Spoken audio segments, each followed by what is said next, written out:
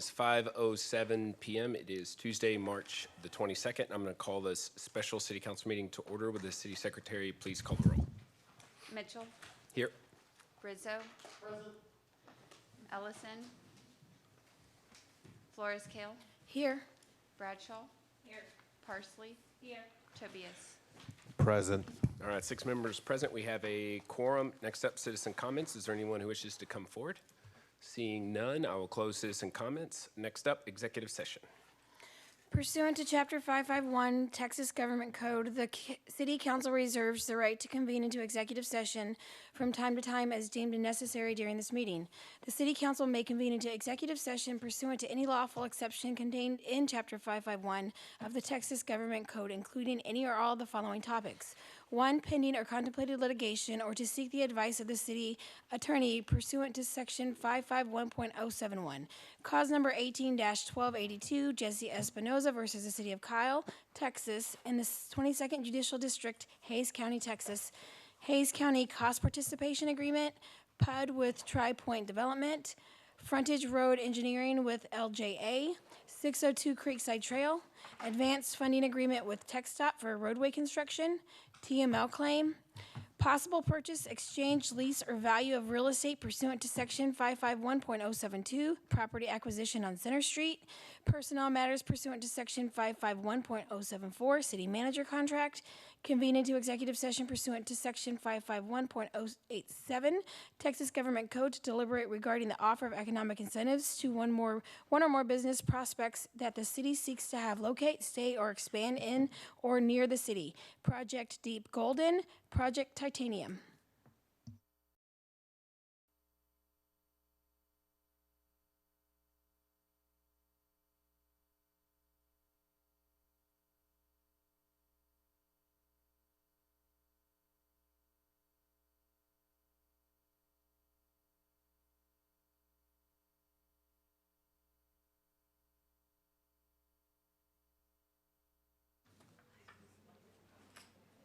Page.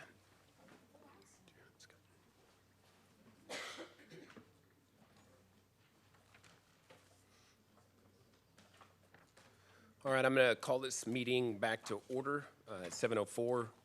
There was no action taken during executive session. There will be no action taken now. Next up is consider impossible action to approve an engagement of legal services agreement with Linlaw PLLC. I'd like to make a motion to approve. Second. Moved by the mayor, seconded by Councilmember Flores Kale. Is there discussion on the motion? All those in favor say aye. Aye. Aye. All opposed? Motion carries 7-0. Motion to adjourn? Second. Okay, we are adjourned, and then we will call the regular meeting to order momentarily.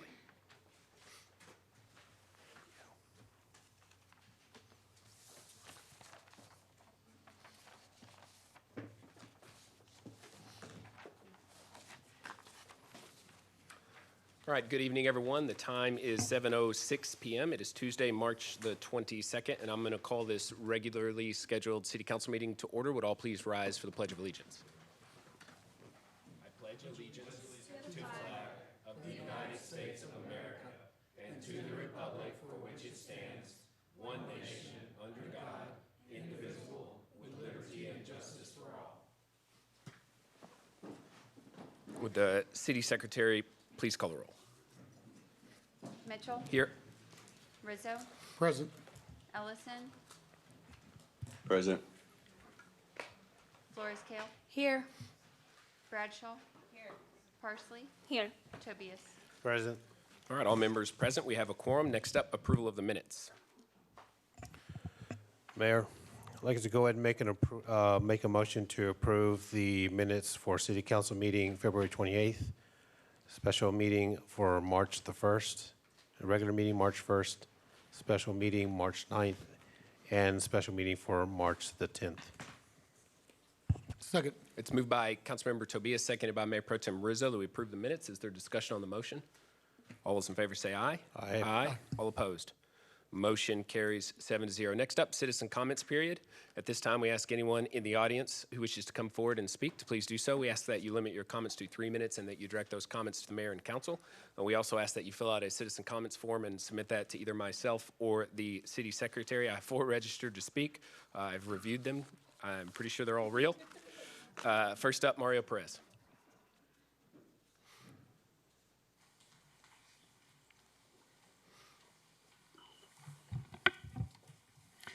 Good evening, Mayor, Council. My name is Mario Perez. For the record, I'm a Cal resident. And I wanted to address an agenda item that was presented at the last council meeting regarding the Prairie building construction. It's a neat concept, but there's some pros and cons to that. I'm going to go over some of the pros and I'm going to go over some of the cons. Pros: developers wanting to sell lots to home builders as soon as the final plat is approved and recorded. They're anxious to sell lots to the builder. The builder is eager to start building homes, including model homes, spec homes. If you give him 18 permits, he's going to build 18 homes because of today's market. He's going to sell those homes within weeks before, or weeks within when he started construction. And then lastly, the city. The city wants residents to move in and start paying property taxes, water and wastewater fees. It's a win-win situation for everybody. There's nothing wrong with that. It's when you start taking shortcuts. And now I'm going to go over the cons, that what occurs in the real world. There's limited access to construction sites. The developer will obviously barricade the streets or the roads that are under construction. More than likely, concrete trucks, trades will go around those barricades and start utilizing those roads that are under construction. Road base and mud don't mix. And the developer will end up doing a temporary road. The problem with the temporary roads, it must withstand at least 75,000 pounds if a fire apparatus or a fire engine or EMS has to reach that construction site. And concrete trucks visiting the construction site. These trucks that are fully loaded with concrete weigh anywhere between 50 and 60,000 pounds. They're not going to use a temporary road if it's a muddy. They're going to use a hard surface, which is a road that's under construction. Not only that, but water, wastewater, drainage infrastructure has to be completed prior to the home construction. Fire protection is very important. Fire hydrants need to be active in case there's a fire. Manholes have to be completed, sealed, and ready to go.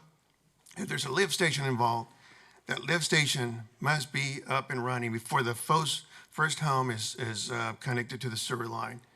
The last thing we want is a lift station that's just there waiting for parts or not operating, and all the sewage is going to this lift station that's not operable. So if you don't believe that this can happen, it has happened. Drive out there to... Go ahead. Finish your thought. Go out there to Masonwood Drive, and it's going to be a bumpy road. The reason we just couldn't get off or get construction trucks from utilizing that road, and that's why it's a bumpy road. So I discourage y'all when you have a developer come before y'all requesting for these prairie construction. Thank you. Thank you. All right, next up, Kay Rush.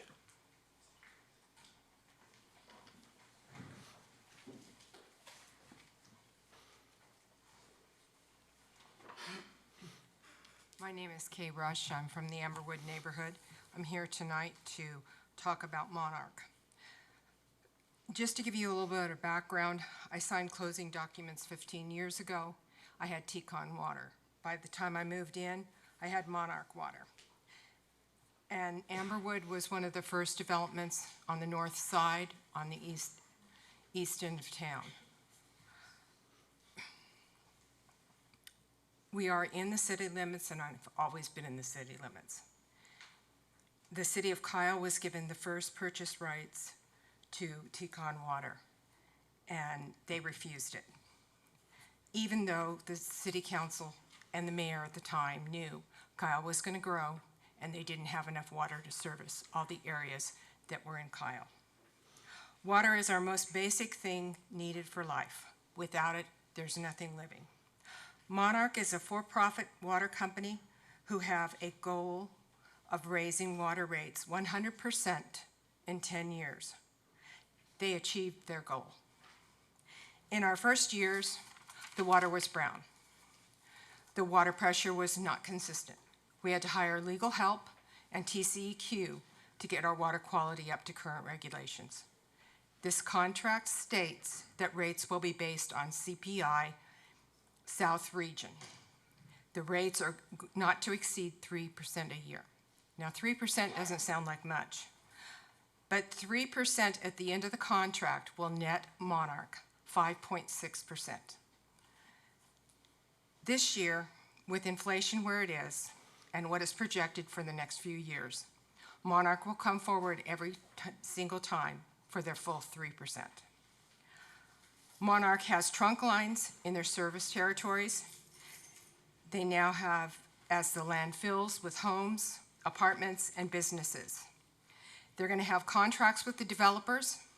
They will not pay all the hookup costs. That'll be parceled between the two entities. What Monarch will gain is new revenue, which is what Monarch wants. Monarch is interested in revenue. That is it. Monarch is not a utility in the sense that you think of as somebody who wants to provide a service at the lowest possible price. Monarch is in the water business because they can make money.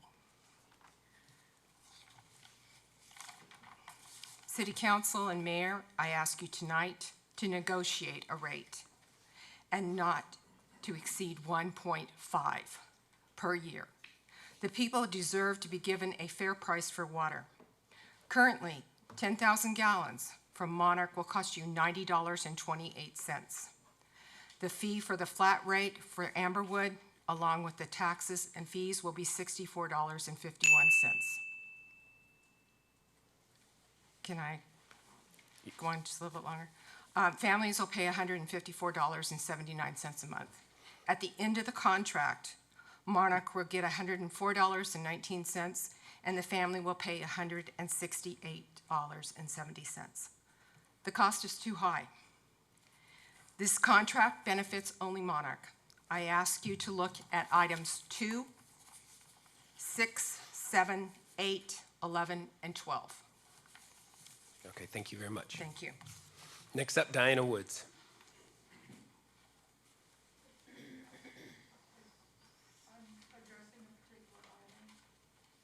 If you could step to the podium, please.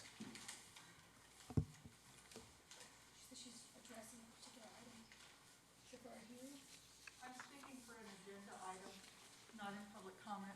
I'm speaking on item number 36 and 37.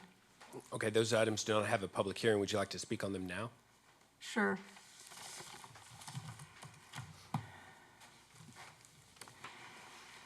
My name is Diana Woods. I live at 125 Torrey Drive, Buda, Texas.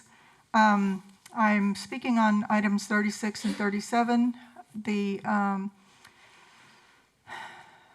First of all, I wanted to thank the City of Kyle for beginning to, that item involves annexation of particular properties and developments.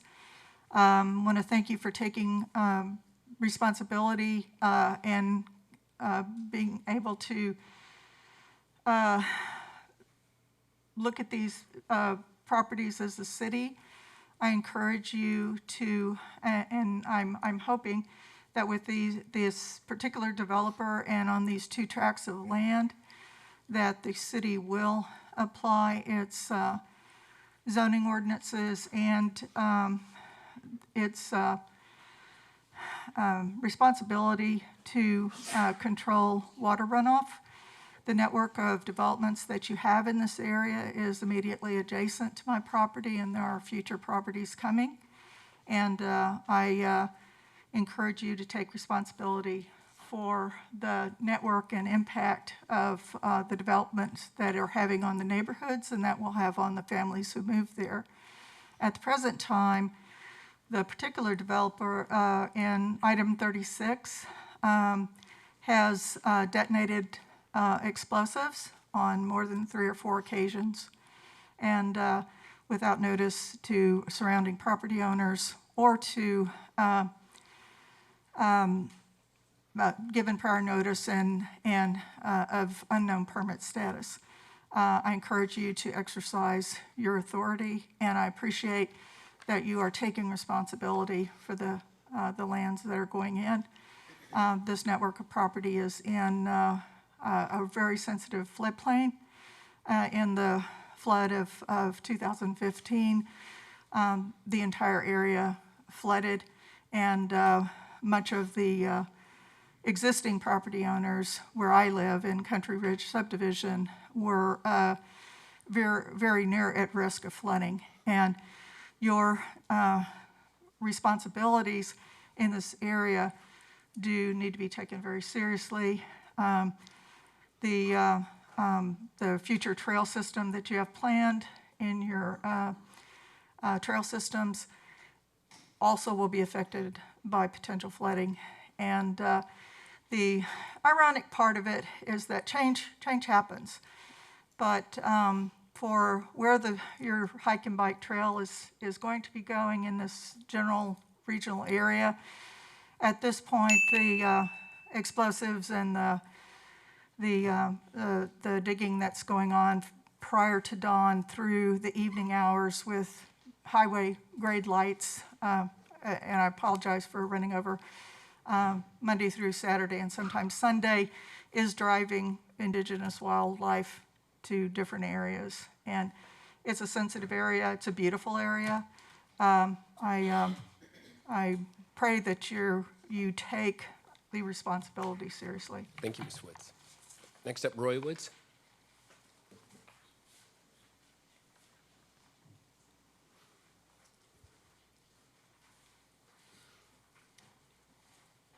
So we live at the same place.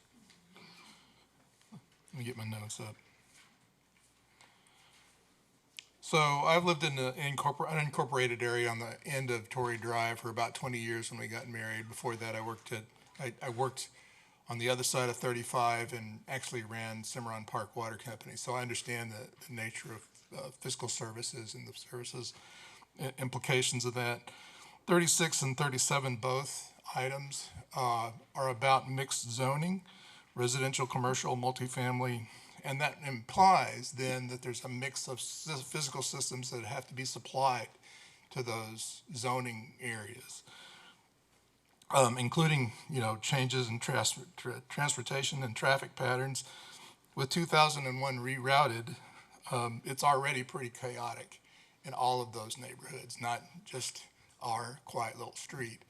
The chaos is increasing given the traffic pattern changes and the large number of multi and single family units that are going up all around the area. In both 36 and 37, there's a mix of commercial and different kinds of development that makes the chaos even more visible when you start to see different kinds of development going on. The problem for us is that chaos is going to affect our property value and our property prices, depending on how things are laid out and depending on how development occurs.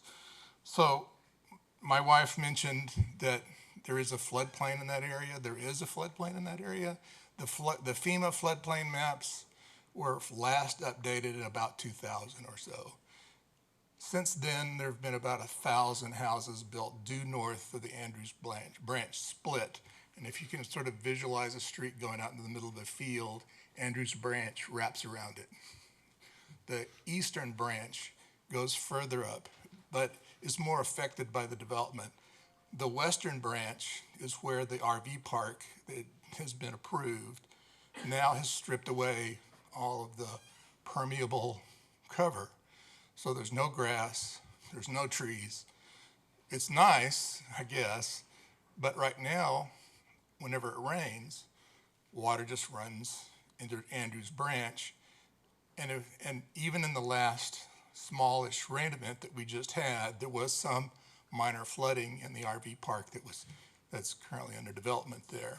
So the problem is you're going to be making a decision about the development based on FEMA maps that are not up to date, that don't reconcile with current development, much less the additional development represented by 36 and 37. So as you're considering this, look at the larger picture. All right, thank you. You made it. That's all the citizen comments forms I have. Is there anyone else in the audience who wishes to come forward and speak on anything?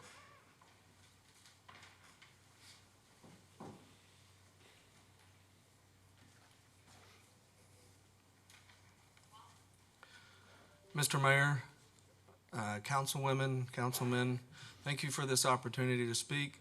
I'm Will Wilkin, past master of Live Oak Lodge 304, just right across the street. I'd like to take a minute and talk about masonry's deep roots within the city of Kyle. The masonry has been a part of Kyle since its beginnings. In fact, the first school was on the first floor of the Masonic Lodge.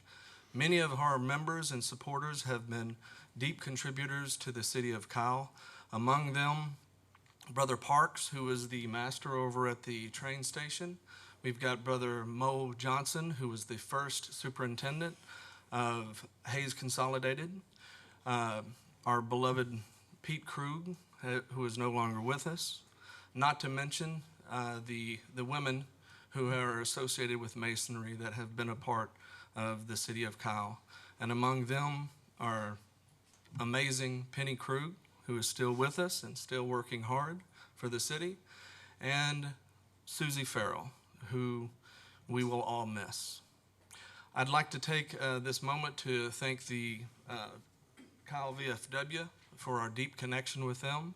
They support us and we support them. We work hand in hand to support our veterans, and they help us in all of our programs.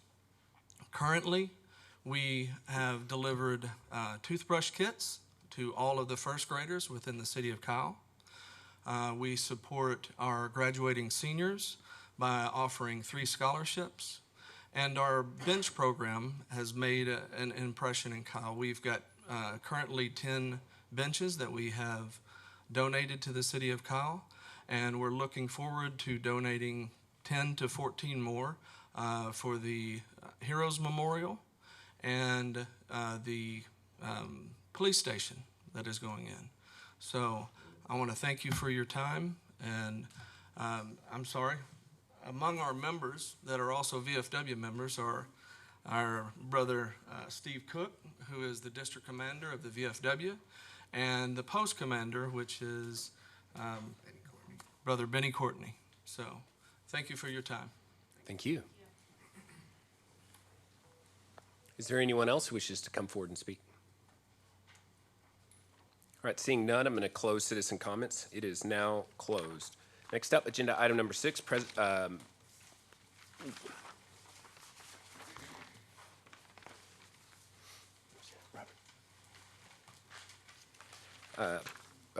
proclamation recognizing the 1-year anniversary of the Council for the Indigenous and Tejano community, to recognize the award of an undertold marker for Vaqueros Ranch hands and stock raisers. Mayor Pro Tem. Thank you, Mayor. City of Kyle, City Council proclamation, whereas on January 2nd, 2021, in response to community desire to address the multitude of untold and undertold Indigenous of Tejano stories, Hays County Judge Ruben Vasarra created the Council for Indigenous and Tejano Communities, the CITC. The mission of the CITC is to preserve the history, traditions, and rich culture of the Indigenous and Tejano communities of Hays County through historical markers, oral histories, art, and culture, while working closely with the Indigenous Culture Institute. Whereas on February 3rd, 2022, the Texas Historical Commission awarded CITC one of the highest honors, an undertold historical marker for the undertold story of Vaqueros Ranch hands and stock raisers for Hays County, highlighting the contributions of the Mexican, Indigenous, and African American ranch hands who helped to build the successful ranches in Hays County, specifically in Kyle, Texas. And whereas only one headstone remains in an unfenced cemetery in Kyle from 1895 for Pedro Veracruz. Buried beside him not only his son, Antonio, who died in 1889, but also buried there were the rich vaquero customs dating to the settlement of Texas. And whereas Pedro first visited Texas during the Battle of the Alamo in 1856 as a young boy, later he registered his cattle brand with the state of Texas in 1865. He married in Hays County and raised 14 children. And whereas Pedro's daughter, Teresita, married Antonio Calderia in Hays County in 1883, she kept journals of his births, marriages, and deaths, which led to the discovery of Pedro's last will written in Spanish that gifted his animals with cattle brands to his children. And whereas the vaqueros, ranch hands, and stock raisers contributed much through the pioneering spirit, work ethic, and intergrained by family, devotion, and loyalty, the following families represent only a fraction of those who contributed. Isabella Gonzalez Cruz, 1813 to 1911. In 1854 was deeded by Thomas McKinney 640 acres about 10 miles northwest from the town of San Marcos, and upon her husband Guillermo Cruz's death in 1856 received all ranch animals with his cattle brand, making her the only female Mexican landowner recorded in Hays County whose families were stock raisers. Jose Santa Cruz, Isabel's son, wed near the Blanco River in 1865 and made several trips to Port La Vaca on cow hunts and trips to Kansas over the Chisholm Trail. Adam Rector, a black man who was Joseph Cruz's main ranch hand, could rope with the best of them, said Joseph.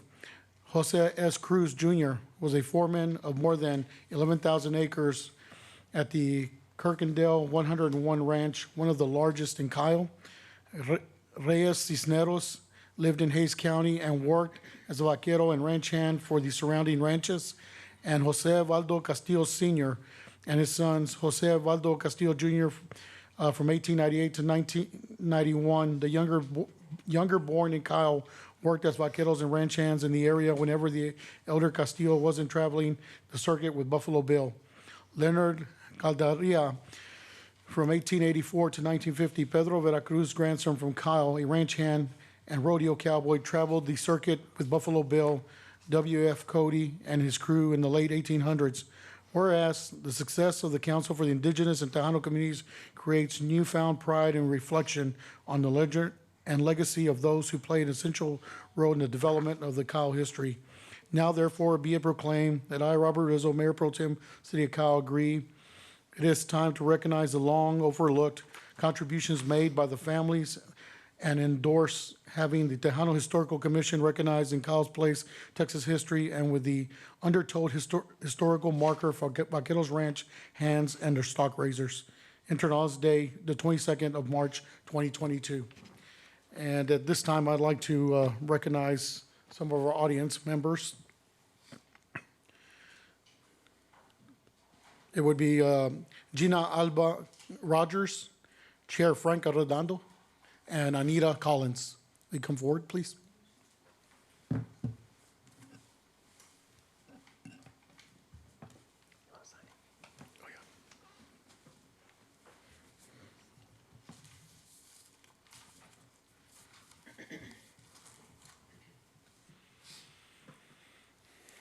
Good evening, Mayor and council members. My name is Gina Alba Rogers, and I'm the chair of the Council for the Indigenous and Tejano Community, known as SITSI. We recently celebrated our first anniversary. Of the many projects that SITSI has accomplished this year, we are honored to have received the approval of an undertold historical marker from the Texas Historical Commission for Kyle, Texas, for vaqueros, ranch hands, and stockholders. Only 15 applications were approved from across the state of Texas for these highly sought after markers. SITSI is under the umbrella of the nonprofit Indigenous Cultures Institute, and it's our mission to preserve the history, traditions, and rich culture of our ancestors from Hays County. Maria Rocha recently described, or was quoted as saying, that the families that have been described here today represent only a fraction of those stories documented and recognized. And we are here to empower the storytelling of those Indigenous and Tejano people from all corners of Hays County. Pedro Veracruz's descendants approached Sitsi to tell their story after trying to have their story honored through the usual channels.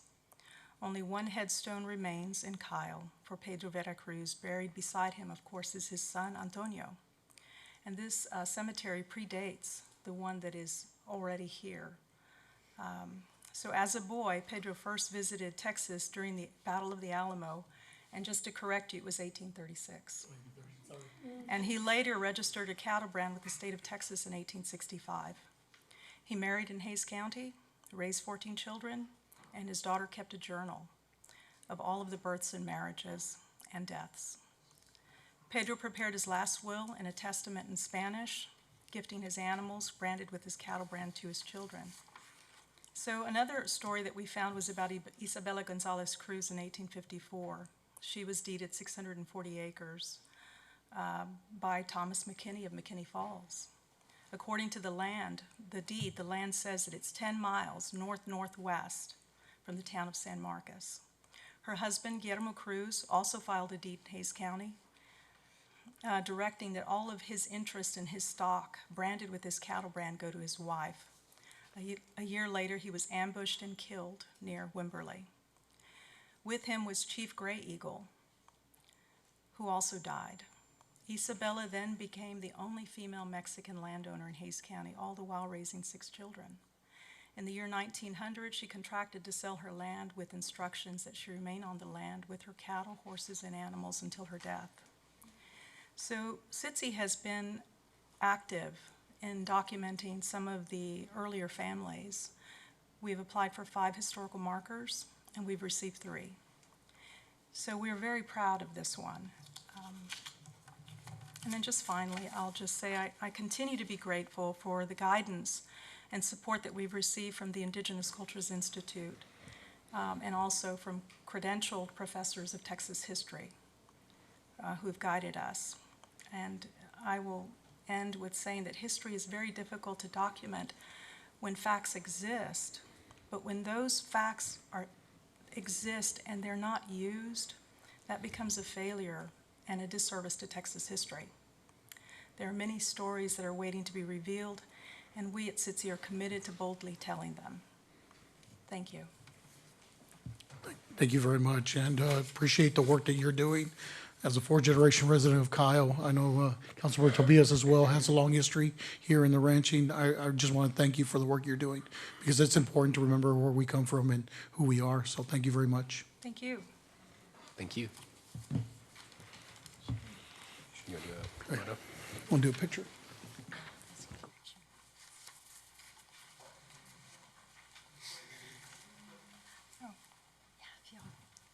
Be careful.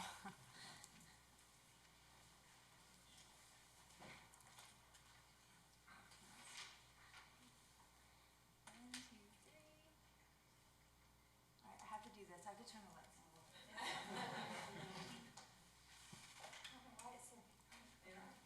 One more, sorry. 3. 1, 2, 3. Thank you. Thank you.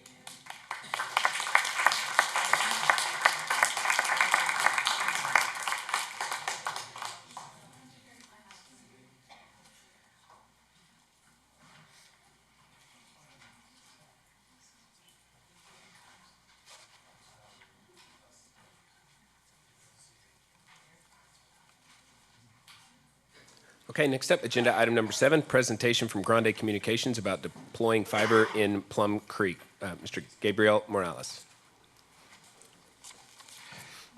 Good evening, sir. Good evening, council. My name is Gabriel Morales.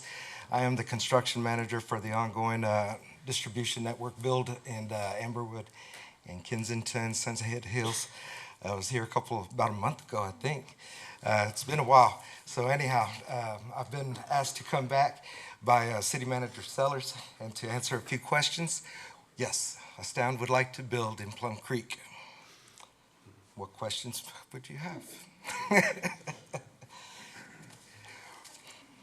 Right now, we're at the very beginning of it. What I would like to try to do is just establish communication, make an introduction of the key players on the Astound side, so that way, if there are any concerns or any issues that come up, you know who to go to instead of not knowing anything.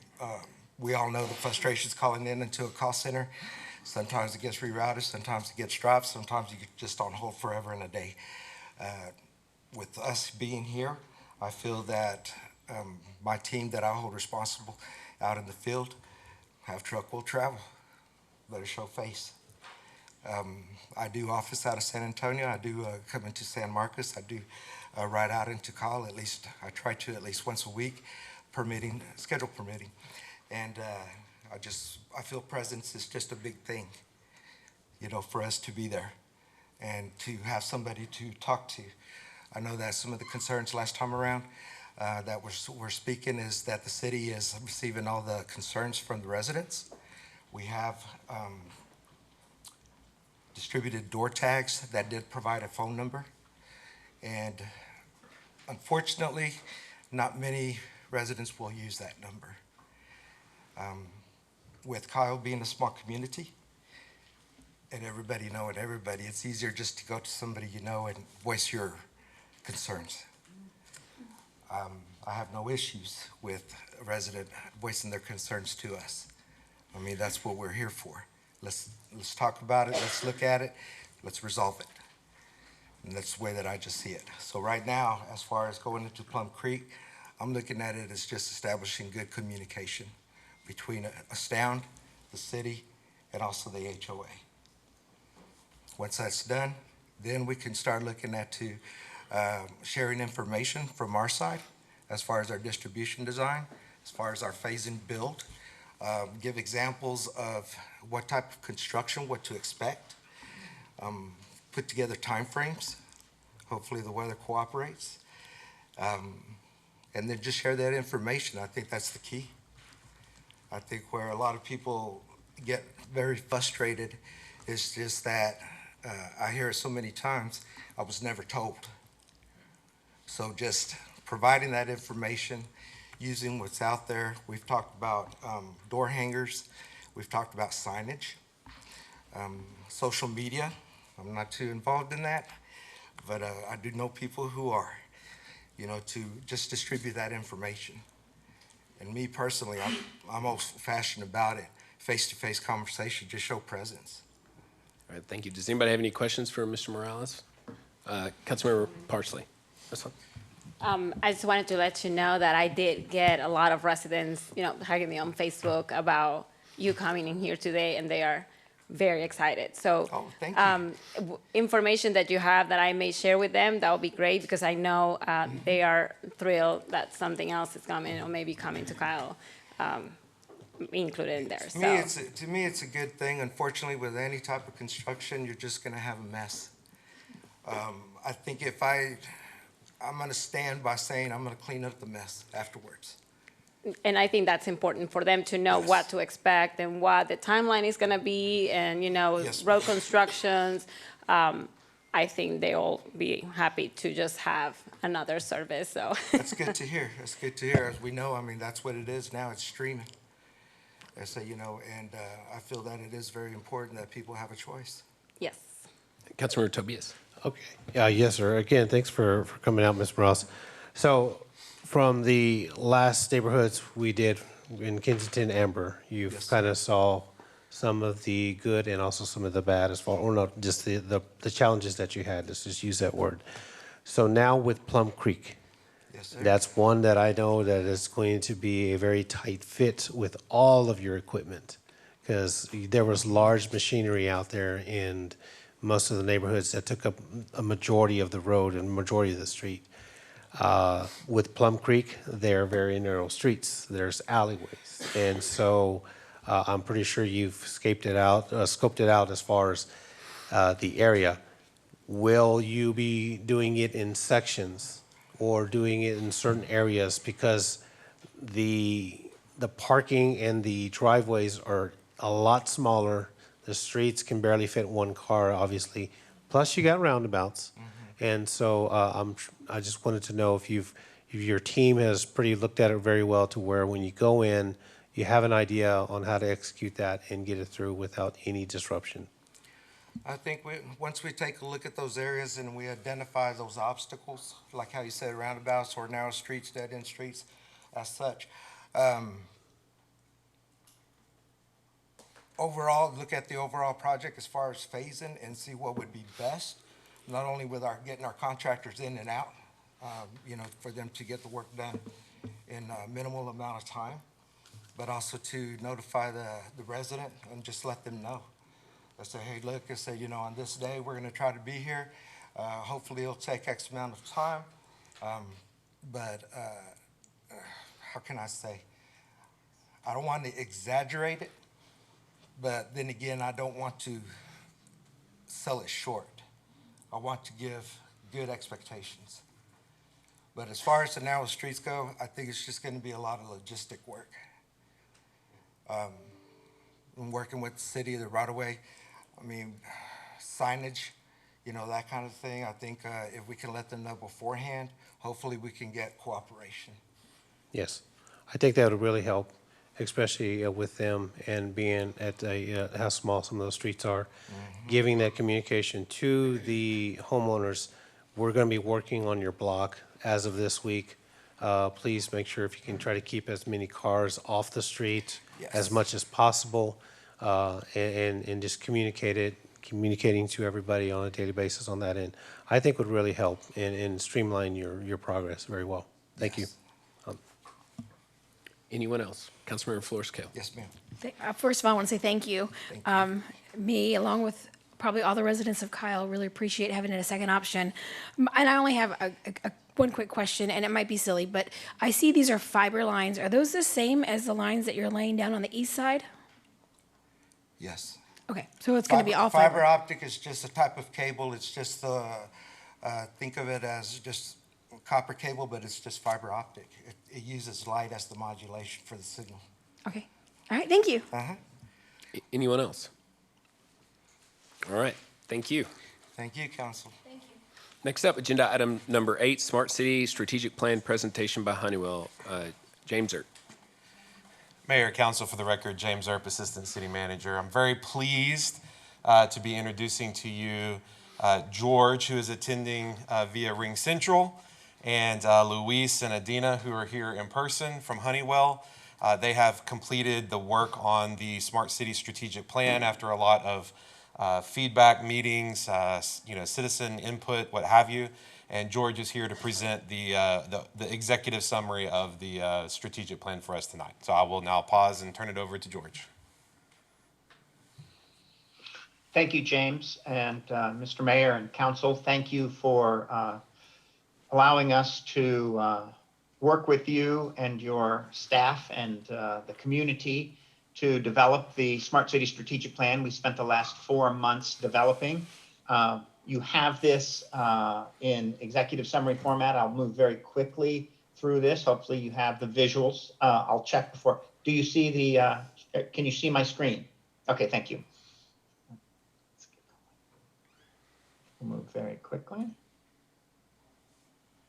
We're going to talk about the process. We'll talk about the recommendations and the outreach, and really just leave it for questions and answers. We have officially delivered the strategic plan. The full plan is 80 pages. It is on the City of Kyle SharePoint website. The executive summary, which was distributed with this meeting notice and the slides, is 10 pages. The complete plan does have a lot of valuable reference material in terms of what is a smart city, what are the aspects of a smart city from a data governance perspective, and hopefully that will serve as a very valuable reference for the city. We're very proud of these deliverables. From a stakeholder alignment perspective, what we really did was we aligned, we gathered stakeholder feedback, we listened to what the stakeholders want for the future of Kyle, and we defined 7 high-impact projects that we believe will really set the foundation for Kyle's future. We spoke with about 24 city employees, TxDOT, Pedernales, Hays County, and next week we have a meeting with Hays CISD to talk about an interesting electric school bus pilot project. On the 24th of February, we had citizen outreach, and very successful from our perspective. To date, we've had about 1,000 views on that Facebook Live page. And we asked 2 questions, one at the beginning of the session and one at the end. And as Assistant City Manager James Earp had predicted, attitudes changed based on the content they received. So not surprisingly, traffic was the #1 concern. This was a hybrid format. It was broadcast on Channel 10, YouTube, and Facebook Live, Facebook and in person. And Facebook Live was the only vehicle that would allow online feedback. So we asked the question online, and we had 53 responses, traffic and growth, obviously, which is the reason for the traffic congestion. What is their top concern? And they could choose any number. And then on the back end, after we described the projects, the recommended smart city projects, we had some fall off during the hour. There were 16 votes. And I thought this was very the results were very telling. The citizens, of course, smart transportation infrastructure, helping mitigate congestion, scored very high. And what surprised me was the digital citizen engagement also ranked 4 votes, and they could only pick one. And then also the smart city platform and the smart water infrastructure, those 4 clearly stood out.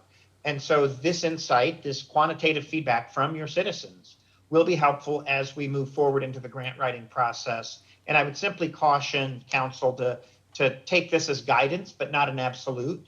The fact that 0 respondents chose cybersecurity as an example as the highest priority doesn't mean the city shouldn't consider that. We mapped the 7 recommended smart city projects against what we heard from the stakeholders as we did the voice of the customer. Things like we connect Kyle, keep everyone interconnected, create an open data policy, public safety, and on and on. And so we ranked these projects, we scored these projects to the degree of alignment, and we feel very comfortable that the recommended smart city projects are very well aligned with what we heard during our voice of the customer sessions. And then we mapped the recommended projects to the City of Kyle's core values: knowledge, yes attitude, leading edge technology, and employee accountability. The text for each cell is in both the executive summary and the complete plan, but we also believe we had very high alignment with Kyle's core values. So now I'll just very quickly step through the 7 recommended projects, not in any detail. If there's questions at the end, we'll talk as much as you want to about these projects. A smart city platform really is a software integration platform that bridges departmental silos. It frees the data from these silos. It drives operational efficiency and facilitates innovation. And we believe strongly that a smart city platform is what will help the city really serve its rapid growth. Cybersecurity, as a result of the city's growth, puts a tremendous strain on budgets, on staff. Every department is understaffed. And while cybersecurity is first and foremost a policy and a management challenge, we're in a new era of cybercrime, and we recommend the city evaluate a cybersecurity monitoring service as an additional layer of protection. Citizen engagement. This is really providing all city services in the palm of a citizen's hand. This is, you're moving rapidly in this direction, and this kind of approach can be used to really drive citizen participation, citizen satisfaction, and operational efficiencies. Smart water is something that everyone in that room probably understands is needed. It's long overdue, and we believe that there are ways to deploy smart water infrastructure and still receive federal funding to support that. Despite the fact that much of it is a mature technology, there are aspects that are very leading edge, and we want to help the city deploy smart water infrastructure. Energy resiliency, anyone in town that has lived through Winter Storm Uri understands the potential downside of prolonged energy outages during severe weather. And that's one of the reasons we're coming in next week to meet with Hayes CISD and Pertinalis in the city, is to understand how can we begin to drive resiliency projects that really help the city withstand prolonged power outages. That's a long journey. Smart transportation is a mix of technologies that really connect your street lights, your stoplights, your traffic lights, with cars, with golf carts, with bicycles and pedestrians, to really facilitate the flow of traffic and to reduce accidents. Public safety, you're building a new public safety building. You're going to have a operations center. We believe that there's a way to apply leading edge software and artificial intelligence to bolster the strength of your sworn police officer force and really maintain the quality of life by keeping in front of crime as the city continues to grow. So it's not just video cameras, it's not just having a network operations center, it's tying all of that stuff together. Next steps, we will continue to work with Assistant City Manager Earp and City Manager Sellers on these projects. As part of our deliverable, we are supporting the writing of 3 grant applications in pursuit of infrastructure bill funding. And we also recommend that we work closely with your lobbying firm. Once these grants are in flight, then we begin collectively building support for these grant awards, and that we continue exploring projects. This is a process. It's not a moment in time. And that's why we're coming in next week with Pertinalis, CISD, and the city. And Duke will not be in the meeting, but Duke Energy is potentially interested in also participating in that project to support Pertinalis. So I'm going to stop there. I know you have a very lengthy agenda, and you've got the Smart City Strategic Plan, Executive Summary, and Complete document at your disposal. And we thank you so much for giving us this opportunity to serve. Thank you. All right, thank you. Does anybody have any questions or comments for Honeywell? Mayor Pro Tem. Yeah, George, I just want to say thank you. Thank you for taking time out of your busy schedule, bring this presentation, and I look forward to what you bring back with your team. Thank you. Anyone else? Thank you, sir. So sorry I couldn't be there in person. Councilmember Flores-Kell. Thank you. I just want to briefly say how excited I am to bring this to Kyle. Anyone who's had a high water bill or who wonders how their water bill works, you can, with this kind of program, you can literally see it and get alerts. So I'm really excited because I have an above ground pool, and many a times I've just left my water on and you pay for it the next month. So the sooner the better. And thank you for your presentation. It's like the 3rd time we've watched it, but I really enjoy it. So thank you. Anyone else? All right, thank you very much. Next up, agenda item number 9, hog damage along Plum Creek and Trails presentation. Kathy Roecker. Yes, and the creek. We need photographic evidence of whatever you're going to show us. It's coming. Yes. Yes. Hello, Mayor, Mayor Pro Tem, Councilmember Kathy Roecker for the record. There is a presentation. I'm here to talk about hogs, feral hogs at that. Really fun and exciting. And I tried to keep this presentation very high level, very brief, because at the end I will be looking for a directive.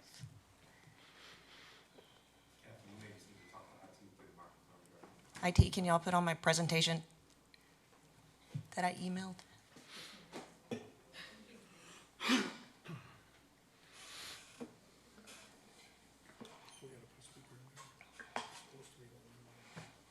I can go ahead and start on the first slide is background. Just to give you all a little bit of background, in 2004, Plum Creek was listed by the state of Texas as having high bacteria levels, high fecal coliform E. coli. which made it impaired for contact recreation. So due to that impairment, due to the high bacteria levels, there we go. Due to those high bacterial levels, the Plum Creek Watershed Partnership was created in 2006. Fast forward to 2018, because at that time and the elevated levels, a lot of fingers were being pointed at wastewater treatment plants. And so the group, the Plum Creek Watershed Partnership, decided to do bacterial source tracking, where they actually do DNA testing on the fecal coliform. So they could separate out human waste versus animal waste versus cattle, and break it down. So it was a really interesting study, and we really supported that because we're at the top of the watershed, so naturally the idea was we were probably one of the major contributors of the E. coli. So we wholeheartedly supported that study. So, and because of that study, one thing that it was discovered was actually feral hogs were the major contributing fecal coliform source in our section of Plum Creek. But at that time, how do you solve a problem that you don't see? I wasn't driving around seeing hogs in Kyle at that time, so I thought maybe it's past hog. I didn't know. So fast forward, we were preparing for the Great Texas River cleanup, and we were driving around. I was driving around with Parks, and all of a sudden we started seeing bigger pits and open sunspots. And so we were driving along, and I'm just going to kind of go through some of these pictures. These are some of the pictures that Parks has taken for me. This one was interesting because you can see they're in the gator. And in one of these sections, we were driving along, and what you don't see in this photo is while you're driving along, you feel da-da-da-da-da-da-da-da-da. What happened was hogs go in there, they root, and then grass starts growing over it, and the trail is no longer smooth. So these are along our trail systems.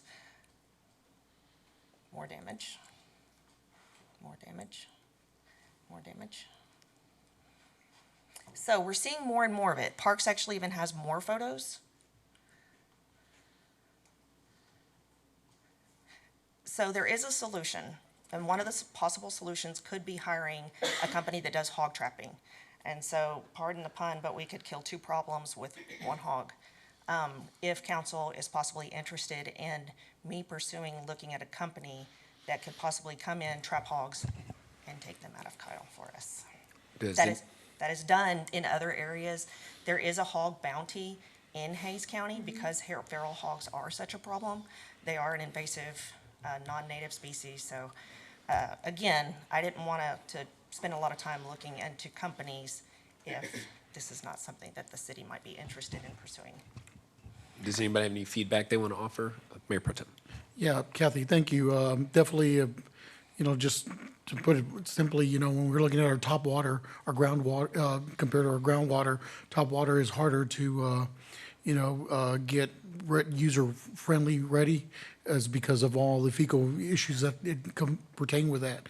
With groundwater, you've got the drainage, you have all the purifications that happen naturally.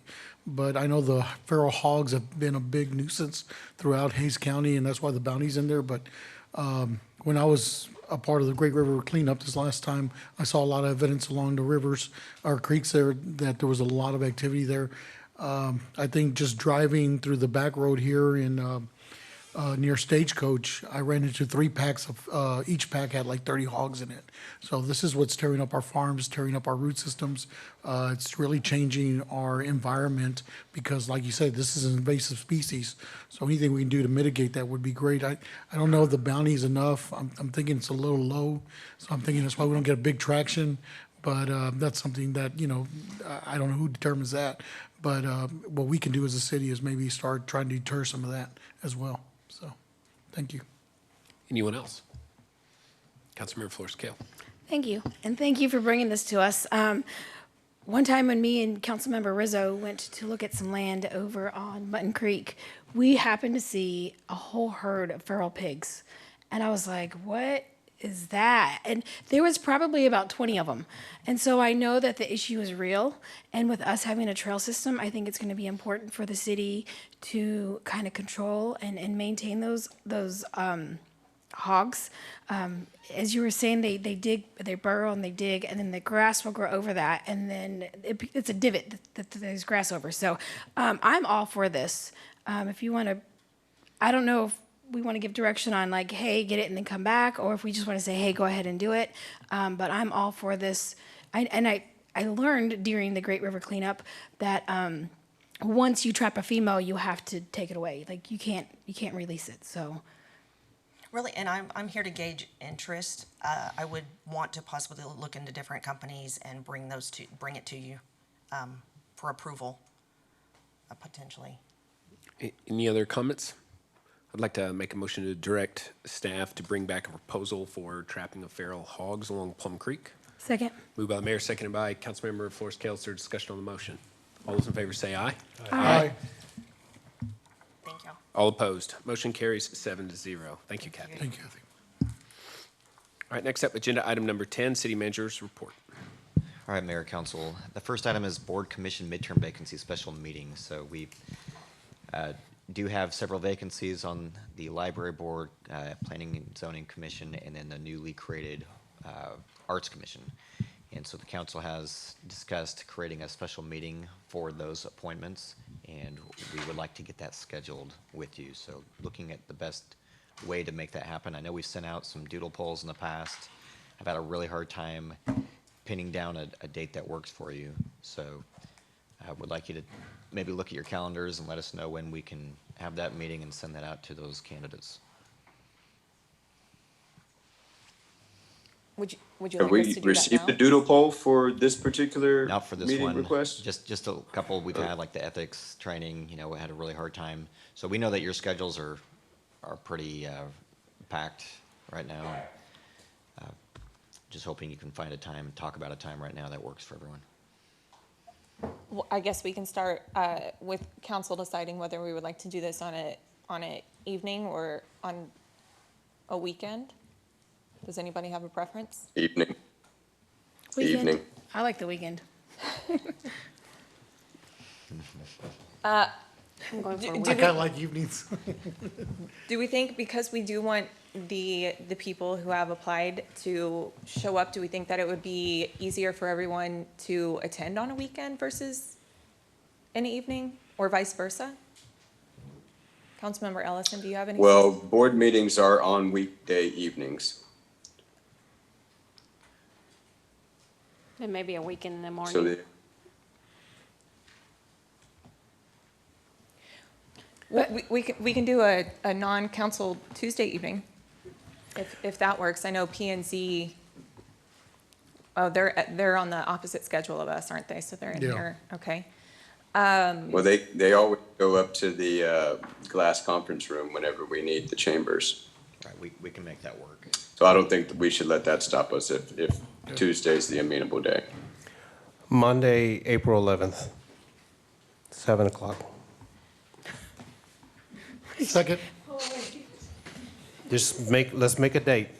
Let's pick a date and go with it. Oh, I'm good. Monday, April 11th, 7 o'clock. Jennifer, does that work with our schedule?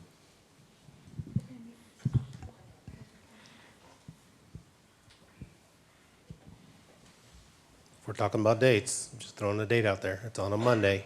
That works for I'm me. It's not on a available. weekend. It's not on a Saturday, and it's not on a Sunday morning. 7 p.m., you said? We can do it in the council chambers. There's fitness going on next door. Great. Okay. Great. We're set. Okay. Thank you, Councilmember Tobias. Yes, sir. Will we get those, are we gonna be looking at applicants? Is that what it is? Yes, so we'll have the applications to you before that. Okay, thank you. Okay, next, our Director of Parks and Recreation, Mariana Espinosa. No? Okay.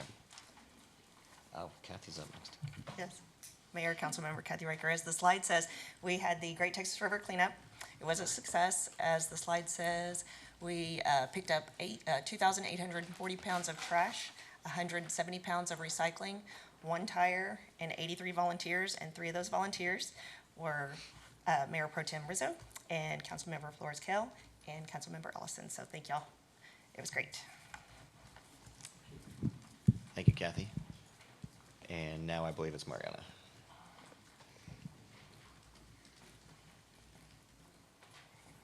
Mariana Espinosa, Parks Recreation Director. We are now registering for the Summer Kyle Kuda's swim team. Registration for the swim team is for swimmers ages 5 to 17.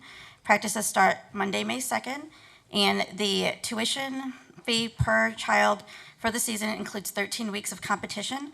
Last year, we had 2 swimmers compete in the state meet, and we're hoping to take more swimmers this year.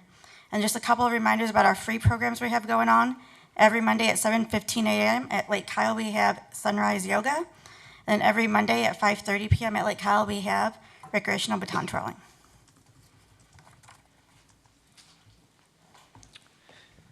All right. Paul Phelan, Director of Library. Okay, good evening, Mayor, Council. I'm Paul Phelan, the Director of Library Services. And I just did want to let you know that we have initiated a new service as we talk about moving to the gold standard here in the city. So from here on out, from 10 a.m. to 6 p.m. on Monday through Friday, we'll be offering reference services. So just to give you a little idea of what that is, a lot of smaller towns will have generally a circulation desk or one kind of place where you go, and you tend to get more directional help there and you can ask questions. But when you get into a larger library system, you'll typically have a person who is a librarian that will work at an information desk and to give you much more hands-on help. So that's what we're doing now. So folks that want to come in, they need more one-on-one help with the computer that we can take more time with, to download various apps as we talk about smart cities and so forth. And as people, you know, a lot of these things are very easy to do, but if you haven't done them before, you know, there's some trepidation as you think about doing that. So we'll have somebody on that desk. You can just send somebody over. You know, we can help them, walk them through to download whatever applications or things they want and help them through that process. So we feel good about it, and that's all we got for you. Thank you, Paul. Oh, thank you, Paul. Paul, I know your daughter's graduating. What's the date on that? From college? Yes, May 7th. So she is graduating May 7th. So as we think about our dates for our trips or whatever like that. Congratulations, bud. Thank you very much, sir. All right, Director of Communications, Samantha Armbruster. Samantha Armbruster, Director of Communications, and we have a winner for our pirate treasure hunt. Grant, help me out if you would. Thank you so much. This is our winner. We did have 155 pirate treasure hunters. So thank you all to those who participated, and congratulations to the winner. I'm going to make another plea. Oh, let me go back. Yes, sir. Her name? I don't have her. I know the mother's name, but not the winner's name. So. And I don't know if they want everyone knowing that they have $314 in their pocket now either. So I'm going to make another plea for our community survey. We're getting closer to the goal, but not quite there. So everyone make sure to get your survey completed by April 4th for the next prize we will be awarding. Thank you, Samantha. We have our Human Resources Director, Sandra Duray. Good evening, Mayor, City Council members. I would like to welcome our new members to Team Kyle. We have Norberto Centeno, Parks Maintenance Technician, Joe Garcia, Street Maintenance Technician, Alexandra Taylor, HR Assistant, Jennifer Courtney, Telecommunicator, and I too was in the pirate hunt and found an Emergency Management Coordinator, and his name is William Pai Tabash, and I would like to welcome him up front and introduce himself.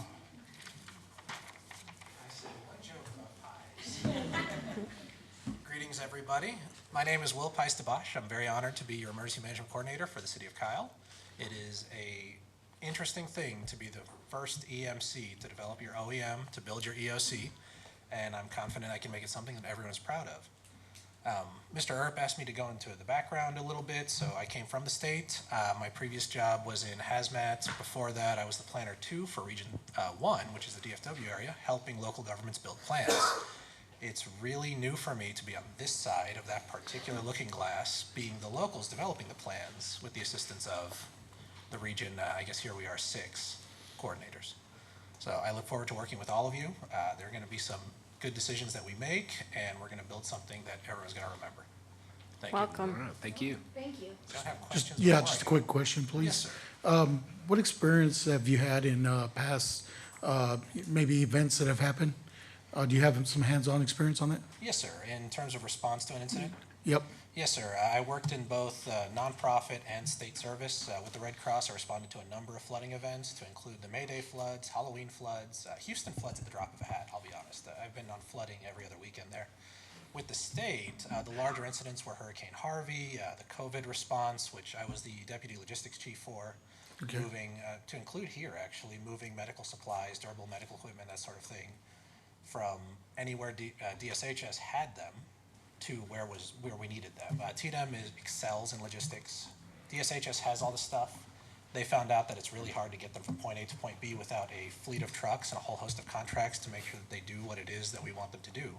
And that is where I stepped in. I managed a number of contractors, and to include some small aircraft for a day, I got the Airboss patch for just one day, moving DPS planes, carrying test kits back to, I think, a testing facility along the coast, somewhere in Corpus.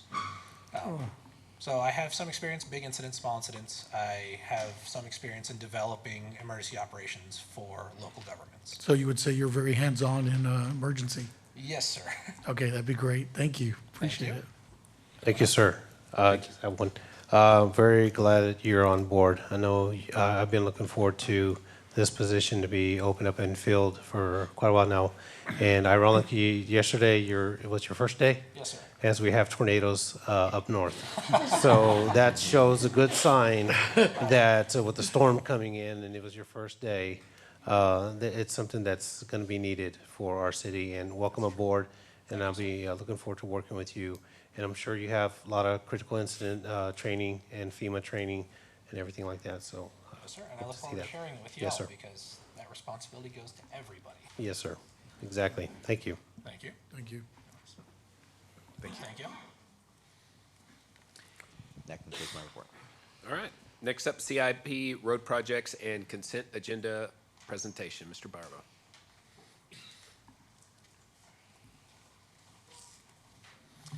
Good evening, Mayor and Kyle. Mayor, Council, Leon Barber, City Engineer, excuse me.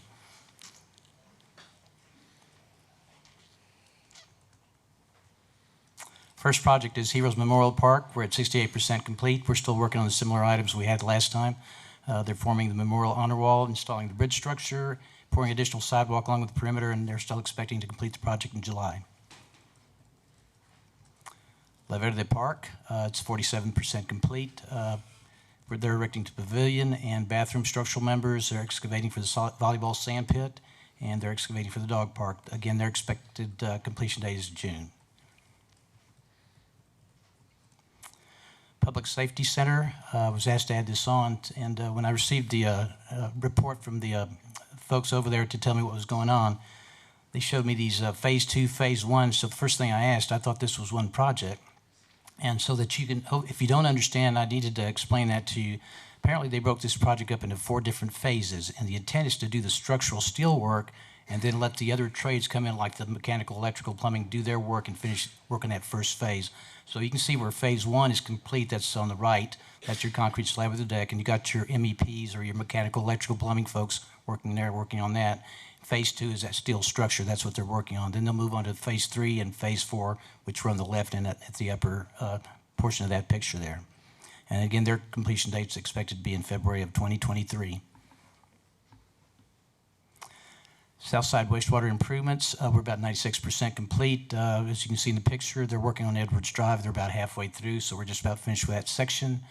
The next section they're going to be hitting will be the probably the most difficult part of the project, which is right in front of the Murray property. Wastewater treatment plant expansion project, we're at 89% complete on the plant itself. Dewatering facility, about 7% complete. They're continuing to work Saturdays and Sundays as needed. We're going to be completing the operations building. Supposed to be looking at that on March 28th. The turbo blowers that were up in the Netherlands at one time are now here. They're on site, so they're putting one of them in already. We know that we have slipped on the date for the plant itself to April of 2022, and the dewatering facility, we started on that already, so we should have that completed by August of 2022.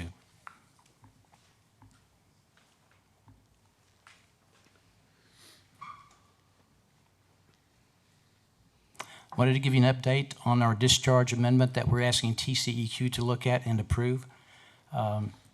We did submit it on March the 11th. We do have that open house still scheduled at Public Works on April 14th at 6:30 p.m. The application that we had asked council to approve at one of the last council meetings, that application has been submitted, has been accepted.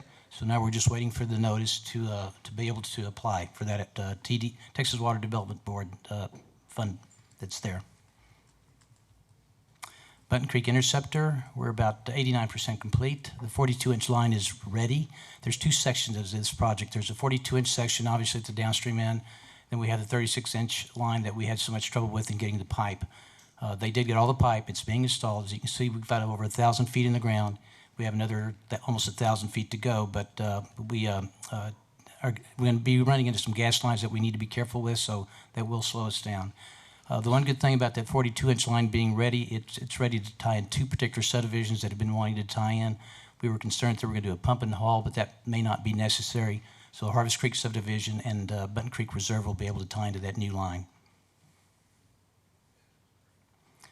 Old Post Road, county's finished their last layer of gravel. They're going to be trying to pave that early April, and then we'll be opening up that section and then working on the north end of the section of the project. Elliott Branch Interceptor, about 61% complete. We're still installing water lines, wastewater lines, and reclaimed water lines. They are also doing work on Highway 81 and along the southbound frontage road. Other projects, this one is open. This is Roland Lane, so it's finally open. They still have some, we had a lot of issues going on with that, but it's open now. There's still some cleanup and things they need to do before we have our walkthrough on that project. There's 3 consent agenda items I wanted to bring to your attention. One is we have a contract we want to award to Proda Incorporated. They will be upsizing our Indian Paintbrush lift station. From what I understand, this lift station is about 20 years old, and it's going to be, the capacity is going to be increased on this particular lift station, so that's a good thing to help us with future development. Number 18 is a task order with HDR to complete the design for the storage that we need at FM 1626. This is, we're going to be building a 1 million gallon storage facility at this first phase, and we're also building all the necessary improvements that we need to make, or the various upsizing that we need to do for when we get to phase 2 and phase 3. Phase 2 and phase 3 are in the future. They're both 3 million gallon storage tanks, and the reason we're doing this right now is that we're anticipating all this. This is going to be the take point for the Arwa location. All the Arwa water that we're getting, the Alliance for Regional Water Authority, they're bringing us a bunch of water. This is our take point for all the water that we'll be getting from them. Number 22 is we're granting an easement to PEC so they can do the work at the Heroes Memorial Park. Any questions? Any questions for Leon? Councilmember Tobias. Maybe I missed it. Elliott Branch? Is that, how's that looking still? It's going to schedule. Okay. It's going to schedule, council member. We're about 2 blocks away from tying into Scott Street. That's really the goal of this project. Okay. Right now, Scott Street has a 21-inch wastewater line there that's tied into an 8-inch wastewater line. So that's the reason we're putting a brand new 21-inch there to tie into that line. That was the main focus of this project, is to tie into that Scott Street, so we can add more of that development on the west side of town. So it's going along well, I have to admit. Okay, maybe a month or two. There's water, wastewater, yes, reclaimed water they need to put in. Then we need to do some street repairs, street resurfacing. So we're probably looking at July. Last I asked them, it looked like about July to actually complete the project. Again, I'm really hoping that we can get that 21-inch up to Scott Street so we can open up that line that's there. Okay. I have a relative that lives up there, and she text messaged me, my aunt, and she's like, when is it getting done, Mr. Michael? We're doing our best, so I'll just let her know that she's just taking some time. I appreciate it. Thank you. You're welcome. Anyone else? Mayor Pro Tem. Yeah, hi, Leon. Yeah, great report on Heroes Memorial Park. Exciting to see the bridge coming to fruition and the massiveness of the project. Also, La Verde Park is a great report on that. Public Safety Center, it's exciting about the roof lines coming in. When I first saw that, I really got excited. I've been visiting all 3 projects weekly, and the report you gave is dead on, so thank you for that. Appreciate it. I'd also like to pass kudos on to the Public Works Department. They did complete paving of Martinez Loop. Yeah, they did. They did a great job on it. I toured it yesterday. one of the residents pointed out some pipes that we had left out there, but I know Public Works was going to jump on that and get it out of there, so definitely. But the residents were really excited about that. It's one of our older neighborhoods, and I'm glad that they feel important and not left out, so it was great.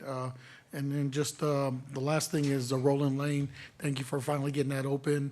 If there's any lessons to be learned from that with the quiet zones, let's put a document together just so that we can, the next project, we can be ready, whether it's Opal or somewhere nearby. All right?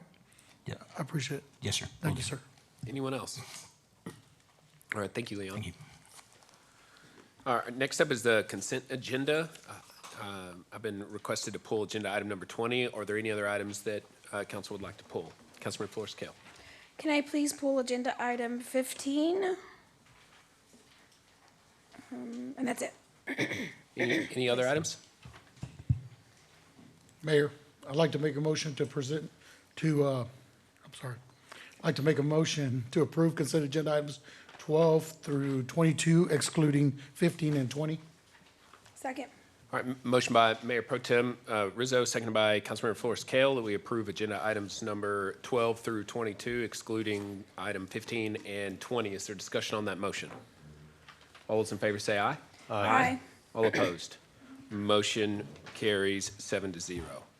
All right, next up is agenda item number 23. It's the first of a public hearing action item. An ordinance amending Chapter 53 zoning of the City of Kyle, Texas for the purpose of assigning original zoning to approximately 201.4 acres of land from agriculture to single-family residential R11 for property located at 1899 Six Creeks Boulevard.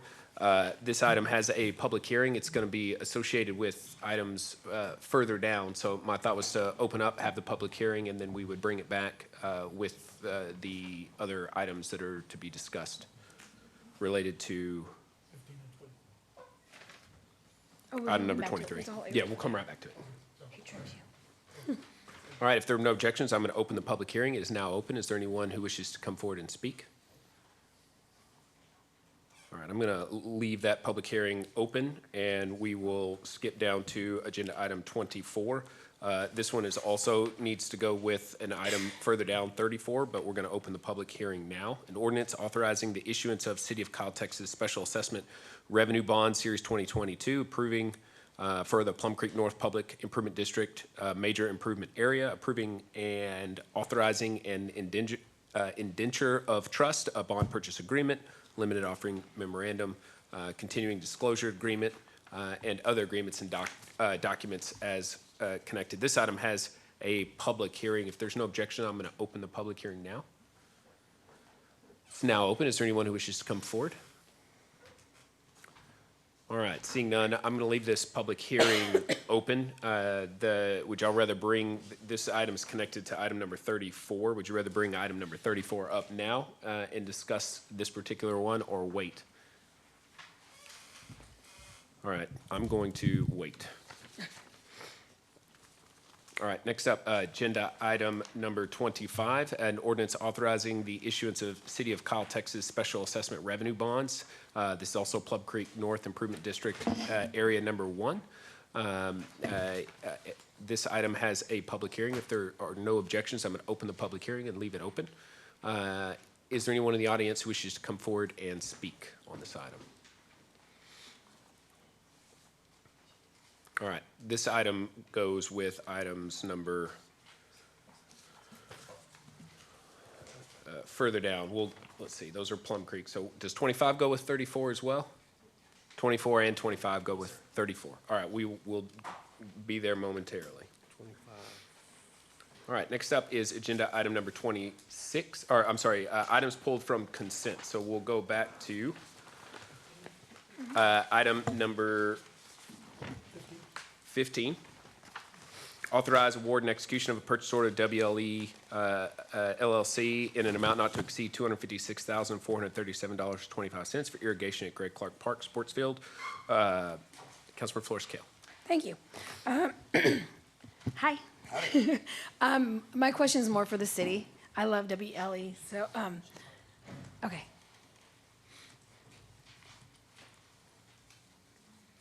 Hi. Yes, ma'am. So can you tell me, is this a beautification department, or is this Parks and Rec? This is Parks and Recreation. Okay.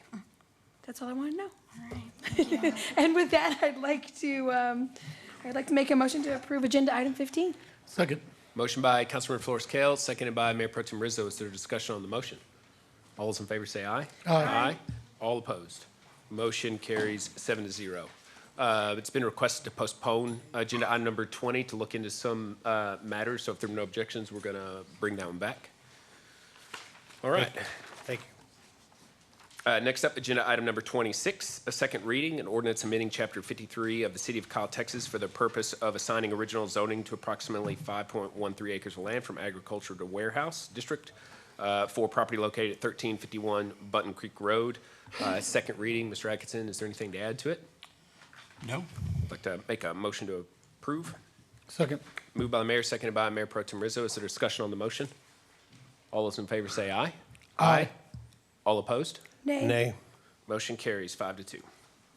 All right, next up is agenda item number 27 with rates, consider approval of an extension to the rate stabilization agreement between Monarch Utilities and the City of Kyle. Mr. Sellers, I believe you said you want to postpone again? Yes, sir, that's correct. All right, if there are no objections, we're going to move on. Next up is agenda items 28, 29, 30, 1, 2, and 3 are all related to Blanco River Ranch. Ms. Sines, is there an update you want to give before we open these items? Mayor and Council, Paige Sines, City Attorney for the record. The update I'd like to give you on these items are that we heard back from the county regarding the county interlocal agreement, which is the document that sets forth the agreement between the city and the county regarding the county's level of participation in the proposed TERS that is proposed to be created for this property. They are going to, the county attorney is going to take back the county ILA to the Commissioner's Court next week because the TERS is proposed to have a 40-year term. He doesn't anticipate any issues there, but the Commissioner's Court had discussed a 20 to 25-year term, and so he wants to make sure they're apprised of that and are in agreement with it. It's a 40-year term because the TERS needs to have the same life as the PID bonds that are proposed to be issued as part of this project.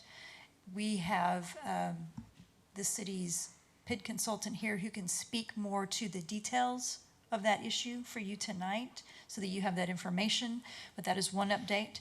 The second update is that we have worked very diligently with the developer and seller team on the development agreement. There are still some terms to be worked out that we would like to have additional time to finalize to make sure the agreement is in good shape for the council. What we can do tonight is we have the PID consultant, city's PID consultant, and we have the developer team here to answer any questions and provide you any information about the TERS PID financing structure, number one. Number two, for you to receive any information from the developer team regarding the project. Okay, Mr. Rosenberg, you want to come first? No, not on the PID? Not on this one, other one. Is it John? John Snyder is here from P3 Works on behalf of the Yeah, I city's got PID confused. consultant. Yeah, go ahead, John. Yeah. Sorry. Not today.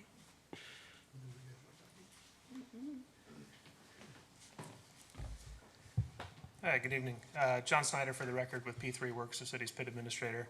I'm just going to give a real high-level overview, and then I can answer any questions, and then we can have the developer come up and present theirs as well. So essentially how the PID TERS overlay works is the PID assessment is levied just like normal. Bonds are sold, secured by that PID assessment. What makes it a little bit different is then there's the TERS overlaid on it to buy the tax rate down, the effective payment that the homeowners see to a rate that's more market level. And so they're trying to get the rate down to about $2.95.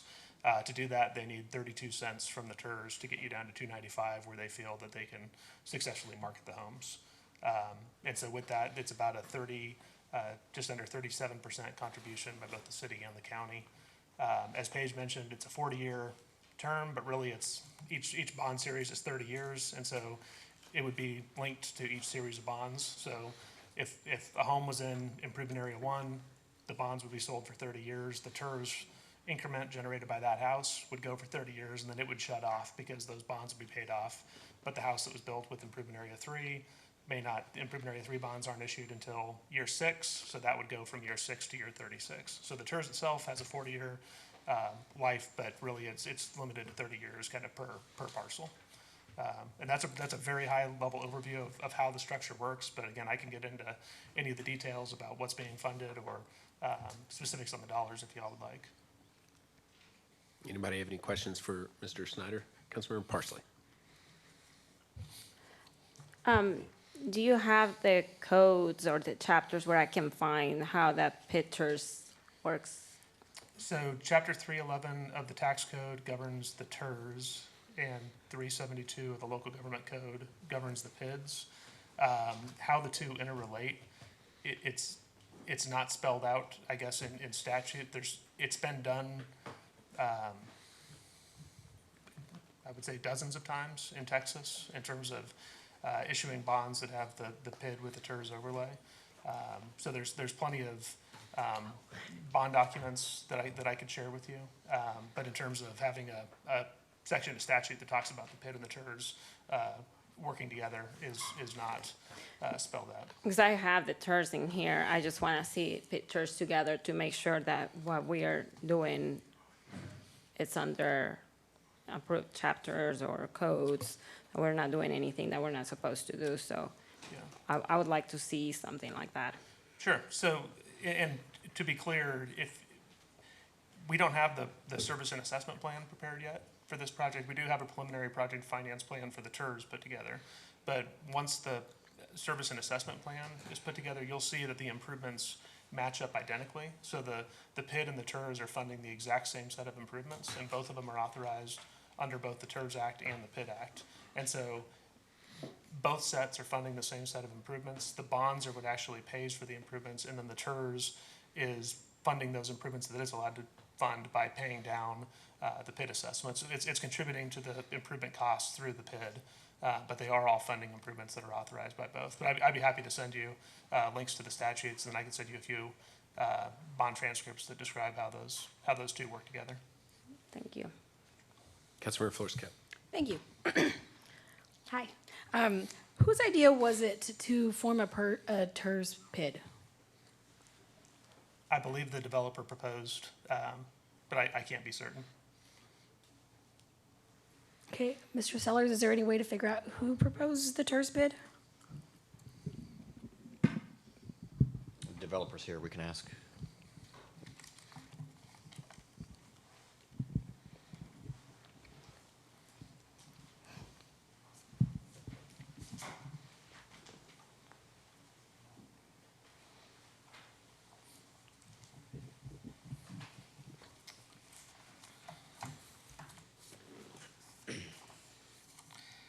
Good afternoon. I was going to start with morning. It's a little late for that.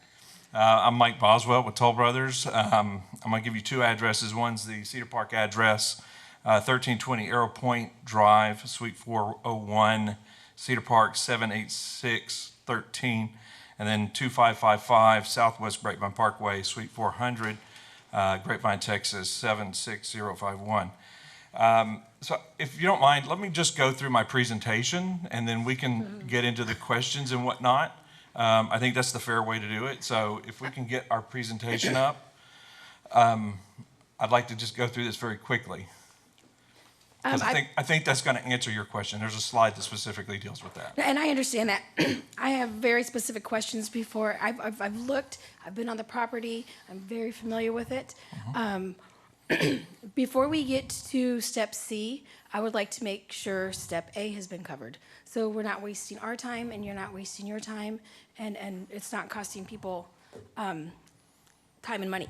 So the reason why I ask why or who proposed a TERS PID is because according to the code, section 311.05, the criteria that we're using is section 2. Be predominantly open or undeveloped, and because of obsolete platting and deterioration of structures or site improvement or other factors substantially impair or arrest the sound growth of the municipality or county. So my question is, how, and that it's probably going to be for Paige, how did you guys define section 2 for the use of this TERS? I think he's going to go through that in his presentation. So I- why don't we allow for the If I can presentation? let Paige please answer her question, I would appreciate that. The project plan sets out some of the provisions related to the findings that the TERS ordinance and the project plan address. Findings related to whether the property is undeveloped, sufficient that a TERS is required to assist with that development. And so those are some factual findings that the council ultimately makes depending on the facts and circumstances.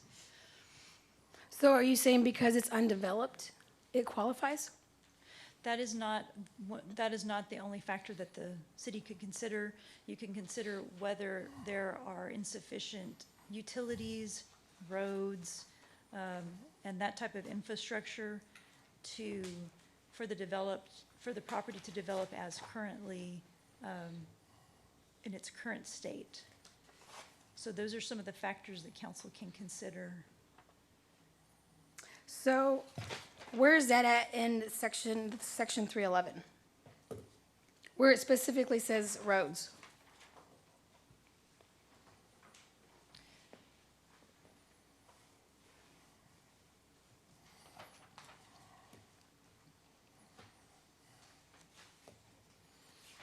Well, I don't know that we're going to be able to get through any, I'm not exactly sure what you're trying to do here, but we have a presentation ready to go. He's saying he's ready to I understand that. address I all understand that. so. I would just like to finish my questions.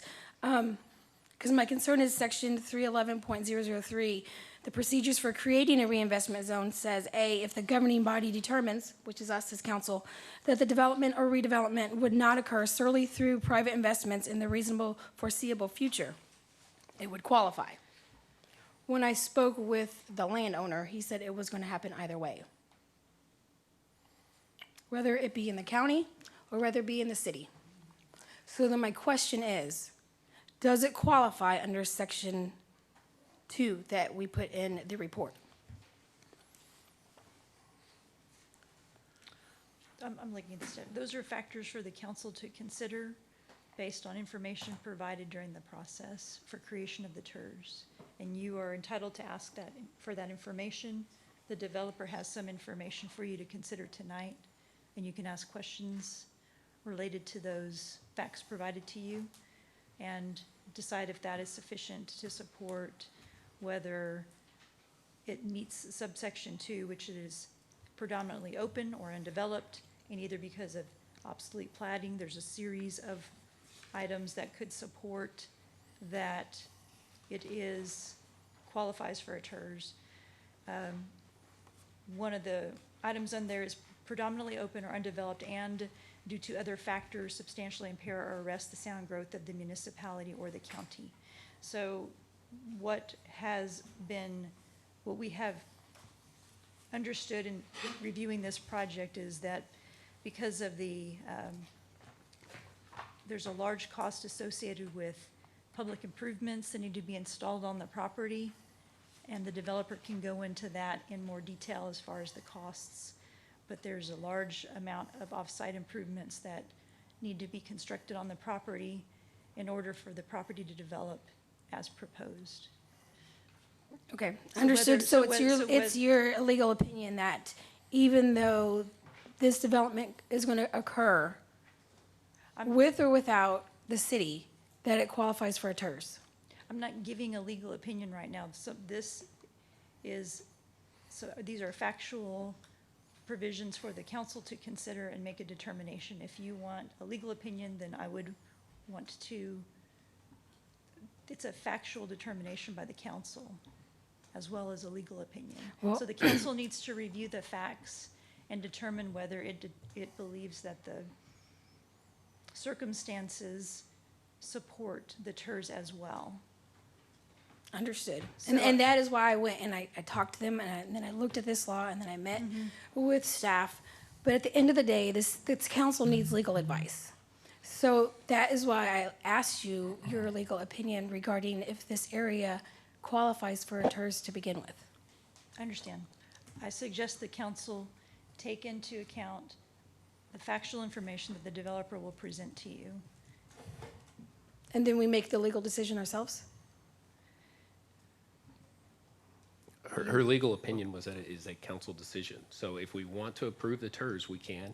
If you're not comfortable with it and the vote goes the other way, we won't. We have a Thank you presentation for ready to speaking go. for her. I was just No, asking that her is for her words. legal You're advice. pressing her for an answer Yeah. while you don't. Well, I thought trying that's to why stop we this had conversation. an attorney, a city attorney, was so I can collect legal advice.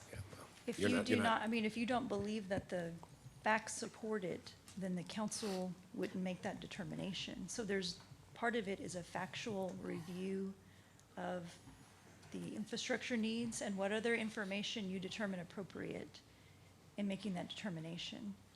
So that information should be presented and considered by council. And if you do not believe that that supports it, then you would not create a TERS. Understood. So if I'm on the fence and I don't know and I ask for legal advice, what does that look like?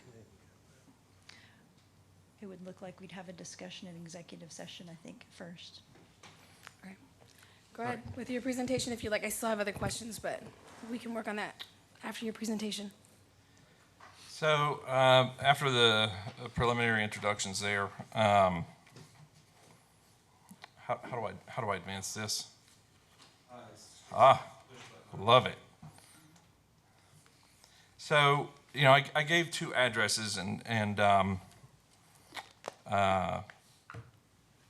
whether you're in the Fort Washington office or you're in Grapevine or you're here in Cedar Park, you're going to see the Toll Brothers values. They're all over. They're mandatory. If you look at my laptop and I booted it up, you're going to see these values. And so, we're very proud of our brand. It's a 55-year brand at this point. And this is what we carry forward every day when we take up our task anew. There's a little more on this. We're the #1 leading luxury brand in the country.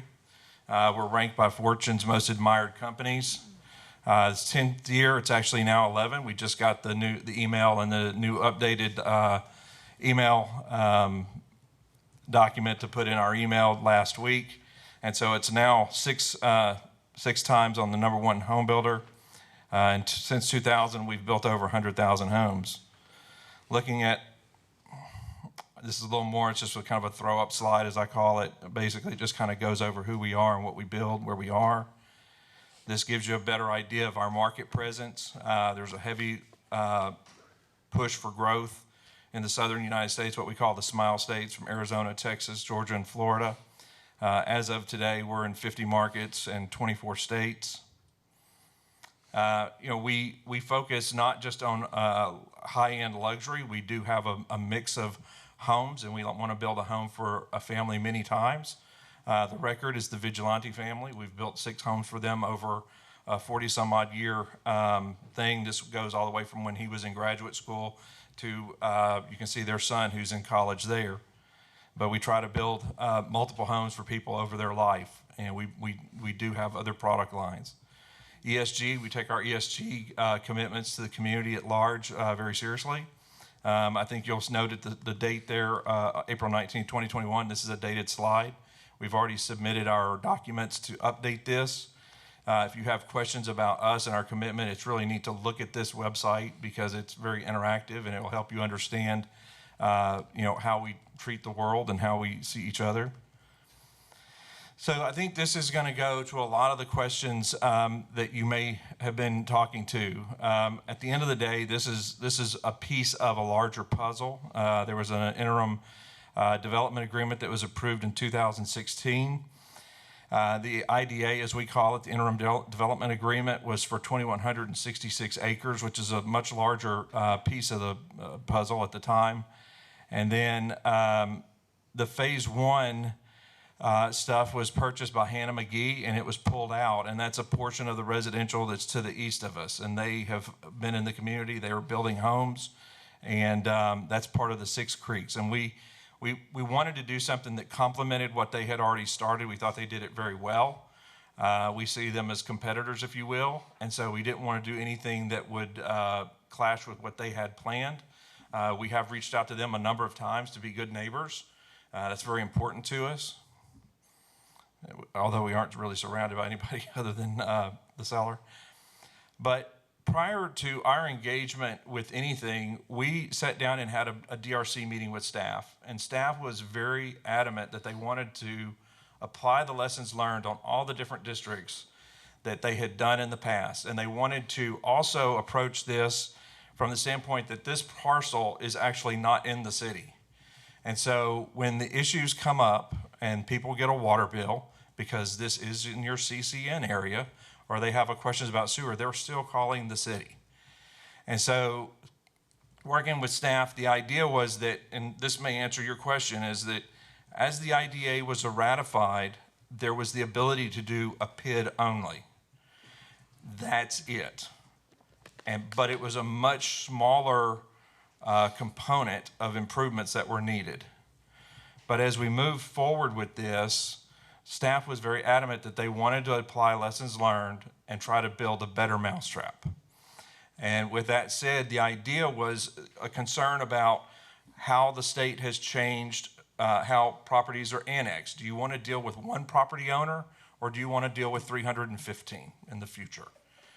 The other side of this was, do we want to have people calling the city, wanting to run for an office or wanting to use the library and not aware that they weren't residents and that they needed to do special accommodations just to go to the library? The other idea was that by annexation, you're not dealing with 315, you could now bring on a very high quality ad valorem tax base into the city that would be there for the city to use in perpetuity. And then foremost, and I think very importantly, is, and to these folks here, they had a concern that they mentioned earlier about drainage in the ETJ. I just got done with a very tough case in Williamson County, where because of the way the Williamson County drainage ordinance is written, it's very difficult for the city of Cedar Park to enforce any kind of drainage criteria, and you have residents in the county and residents in the city at odds with each other. That's not good. These people that are our buyers will one day possibly be your citizen if annexed. And so we want to make sure that when that transition happens, that there's a responsible way to go about development. And part of that is getting it zoned properly. Part of that is about adhering to the city's development standards. And so that's where staff came from, and we heard them loud and clear. And I think what we've put forward is a very good project.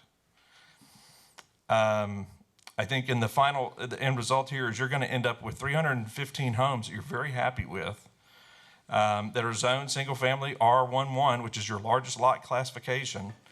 And we're planning 2 product styles, 81 and 100-foot lots. They complement the 6 creeks. The 81 is kind of a nuanced thing there because there is a deed restriction on the property that was part of the BRR sale. They wanted to create bands of home product. And so what we ended up with was a project that looks largely, I think this is the current layout for the site. It's approximately 202 acres. There's 54 acres of open space. There's 182 81-foot lots. I'm sorry, 81-foot lots. There's 133 100-foot lots. And, you know, at the end of the day, you'll have water and sewer that will city service, and then local franchises. So the other problem moving from that slide was looking at where this is located. If you look at the map here, you can see that part of this is in the city of Kyle. The commercial tracks are. They're largely set inside of a field. But at the same time, you've got ETJ area all around us. And so as we looked through it, we were trying to work with staff to understand, what do I need to do for my first home permit? What do I need to do for my last home permit? Those were kind of what we used to bookend everything. And what we found working with staff, working with the community and the developers to the east is, the need to extend 6 Creeks Boulevard further to work in the Vibe Trail into our land plan. The county was very interested in the current status of FM 150. I think y'all refer to it as FM 110. There's also a need to extend some water lines and create a larger looped system for fire flow. So you use ground storage tank to basically get the volume, but you use elevated storage to handle fire flow and to handle peak hour day stuff. And that was a driving factor in how we kind of set everything up. But when you added all of these items up here together, It was approximately $19.5 million. Now, this is over and above the standard development stuff that you would have to do as part of putting the streets in front of the homes, building an amenity center, building trails and sidewalk in your community and the homes and such. But the other part of this is part of the PID policy was that when you're in the ETJ, you have to pay 10% as part of your PID policy. We committed that we would go ahead and reserve those funds for the city, but we did ask respectfully that those items be spent on things that y'all had already earmarked in prior agreements and in prior discussions, namely one, expanding the Anthem water tank. There's a multi-party agreement out there that the city does have a portion of it. A portion of it is resolved for BRR, but there is a portion that we cover with that. And then also there's some improvements at Old Stagecoach Road. Just to give you a kind of high level, you can see here in the shaded gray there, you can see the area that we're developing, but you can also see the 9,200 linear foot of road to the north. You can see the water line that connects the Anthem water tank to the northern end of this property. And then there's also a temporary lift station that is sized not only for our development, for the commercial stuff to the west of us that is in the city of Kyle already. So, you know, I heard the comment about something that a seller said, and maybe it's nuance. I wasn't there. I don't know. But from my standpoint, I mean, yes, anything can be done if the effects budget is unlimited. In today's market, it almost seems like that, but it's not. It's a fiction. It's not true. We have to be careful. You know, I told someone on a deal I was looking at the other day that as soon as I say sure, no problem, they're going to use that on the next deal that I'm negotiating. So I'm always approaching things like I'm negotiating the next deal. So I'm very cautious. And so we laid down the different items that needed to be done that had nothing to do with really the lots and streets in front of our development. And what we came up with was a pretty big number. It's, again, about $19.5 million of additional infrastructure that was needed just to get everything done and said. So we felt that that was a fairly decent burden beyond what is normal development cost. The other thing that we wanted to focus on is what are our market drivers. For us, tax rate is an important thing. School district is an important thing. Location to facilities and different things. But as I said earlier, I thought looking through the data that the 295, because that is the tax rate of the adjacent landowner, and that deal is very successful. People are voting with their feet. They're telling us what the market is. That is what really set the tax rate. So to the other question about TERS zones, the article that I look at is the state constitution. And basically it's to finance the development or redevelopment of unproductive or underdeveloped property. It can be that, or it can be blighted areas. You know, very early on in the PID world, they were used in cities' limits to go in and deal with park areas that needed drastic improvement, but they were never really used extensively because it was a tax on top of a tax. So you have the normal city tax, and then you do the PID district, and it's a tax on top of that. And the area is blighted. Holy moly, what are we doing here? And so they never really caught on. And then the state legislature put forward the constitutional amendment. The voters approved it. And so the idea here is that it's used not just for that, but it's also used for undeveloped property. The Texas Comptroller uses the same language. It's to provide this infrastructure that's necessary. So the way I understand PIDs and TERS and all this stuff to work is that, you know, where we start is this 200 and something acres is not in the city. You get zero ad valorem tax base. You get zero property taxes from it. The idea here is that the property is annexed and the PID TERS are created. We have a very quick run up in terms of developing the land and turning them into lots. We then put homes on them. The homes will be valued at about, the weighted average that we have, I think, is about $965,000. I think the 80s are in the 8 range and the 100s are in the million range. And so what we do is we go and sell bonds at the first tranche.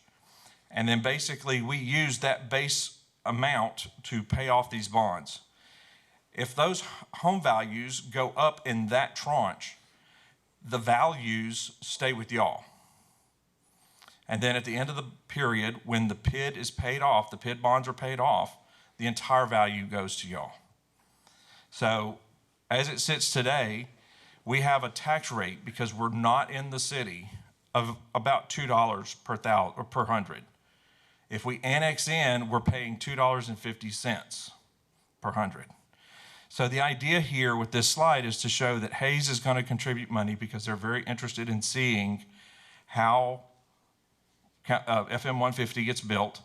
The city also pays so that the infrastructure for water and sewer and road gets built on the offsite stuff. And then the PID rate gets levied at 75 cents. So the end result is a 295 tax rate, 95 cents higher than what is on the property today. We think that's fair because, again, the development to the east of us has been largely successful.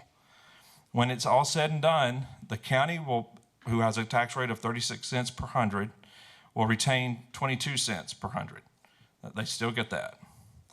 The city, who has a 50-cent tax rate, they'll pledge 18 and they'll still retain 32 cents. Again, the only difference is the increment that goes to paying for the bonds. So to kind of wrap it up, the current proposal and the current agreement in front of you contemplates full annexation into the city of Kyle. It proposes having a PID-TERS overlay done with the support of the city and the county. We're asking for a combined rate of 32 cents to get it down to the 295 rate, which is market for us. The city will contribute 18 cents. The county will contribute 13 cents. And then, again, the idea here is to match the out-of-city PID that's already out there, because they don't have to pay city taxes. They're out-of-city PID. I will guarantee you still probably get phone calls from them. When there's a water bill that's wrong or there's a sewer bill that's wrong, they're probably calling you because your name's on the bill. The other part of this is that the development agreement ties key things that need to be done. The water line that needs to be built, it's set up to be built in phase 2. The sewer line that needs to be built and the offsite force main and such that needs to be built, it's built in phase 1. We can't get our building permits in phase 1 until that lift station is built. Same thing with the road. It's in phase 3.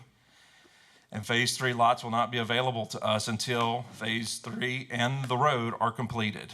And so that's the milestones that we had to do that. And then lastly, the project will be subject to the city reviews because it's in the city. It's going to have to follow the city subdivision ordinance. We'll have to pay the review fees, the impact fees, and the building fees because, again, a permit would come for the home through you guys. The project will be subject to the development ordinances and the standards, so we have to meet your subdivision ordinance, we have to reach your building ordinances, we also have to meet your zoning ordinances. So just to go through a little bit of this, again, the 81-foot lots, against anachronism, it's a holdover from the original Six Creek stuff. They put a deed restriction in there. So we have the 81s and the 100s. The average square foots are listed there. We also have the price ranges that we're proposing in this area. And this is just a roll through of the homes. These are homes that we do build in Central Texas. And Austin and Dallas, and this is one that's built in Austin and Leander. Some of the larger products. And so with that, my LDM here, I think a couple of you have talked with her, Adrienne Donatucci, a very smart lady. She's here with me tonight. I also have our engineer. I also have the seller of the project is with us. And so we can answer your questions from here. But I'm hoping that some of this kind of enlightened you and helped you understand maybe a contextual error or something to that effect. I don't know. We'll see. All right. Does anybody have any questions or comments for the presenters? Councilmember Bradshaw. Thank you.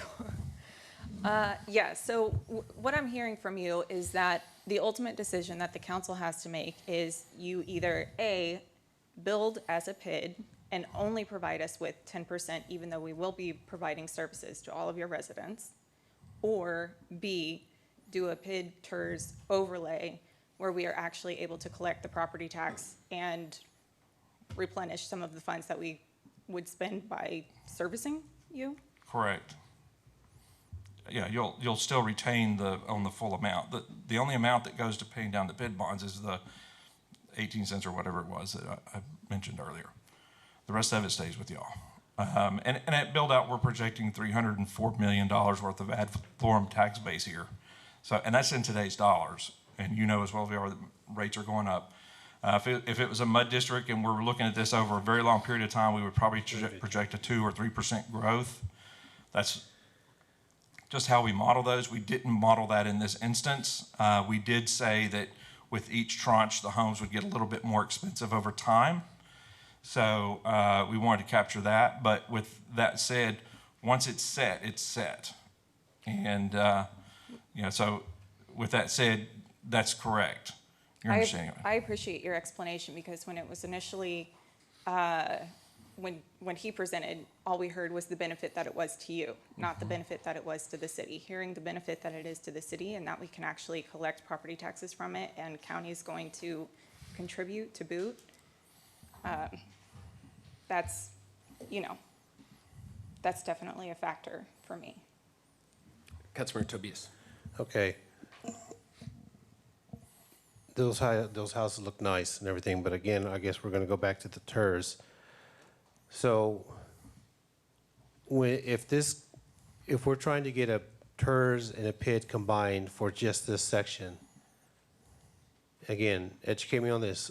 All the TERS money will just stay in that section, correct? None of that goes to any of the general fund for the entire city.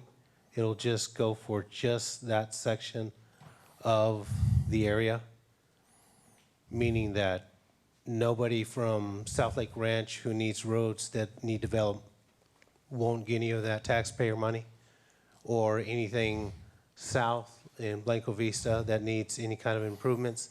So this TERS right here is going to just stay in here, because I guess I'm looking at the criteria for the reinvestment zone, and again, to kind of what Flores Kale was stating, is that to establish one is to get the housing accommodations to constitute an economic or social liability and means to public health, safety, morals, welfare present. Predominance of defective, inadequate sidewalks or street layouts, fault of size, adequacy, unsanitary, unsafe conditions, deterioration of the site or improvements. I just want everybody to know that's what we're seeing across the city, and especially east of Kyle. And I know you mentioned that, hey, east of Kyle has been very successful, but we're still having issues on our end over there on that side with traffic and roads and infrastructure. So I guess the concern that Council Member Flores Kale's bringing up, how is this going to benefit the taxpayer overall for the entire city, not just for this section, if we decide to do this? I'd like to take a stab at that if you don't mind. So, because it's a good question. So, the way it's currently proposed, there's 32 cents of property tax revenue that will be generated on $300 million in ad valorem tax revenue, which is about $1 million a year in property taxes at full build out that the city will receive into its general fund to be used throughout. That's what the TERS will create, is roughly 32 cents in taxing, because without the TERS, we will not be able to achieve annexation, and without annexation, the tax rate will be 0. So what essentially the TERS allows us to do is it's primarily an incentive for the city. They would be fine to go to the Six Creeks model and do an out-of-city PID, no TERS. So if that's what the council wants to do, but the council is cutting itself out of the deal by making that arrangement.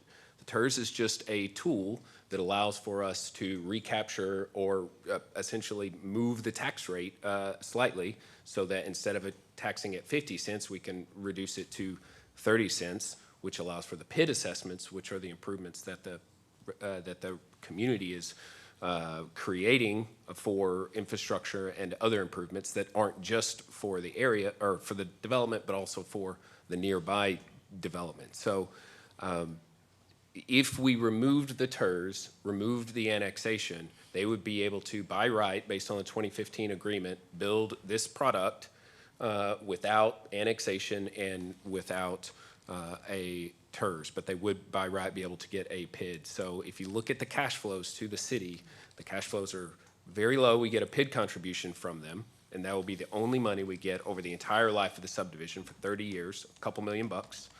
Or we can do a PID TERS overlay, in which case we will get the same couple $1 million plus, which goes to Stagecoach and the elevated storage tanks, plus roughly $1 million in ad valorem taxes annually. And so, to the question of where did this come from, I mean, this concept has been being proposed for this specific site for a number of years. It's been briefed in executive session for a long time as the method, the tool that we use. And yes, blighted areas is a concept that the TERS proposed to solve, but that was not the case for TERS 1 in Kyle. That was not the case for TERS 2 in Kyle. That's not the case for what is proposed for East Side TERS for other projects. That's not how Dripping Springs does their TERS. That's not how San Marcos does their TERS. Their TERS, closest one to us is Blanco Vista. They used a TERS in order to achieve the Blanco Vista development and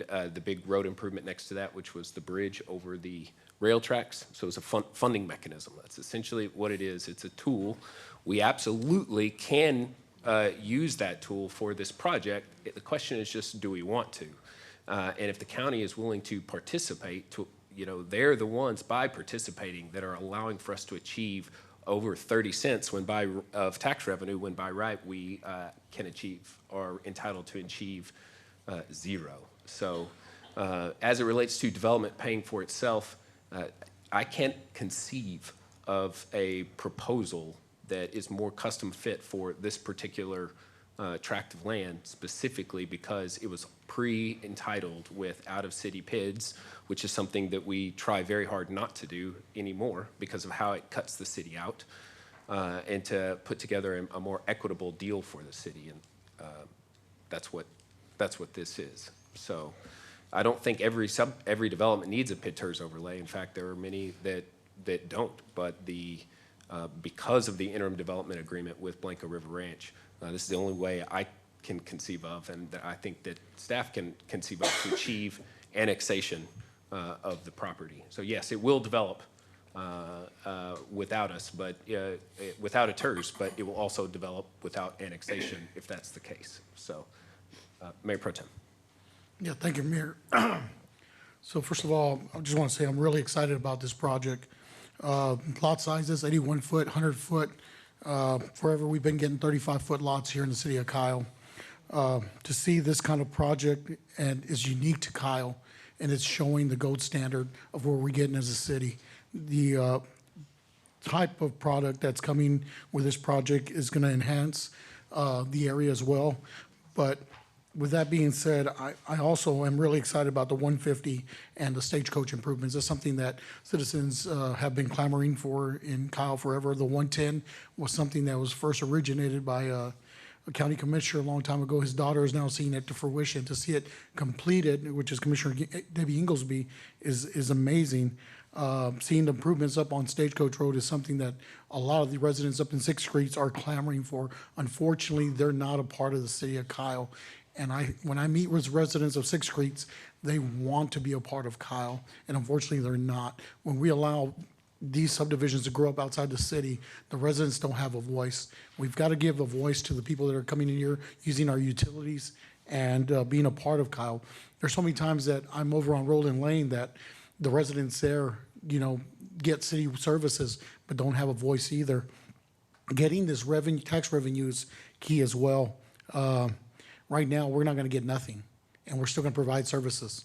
So that's on the dime of the taxpayers of Kyle. It's on their back. If we annex them in, we now get $1 million a year, and that's the key thing right there. So do we want them to build outside of in the county and get nothing and still pay for the infrastructure, or do we want to see the city get some revenue back on this? That's the question before us right now as a council. What do we want? Do we want to allow this project to build outside of the city while we provide water and wastewater and get no tax from it, or do we want a tax? That's simple. I mean, do we want to bring money to our general fund to improve roads in the east side, west side, north side, south side? It's $1 million a year that we're bringing to the city. And another thing that we're doing is we're not going to have that situation we have in Sixth Streets right now where the residents get frustrated because they don't have a voice. They don't live in the city limits. And that's something I wish wouldn't have come to fruition. But unfortunately, we can rectify that mistake with our next project and make sure we don't follow in that footstep. Thank you, Mayor. Councilmember Parsley. I have two questions.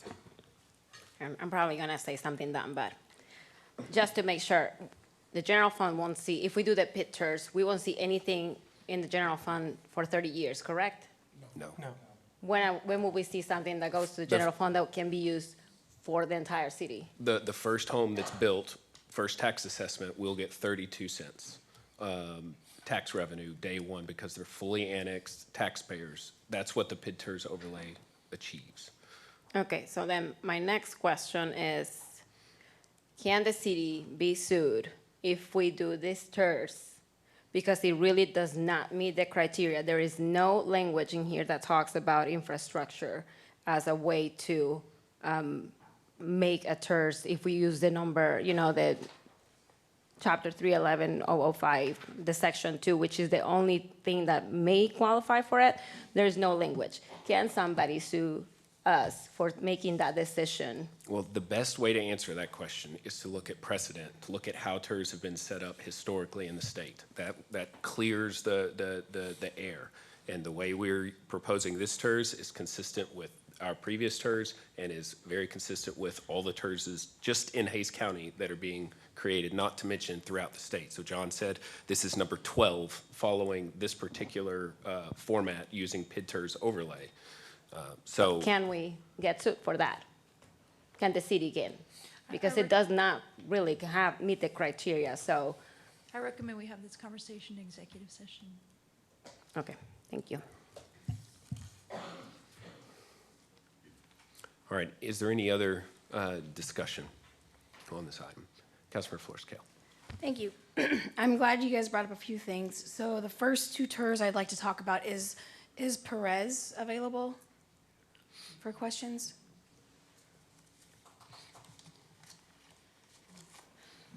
I just want to kind of go through some misconceptions and some things that I don't think are necessarily true that are being spewed out over and over again. Hello. Thank you. Would you mind telling us how much came out of the general fund, or if you have just a vague idea of how much came out of the general fund for TERS 1 for 2021? So Mayor Pro Tem, council members, for the record, I'm Pervez Mohit, City's Director of Finance. TERS number 1 was created in 2004. That primarily paid for the design and construction of FM 1626. That basically was the catalyst for economic development in Kyle, as we all know. Since creation of 2004, this TERS has 100% participation by the city and 100% tax participation by the county. This is slightly unique TERS that there's no developer reimbursements involved in this TERS number 1. So the city uses the tax increment from both the city's portion as well as the county's portion to repay the principal and interest on the debt that the city took on to pay TxDOT to design and build 1626 and the frontage road. I know I'm going about a long way to answer your question, but as of today, this TERS is upside down, by which I mean the general fund contributes the shortfall or the gap between what we bring in from increment compared to what we end up paying for debt service each year. I don't know the exact number off the top of my head, but I think it was 360,000. Last year was 800-some thousand. This year it has come down. As the assessed valuation goes up over time, the increment increases and that gap closes. So we're hoping by next fiscal year, that gap should be eliminated. Okay, thank you. And for TERS number 2, would you mind telling me how much has come out of the general fund to cover TERS number 2 since it's been created?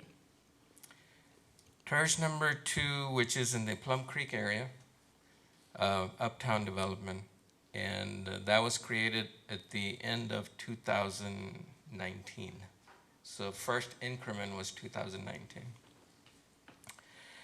That TERS does not have any debt yet. We have not issued any debt. We're not obligated to reimburse any developers as of today. We may have in the future. The TERS number 2 has projects, capital improvement projects, that are owned by the city. And those are the La Verde Park, the Plum Creek Trail, or part of the La Verde Park Trail system, and the Heroes Memorial. Those 3 projects combined, they're slightly over $16 million. Out of the, what fund? Out of the TERS. So TERS is responsible for that area. And So the when we development. pay, when we pay the $60 million, who pays that? What fund does that come out of? So initially, the general fund loaned the monies to the TERS. The TERS is reimbursing the general fund over time. So when you look at the annual budget for TERS number 2, you will see a line item. In addition to all the other expenses, you will see a line item that reimburses the general fund over time. Now, what if there's not enough money in that line item to reimburse $16 million back to the city? It will be deferred until such time that the TERS has sufficient increment to pay back the general fund. And is there a guarantee that all that money that the city pays from the general fund will be reimbursed? If the projections come true over time, the development projections, the AV projections, over time the general fund should be repaid. And in the event there's a bond for anything to include streets, will that bond then be paid prior to the TERS? The debt obligations will have a priority over repayment of general fund. Okay, so I've heard several times that this PID TERS is going to bring in millions of dollars a year. $1 million a year over years. So can you tell me, how does that number arise? Like how do we plan on getting $1 million a year from this TERS PID? Council member, I have not done a financial analysis on this particular TERS we're talking about. So I don't know what the reference is. So I'm going to let John Snyder talk about that. Okay, thank you. It's 304 million divided by 100 times 0.32, $972,000. That's the math. Yeah, so if I could, I guess, clear a couple things up. So and I'm not familiar with TERS 1 and TERS 2, but what's being proposed here is very different. So there's no general fund dollars being spent or being pledged. It would all be special assessments. And so the special assessments would be levied at, instead of the $2.95 desired rate, they'd be levied as if there was no TERS, they'd be paying closer to, I guess, $3.27, right? $2.95 plus the 32 cents. If there's no TERS revenue that comes in, the homeowners pay a higher assessment. That's what's disclosed to them. They'll get disclosed the full freight. They'll get disclosed $3.27. If the TERS revenue comes in as projected, it gets bought down to $2.95. But there's no general fund that would be stepping in. Okay, so then my question would be, where is that at? And just so we're clear, there are 2 different reports, one for agenda item 29 and one for agenda item 31. And when I say difference, I mean I ran a report to tell me the difference, and there's 61 differences in between the 2. So I guess I need to know which one I'm looking at, which is the most accurate, because there are different acreages in it. One has 201.377, and the other one has 122.55.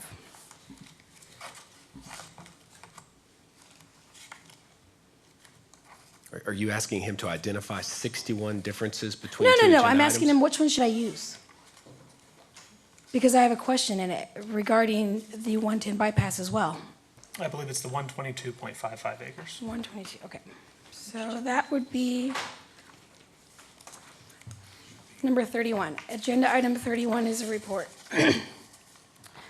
Okay, so if I go to the page where it shows me the map.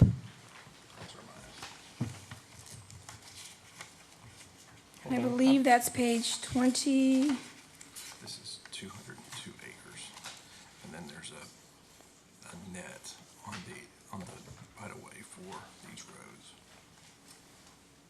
Okay, I apologize. Apparently it's 202 acres netting out the, Okay. so we may need to clean up the acreage So- count, but. Okay. That kind of worries me even more. So if I go to the map, well, you tell me, do you have a copy of it? And you can tell me which map I need to look at to define the criteria for the TERS area? Yeah, and I may let Mike get up and he knows the project better than. This might be better answered by Trip Davenport with the FMS Bonds. He's got a lot of experience with these questions, so I know you're referencing the particular project, but I don't know if Trip wants to come forward. I don't have him here. He's right there. Oh, I'm sorry. Oh, I missed you. I missed you, sorry. Okay, so It's been a long time. how is it associated?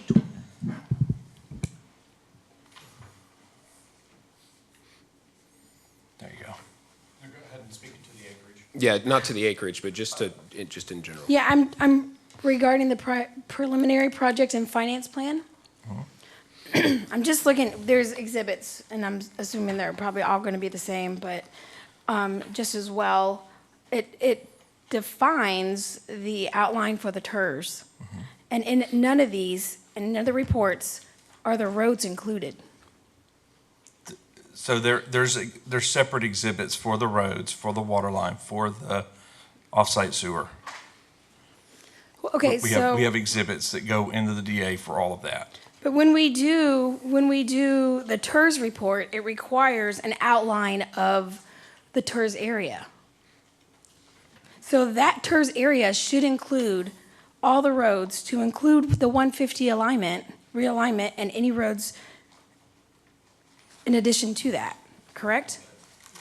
None of these roads show them being in the boundaries. Right, so remember when I went back and said that the PID and the TERS would have identical sets of improvements between the service and assessment plan and the TERS plan? The PID would have difficulty funding the entire FM 110 or FM 150 because it's benefiting a large regional area. And so the PID and the TERS would be paying for the internal improvements, the local roads, water, sewer, storm drain, and then the Six Creeks Boulevard, the north and the south that are within the project. But those major arterials, the FM 110 and the water line associated with it, that would be funded directly by the developer. So it was that's in the development agreement where the developer is funding those improvements and the PID and TERS are funding the local improvements. It gets you to the same dollar amount, but it makes the financing structure feasible so that the PID bonds could actually finance the local improvements. Okay, so Exhibit C, list of project costs. Roads is $12.475 million. There's no way the bypass 110 is gonna cost less than all that money right there. I mean, it's gonna be a minimum. So my question is, and I'm gonna be real clear, I voted last time irresponsibly. I did not have any backup material. I loved the project. I love the project. I love these homes, I love the idea, and I want more than anything else to get this into Kyle. I just wanna make sure if we're doing it, it's in legal. Okay, so, but my concern is I didn't have any of this material the first time. Now that I got it and I went through it, I'm starting to realize there's a lot of broken areas. And the main reason why I voted for it was because it was gonna create the 110 bypass. And then when I look at the map, it does not show the 110 bypass or the money for the 110 bypass. Right, because it's not being funded with the TERS. The TERS is not funding the 110 bypass. So who's gonna pay for the 110 bypass? The developer. And that's in the development agreement. Do we have a copy of that? No, as you'll recall, we're that's- postponing that's- because it's not final. Then I can't risk that on a TERS that I don't even think is really legal, but I would back up, because I know that's what we did for 1626, is we did TERS 1. So I could say, okay, well, we'll do that for 150 or the 110 bypass, it's the same thing. But I don't even have that in front of me. I can't support that. Yeah, that's why we don't want you to vote on it tonight, because we have to have the development agreement done that has that obligation on the developer. Right, but I do have to vote on the TERS. No, we're No, going to not postpone tonight. all No. 6 items are being No. postponed. Yeah, we're not driving to a vote right now. We're Yeah. postponing. Well, is any of this information going to change? Because if it's not, This is for you to ask your questions and Honestly, we to should address not be all that. sitting here having a debate over items where we don't have the developer agreement in the backup and we're not ready. And so, I mean, there's a lot of other development deals that are ready for our time than this one. But I do appreciate the presentation. It is good for us to publicly state again why we are proposing a PID-TERS overlay specifically for Savannah Ranch. But we can't proceed with any of the items until we can proceed with all of the items. And the developer agreement's still not ready, and the council definitely needs the weekend at minimum to go through that agreement, and it was not provided. So we have to postpone. So, and certainly we should not annex or give zoning or, create a PID district or anything until such a time as we have the development agreement there as well. So the last meeting was first reading to point towards second reading. So no action was finally taken. That will come when we have all items to take up together. So that was what my hope was for tonight, but it's just clear that we're not going to be able to get there. So is there any other discussion? I just want to add that, Mayor, please. Yes, sir. Just want to add that we're not the only ones looking at this. The county is also looking at it. Their legal team is looking at this. We have a lot of sets of eyes on this. Before it comes before council, all the dots, all the I's will be dotted and all the T's will be slashed. So always remember that we're not the only ones looking at this. The county is taking a good, hard look at this. And so there's different entities doing this. I know there's those in the public that really don't understand this, and they might snicker and sneer about this, but at the end of the day, it's bringing tax dollars to our general fund. That's what we're doing, is bringing tax dollars. We can allow entities to develop outside of the city and use our utilities, or we can annex them in and allow them to be a part of the process, allow them to vote, allow them to be a part of our city. And that's something that we're looking at right now, 100-foot lots, 80-foot lots. That's something we're not getting in our city anymore. When we complain about 35-foot lots, and then we're deciding that we don't want larger lots, I mean, I think we have a problem sometimes. Thank you. And if I could add one thing on that, the HCAD right now for 2021 showed the average single-family home was valued at just under $235,000. So if they're building $1 million homes, it's all going to depend on what HCAD appraises those homes at. But assuming they're coming in somewhat near market value or even substantially lower, that's quite a bit above $235,000. And so even if you give up the 37%, each house is going to generate, even with the TERS, going to generate more to the general fund than the average home in Kyle currently. Correct. So, Councilor Ellison. Two things. One, I don't agree with everything that Councilmember Rizo just said, so I just want to go on the record with that. And secondly, when we do bring, I'm sorry? I know that was coming. That usually is every meeting. Well, you got to say things that are correct, so and then I wouldn't disagree. Well, no, Okay, really, all right, okay, I all right, really okay. think there's an issue with me. I think I've tried, since I've been on council from day one, try to be. So are we going to work allow with this you. to happen, Mayor? I mean, We're going just. to allow this to happen? We're going to allow this to happen. I haven't had the floor or Hang on, said anything. I understand. Councilmember Ellison, go ahead. Thank you. I'm just stating that I do not agree with what was stated, and that is not my position. So that's what I'm just differentiating. Secondly, I do think that we need to have a discussion in executive session next time this is brought back when we have the DA agreement, because clearly, listening to this discussion tonight, there are a lot of things that are not quite understood. And I think we all deserve the opportunity to make sure we have the equal understanding of it, regardless of how the vote happens. So I would implore the staff and mayor, when we make the meeting for next agenda item, that we have a discussion in executive session prior to coming out for the public meeting in regards to this. Okay. Noted, I agree. Tripp, do you have anything you wanted to add? Sorry, I'm. No, Mayor, I was just, when you were talking about some of the more general type things, and when it goes to the legality, these bonds would be submitted to the Texas Attorney General's office and are incontestable for state law purposes, which brings my investors a lot of comfort. That means if we issue these bonds, if someone wanted to sue, it would fail in court immediately because of the Texas Attorney General's opinion that is placed on these bonds.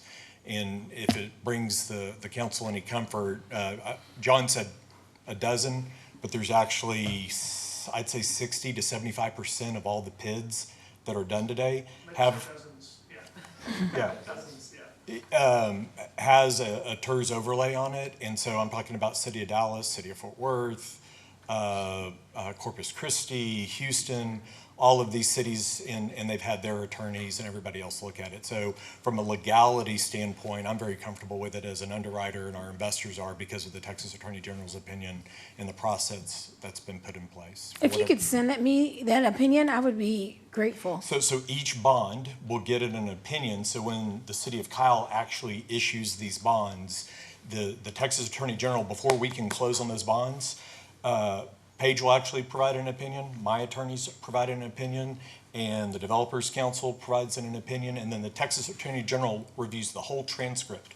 Every proceeding that you have, every document that you all pass, every document that they provide us, the Texas Attorney General's office reviews it, compares it to the state law, and then signs in an opinion, says, this is incontestable for state law purposes. Now, you could do a federal law lawsuit for, usually it's tax law, federal, because these are tax exempt bonds. But as far as state law, no one can contest them. So for whatever that's worth, and that doesn't mean that every deal is done perfectly, but nevertheless, from a legal standpoint, this is a very common procedure across the state. Cities as small as Liberty Hill, as big as Dallas do them. So it's a very common way to do these. So have you read I think it's a 2007 opinion from the Attorney General regarding the TERS? Yes, ma'am. I mean, so the Texas Attorney General's office prepares what's called an all bond counsel letter, and they also provide opinions pretty regularly. And they're very familiar with their own opinions. And so every bond transaction we bring to market, they know about that opinion. And so I'm comfortable that they've read it. And I used to practice, I'm a recovering attorney. I don't practice anymore. But I used to do bond law. And so I think I know which one you're talking about, but I don't have it in front of me, haven't looked at it for quite some time. I mean, it's very specific to our situation. And so I just want to make sure that as a city, because I'm a paralegal, so I'm not retired from the legal field, but I'm not an attorney. So I do all my legal research before I come. And you're talking to at least 3 people that spent a significant amount of time. I mean, I spent 2 hours on the phone with the comptroller when first elected. I've spent a significant amount of time trying to understand what a TERS is and what it's to be used for. So my only concern was not that we don't, I want this to come here, okay? Yes, and let me just state, there is nothing stopping you guys other than money from just annexing yourselves in. You could choose to annex in, it will just cost more. So we're not stopping you. We're not saying you can't be annexed. Right. What we're saying is you may not be able to be annexed with a TERS PID. So if you choose not to annex in, that's not on our control, okay? No, yes, ma'am. But again, I want to make sure if we are doing this, TERS is never supposed to be used to incentivize $1 million homes, big 2-3 acre lots. That's not what it was meant for. And I hear things like, oh, well, then it would bring voters in, and then it would bring, it was all kinds of fun things. Like, no, yeah, all these people are going to be part of residents of the city. Again, that is not in the TERS. Yes, That is not a qualification for us to sit here and say, yes, we are going to give an incentive to these $1 million homes and to these people who can more than afford it so you guys can build in our city. No, and I want to be clear real quick. I do not represent the developer, and actually I don't represent the city. I represent the investors that buy your bonds. And so I'm kind of in the middle here. But having said all that, another way of looking at it maybe, and why it probably does comply with the TERS statute, is you're building assets, infrastructure, water, sewer, streets that you all are going to own. And yes, while it helps the developer with his internal rate of return, let's just be brutally honest, at the same time, The TERS is actually funding infrastructure that you all would otherwise have to spend to build the water sewer streets, to facilitate such a development if they're in your city limits. So that, I know it's kind of counterintuitive and it's easy to talk about the greedy developer because, look, they are here to make money. They just are. But at the same time, they can stay in that ETJ, they can go do a MUD, and they can do this another way. And so it's a public policy decision. That's above my pay grade. I didn't go run for office and get elected. So God bless y'all for doing it. I didn't do it, but at the same time, I would look at it more, are we getting quality infrastructure that meets city standards, and are we generating revenue that we could otherwise generate? And I'm sorry about your TERS 1 and 2. I wasn't part of that process. These are completely different animals, a different legal structure, and the risk is on the developer or the landowner and ultimately the homeowner, not the city if the TERS falls short. So your general fund and my investors, we plastered all over these offering documents, non-recourse to the city, does not impact your tax rate, does not impact your credit rating, et cetera, et cetera. We are very serious when it comes to that because we do not want to negatively impact the city at all. These are supposed to be revenue neutral at worst and revenue neutral positive under the scenario being presented to you all. So I just want to be clear about that. Again, don't represent them and I don't represent y'all. You've got your financial advisor here and Pervez and John Snyder. So. Okay, I appreciate it. Yes, ma'am. Thank you. Thank you. I don't think an apology is necessary. TERS 1 was set up upside down intentionally. So it is sad that it's taken as long as it has to get back where it is. But the best news I've heard, because we weren't even close to no longer having to subsidize that. County's payments as development happens continues to increase. And so that TERS number 1 just gets better and better for us. It was the catalyst that brought 1626. That was the strategic purpose of creating the TERS number 1. TERS number 2 had a very strategic purpose to allow for certain improvements to be funded within the brick and mortar district. And TERS number 3, as a PID-TERS overlay, has the strategic purpose of achieving annexation and stable revenues for the project. So those are the strategic reasons why. Those are not reasons that can be easily articulated from staff, but for myself, that's what I've been pursuing. So I've spent more than 2 hours studying on these things through the years, but it's understandable. They are very complicated structures, and I do know that. I've tried hard to help us talk through these things. Hopefully we'll be able to continue doing that, and if we can't do this, then so be it. That'll just be what happens. So if there are no objections, I'm going to ask for a 10-minute break. I think we need it. So we'll reconvene at 9:50. Mayor, point of question. Are we tabling these items, or are we taking the recess and then coming back and picking these up? No, we need to table them. So if there's more to discuss on this item, if we want to keep going, we can do that. Otherwise, we'll postpone until the next meeting for all these items. Okay, do we do that before or after the recess? I'm sorry, I'm just asking. Well, you're saying you want official action to bring them back? Is that what you're saying? Correct, and that's going to be kind of at y'all's discretion. I don't know if we need to have further discussion as to when that happens. I mean, the point of tonight was to unload the spring. We want to get the questions out there. You know, the city, the surrounding landowners, staff. Can we have him come to the mic, please? Nobody can hear that is watching. So, the point of tonight was to get the presentation out in front of you. Unload the spring, as we say.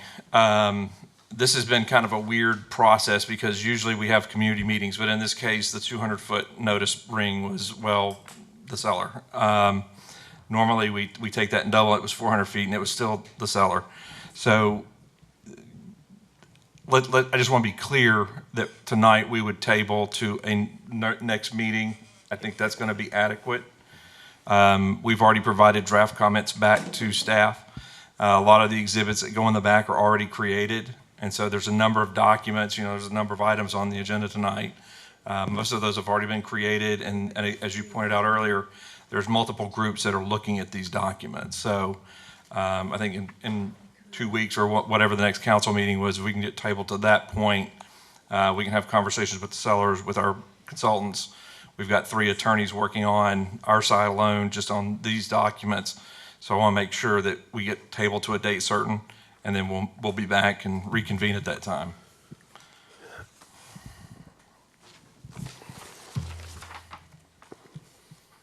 And would you mind forwarding us your presentation that you provided tonight?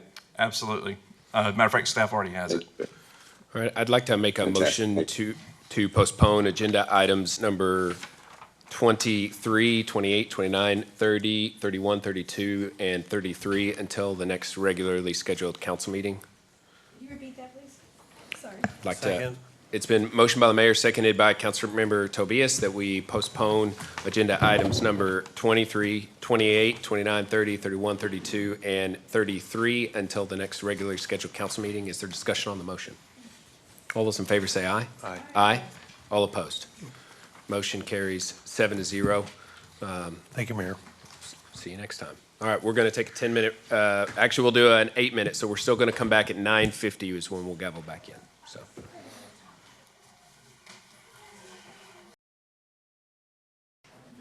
All right, I'm going to call this meeting back to order. It's 9:55.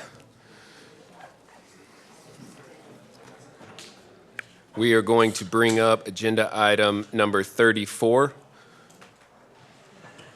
Consider impossible action on a resolution approving and authorizing the first amendment to the financing agreement for the Plum Creek North Public Improvement District.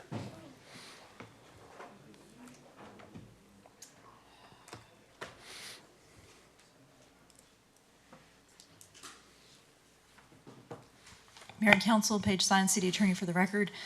This item is related to items number 24 and 25, if I'm recalling the numbers correctly, that you postponed, and is related to those items. The PID financing agreement had a couple of placeholders for information related to the Plum Creek North PID that have been able to be filled in now with the bond pricing. One of those is that the developer had to install a certain amount of improvements before the bonds were to be issued, and that amount has been inserted in the agreement. It's $15 million and change. In addition to that, the interest rate is 0%. So those two items have been inserted into the PID financing agreement. We recommend approval to be consistent with the bond pricing numbers. Does anybody have any questions for Paige on agenda item 34? I would just like to make a motion to approve agenda item number 34, please. All right, the motion is made by Councilmember Flores Kale to approve agenda item number 34, seconded by Councilmember Parsley. We also need to approve agenda items number 24 and 25. Do you want to amend your motion to include those items? Yes, please. Okay. I'd like to make a motion to amend my motion to approve agenda items number 24, 25, and 34. Or is that amenable to the second? Yes. All right, so the motion is to approve agenda items 24, 25, and 34. Is there discussion on that motion? If I can jump in. The public hearing open. I did, you're right. So you would Okay. need to close Okay. that. Good before reminder. action's taken. Okay, if there are no objections, I'm going to close the public hearings on those items. The public hearings are now closed. Is there any further discussion on the motion? All those in favor say aye. Aye. Aye. All opposed. Motion carries 6-0. Oh, wait.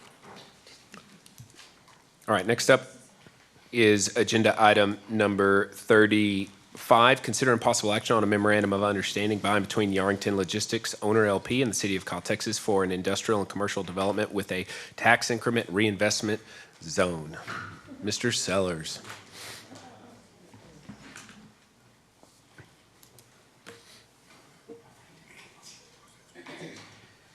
Council, it's our favorite topic.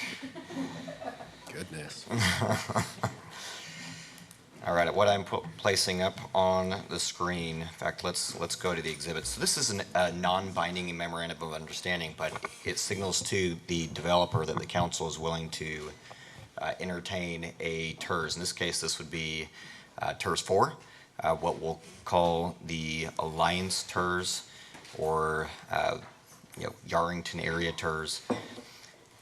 What you have on the exhibit here, you'll see I-35 to your left or to the west, and then property boundary, parcel line to the east. Now, on that depiction, you'll see a proposed go-forth road.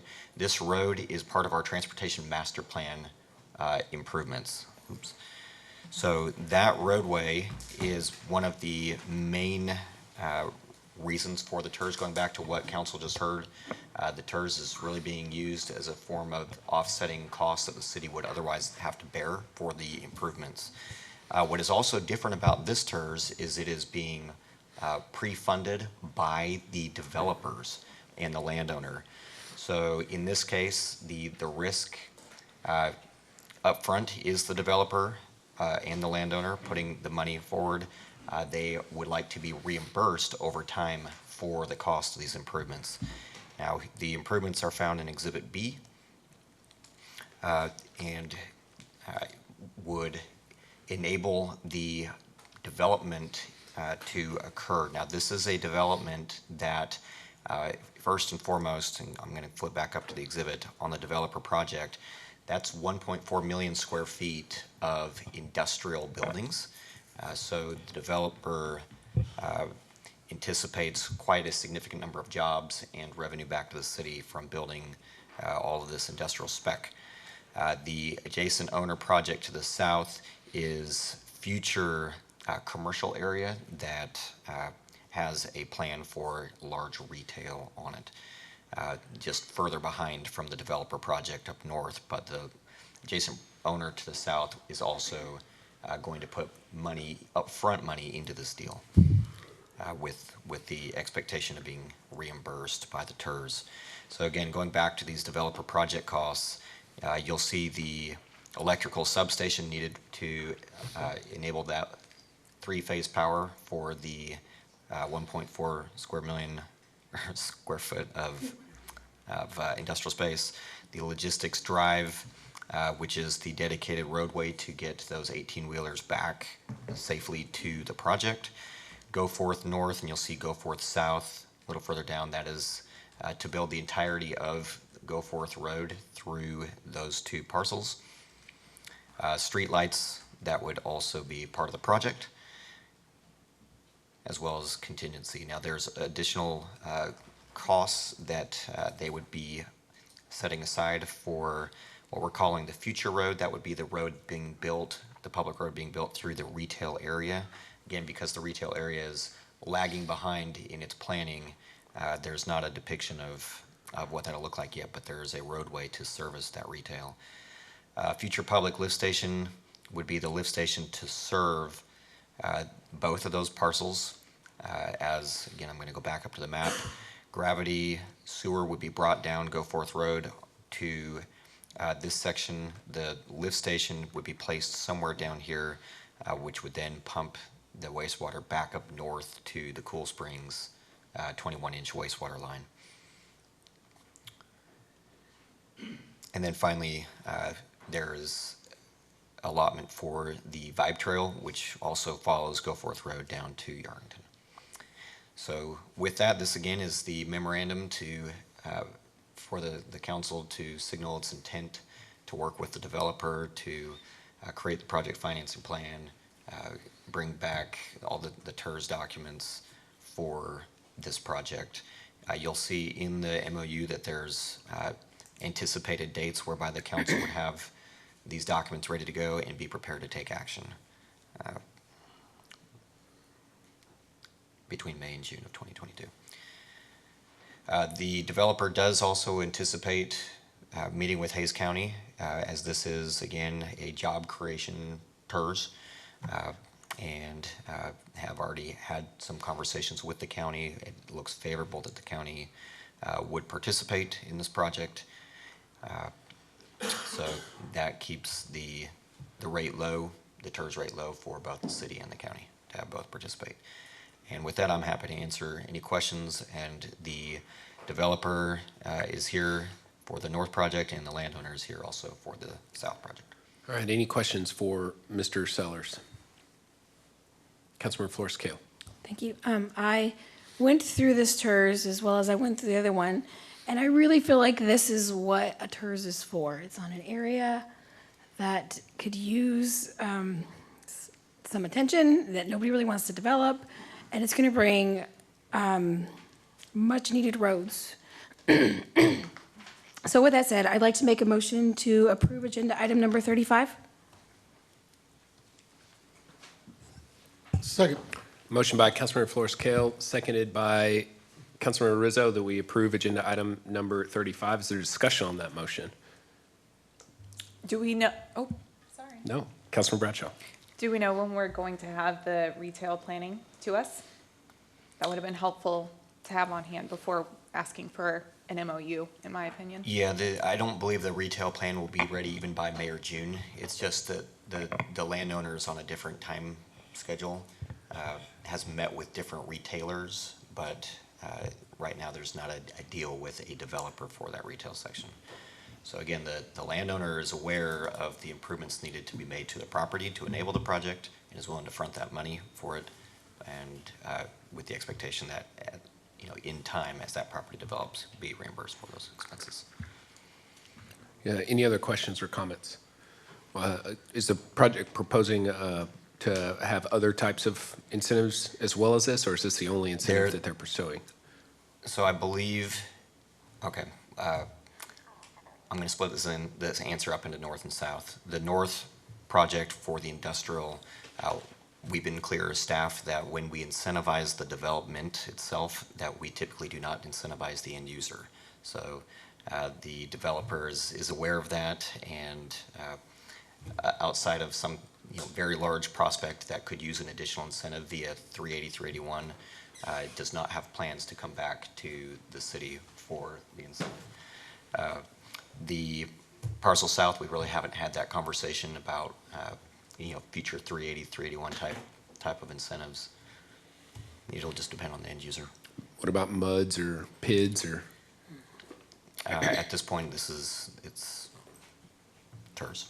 So why are we pursuing a TERS here instead of 380, 381, which would probably function very similarly to just a straight up TERS that's a reimbursement back to the developer for taxes? Yeah, go ahead, Levi.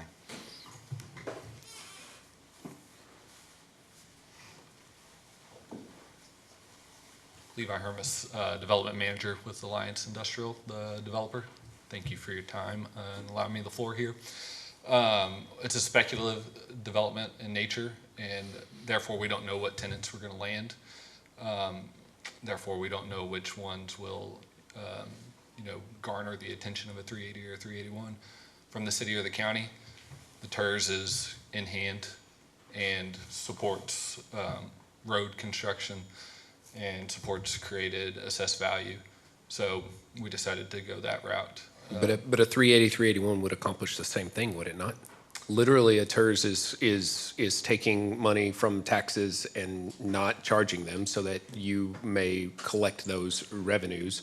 And a 380 and 381 is a reimbursement for taxes paid from the city and the county back to the developer without having to establish the more expensive TERS. So I don't understand why we would, if a TERS is the only thing we were pursuing. So, we gave 380, 381 for HPI. It was a very big multi-million-dollar deal. We gave a 380 without a 381 for Majestic on a 5-year, much smaller deal. And then the next industrial site that came, we gave no 380, 381 at all to incentivize their project. So I guess I don't understand why, if what you're trying to pursue is, some type of incentive for the project, why we wouldn't go the traditional 380, 381 route. In my experience, the 380 and 381, sort of similar to what Scott alluded to earlier, come with the big, high-name, high-profile tenants, the speculative nature of the project that don't have tenants in tow, allowed for the TERS to be solidified earlier in the project. I don't understand that. Do we normally do a 380 with a developer that doesn't have any tenants? I think that's the bottom line. That's like the question.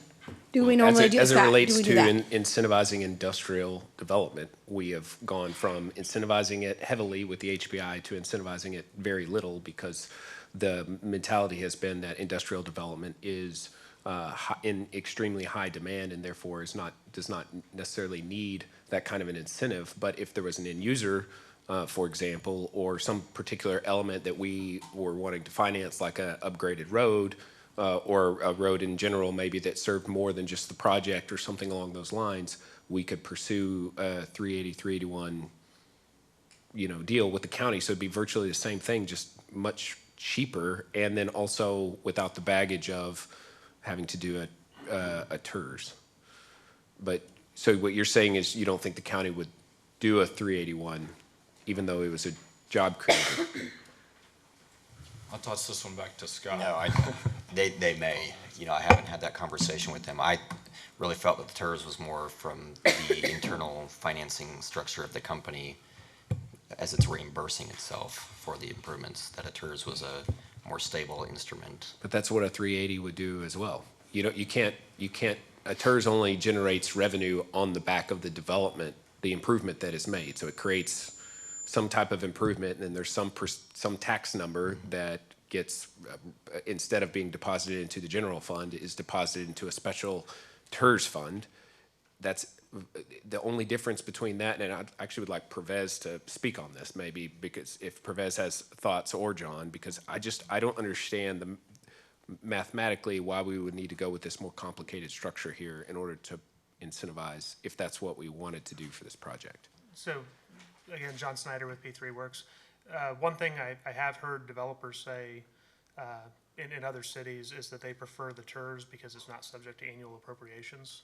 And so if for instance, they were gonna, if an investor is looking at buying the revenue stream, they sometimes get nervous. It is subject to annual appropriations because the county's participation is through an ILA, and right. so. So the county's piece is, but I think the city's piece is not, as I understand it. So the TERS, I think, is seen as a more stable revenue stream. And again, That's not a good enough reason to create a TERS.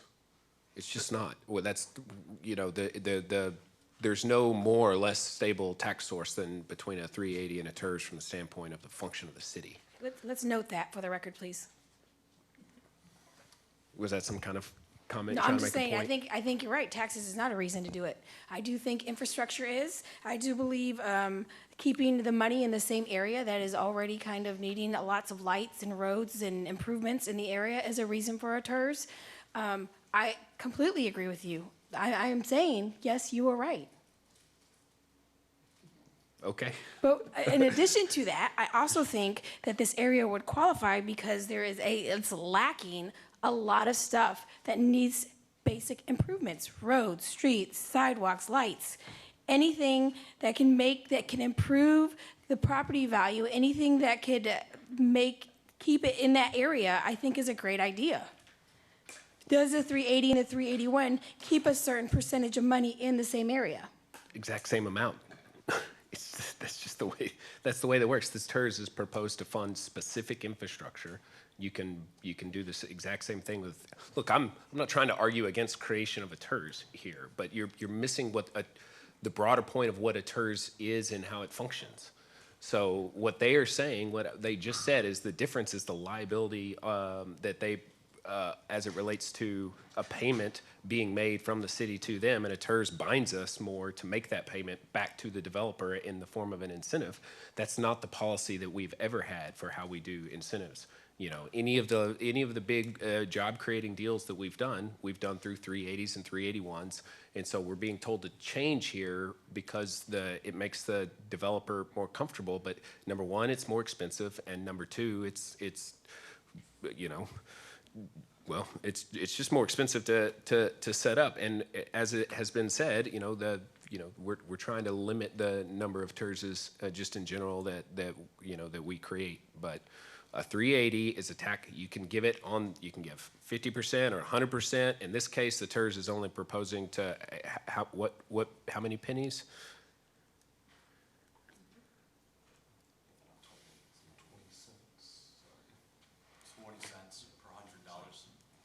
20 cents. Between the county, So on the city side, Right, so you can do that exact deal through a 380 and 381, and it's faster and cleaner. So, but can you explain to me when you said it has to do with the end user? What did you mean by that?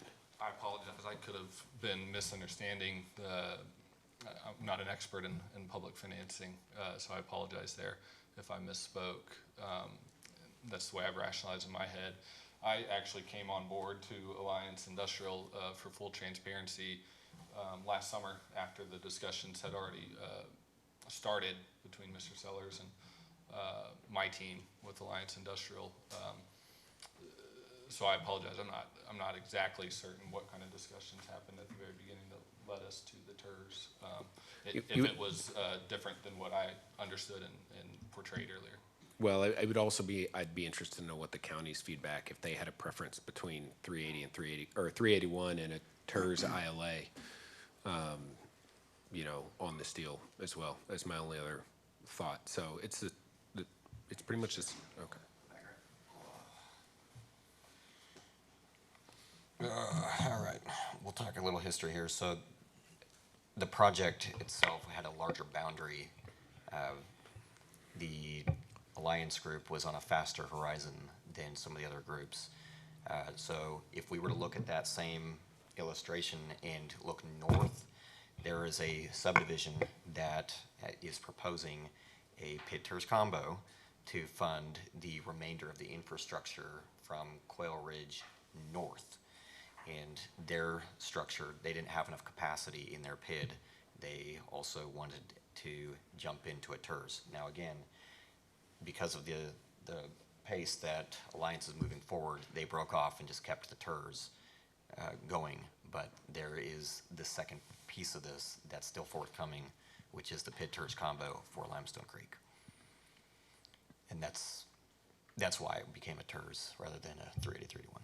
But the TERS isn't going to include that? Not as presented. So it could, if council wraps that north piece into it and does the PID-TERS section for Limestone Creek and then the remainder of the TERS here. Okay. Any other questions, comments? Scott, just real quick, when we're looking at the road improvements, what road improvements are we actually looking at?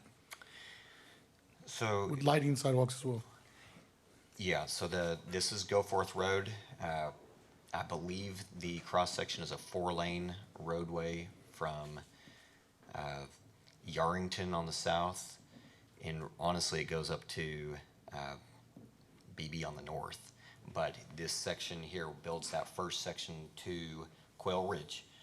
Again, the next development, which is Limestone Creek, would build from Quail Ridge north to what we call the Loudon Tract, which is just south of County Road 158. And then we still have some gaps where other developments are going to come in and build those phases of road. Now, every one of these developments has said, to build the city infrastructure, a large 4-lane road like this, there needs to be some sort of TERS, PID, et cetera, to make this happen. So this, started much more broadly with multiple developments coming in and how to fund Goforth Road, plus the associated wastewater improvements and stormwater. I should mention this resolves some of the big stormwater issues we've had from, again, Limestone Creek area down through Quail Ridge, down to Yarrington. So this is going to include a pretty large pipeline to one of the quarry ponds in the Yarrington. And what sections of the city feel that infrastructure when it comes to flooding? What areas are we capturing from the city? So this it's hard for me to break out this project alone without talking Limestone Creek because it's a system. No, I'm talking about what feeds into the flooding there.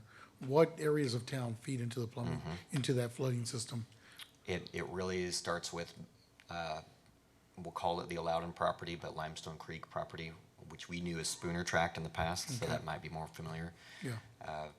So it starts really on that property, then comes through Quail Ridge, comes down into this development area, down to Yarrington. Okay.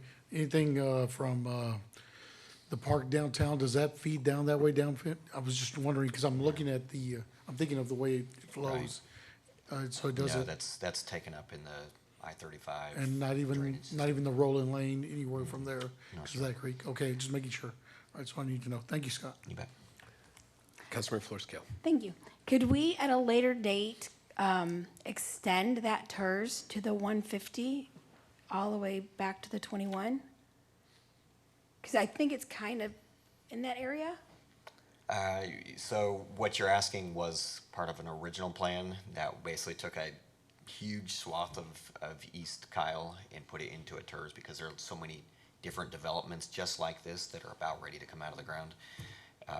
We wanted to capture the value, not just for Goforth Road, but several east-west roads as well, including 150. But it can be done? It could. We can add it on later on? It could. Now, here's what the hope at the time when we put that together was for the county to participate. Now, again, the county has somewhat changed its stance on TERSs to be much more economic development focused, which is why they're more interested in this project. However, yes, can a TERS be expanded at a later date? It can. Okay, thank you. Is the subject property already in the city limits of the city of Kyle? It is. Yeah.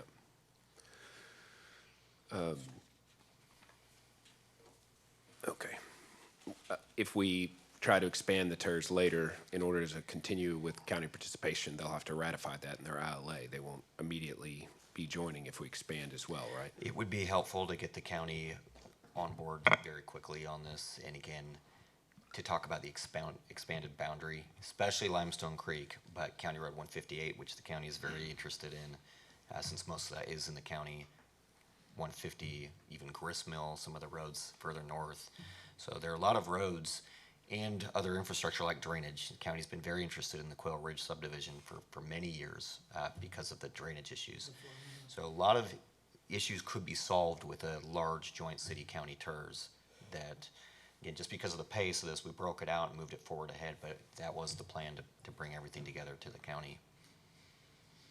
And the action we're taking today is just for the study to bring This back. is just the MOU to start the process, but we can pick up those conversations in earnest. Councilmember Ellison. Yeah, I guess, and I appreciate the questions, Mayor. I guess I still haven't heard a very strong answer for why the TERS over the 380 and 381. I guess if we're talking about expanding it and getting various different infrastructure improvements, I guess that is, if anything, I can make the connection is why we would want to do the TERS. Am I off base on that, Scott? Yeah, Councilmember, that is exactly why we started with the TERS when we did, and frankly, again, because of the timing of Alliance Group, we kind of split them off to go ahead. But yes, that was the original impetus why we did not do 380, 381. Okay.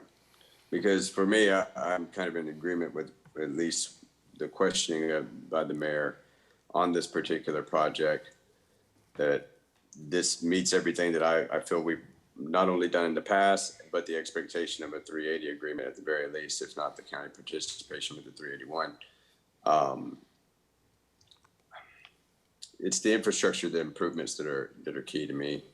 When other parts of our city benefit, whether it's flooding infrastructure, road infrastructure, you name it, those things improve and help out regionally, which for me makes a strong case for the TERS. But I really do, I don't know, I guess I'm not too fond of the responses on why went the TERS route. And you said there was no conversations yet with the county about a potential 381, 380 agreement, correct? There were conversations about TERS, but no, sir, not on 380, 381. Okay. And is time of the essence to get this done now, even this part of it? Or could we take time to have those conversations and then come back at our next meeting? So I believe the Alliance Group is ready to go. They've taken down the property. They're ready. They've got their internal financing set and have plans. In fact, they've already done some dirt work on the property. So they do want to get started very quickly. That said, again, they're looking for the TERS, and if the city needs to expand the boundary and have conversations in the interim, then that's what we need to do. Well, for Alliance, will you abandon the project if there's no TERS and a 381 agreement is instead pursued? Our underwriting internally and our capital partners are relying on the public financing for the project, yes. What What public financing? Financing is 380, TERS, 381. I apologize. The TERS is not a public financing tool. It is a I are you apologize. In proposing my to head, bond it's- from the TERS? I apologize. I'm not a public finance expert. Don't pretend to be. In my head, I consider it public finance. Apologize, use the wrong term. TERS is what I meant.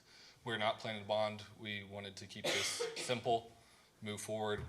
We thought our interests were aligned in getting the project started and completed and on the ground to bring the jobs to Kyle as soon as possible. That's what we're trying to do. Councilman Ellison still has the floor. Do you have anything else?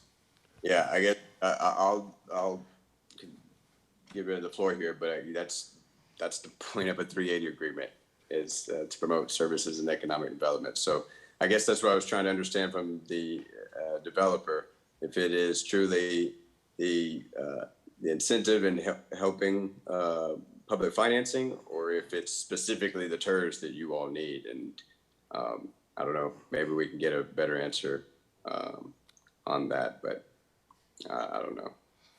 Thank you, Mayor. Last comment on that is back to the time of the essence and the speed with which we're hoping to get going, and being further 380, 381 is faster than TERS. Got it. Much faster. Except for that we're down the road on the TERS. I haven't been through 380, 381, so I could be wrong. We could build a jump right ahead. I'm not sure. But we're down the road on the TERS. It also provides opportunity to potentially expand in the future, to benefit the city, to Scott's point earlier. We underwrote some form of assistance, a TERS in this case, to pay for the public infrastructure that we are constructing, and we're relying on it for the project. Okay. Well, I just want to be clear. My commentary in particular, and I heard Councilor Ellison, who might represent the different opinion here, are neither of us are saying we don't want to fund the infrastructure or have the project happen. We're not trying to say we want to produce less. It's really more a question of, because we do want to fund that infrastructure as well. So it's a question of what is the appropriate tool if you're already in city. Like for example, a PID is another way of creating an assessment, and you can actually bond and create those cash flows.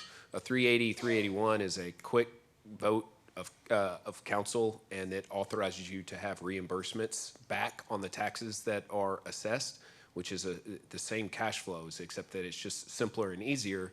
And then our tax rate stays whole, but at the same time, you're able to borrow against it. So, for example, the HPI, which is a very similar project to what you were proposing, the HPI development did a 380, 381 deal, and it was, and they put in $10 million worth of infrastructure, roads in particular, on the backs of that 380, 381. And that was one vote of council, and then there's not a board being created, and a ton of oversight that has to go into it as well. So I think if you went back, even if we approve this as a start, I think if you went back and could get the same functionality and look into it, you might decide that you could get there faster on a 380, 381. So all of that said, if it's,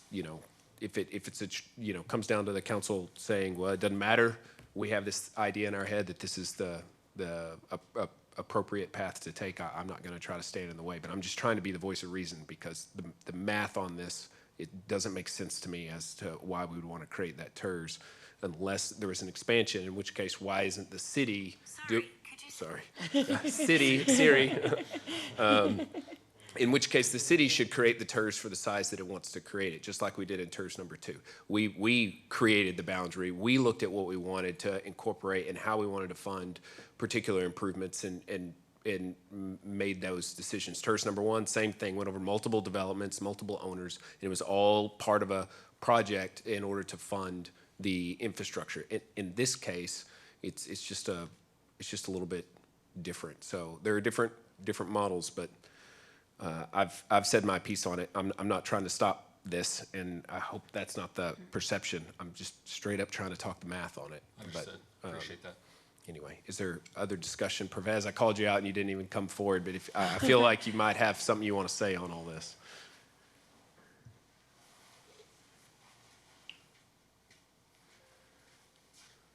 You may not like what I have to say, Mayor. Oh, it's not our first time.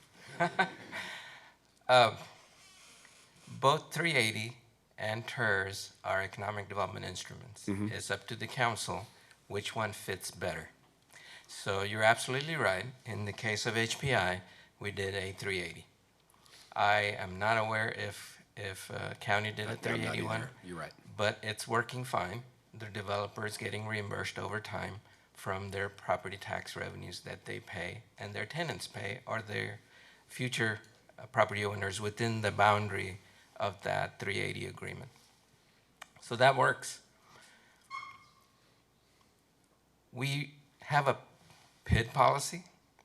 We have a 380 policy. What is confusing the developers, the staff, and council, I believe, in my opinion, and strictly my opinion, it's not legal opinion, it's simply from a financial perspective. We don't have a TERS policy. So when it comes to picking and selecting a economic development instrument to finance a project, we have both of these available. So the developer comes and says, hey, what about a TERS? What about a PID-TERS combo? If we had a policy, we would be very clear at what point does TERS is an applicable instrument for 380, for economic development in the city of Kyle. Not Buda, not San Marcos, for us right here. So in the absence of a policy, both of these are available to you as a tool. If I was the developer and I had option A, pick 380 behind door number 1, or TERS behind door number 2, I will always go for TERS number 2. Door number 2 for a TERS, because it guarantees the annual appropriation. They can take it to the bank, they can take it to their underwriters, it guarantees the flow of cash. Even though we're good for our money on 380s, when we do an agreement, we commit. We have obligations, we set aside those money, we ensure that they get paid on time. What I'm not clear here, and maybe Scott can elaborate, is I'm pretty sure the TERS, if we were to go TERS on this development, the TERS boundary is going to be larger than just their development. So they have more increment revenues coming in, ensuring the developer gets reimbursed at a higher pace than under a 380. Because the 380 would only be guaranteed with the property taxes that they pay or sales taxes, depending on how we set it up. But it'll be only from the property that is captured in 380 agreement. So that's the difference. The TERS boundary may be larger than their development, so they may get reimbursed faster. But what are we going to do on the south retail side when the developer or the builder who comes in and wants to build a nice big project that will also be incentivized?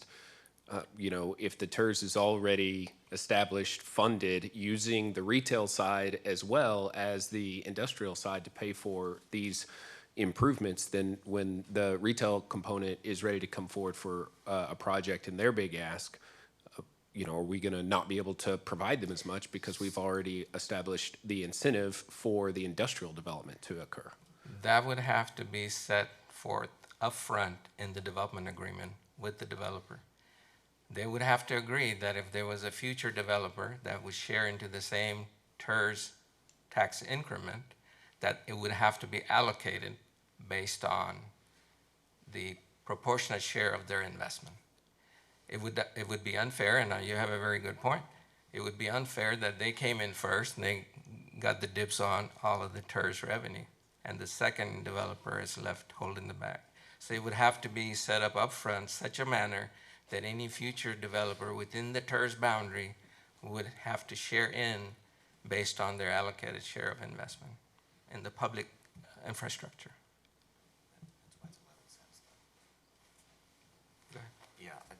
I think they're trying to plan for that, which is why it's only 11-cent TERS. So,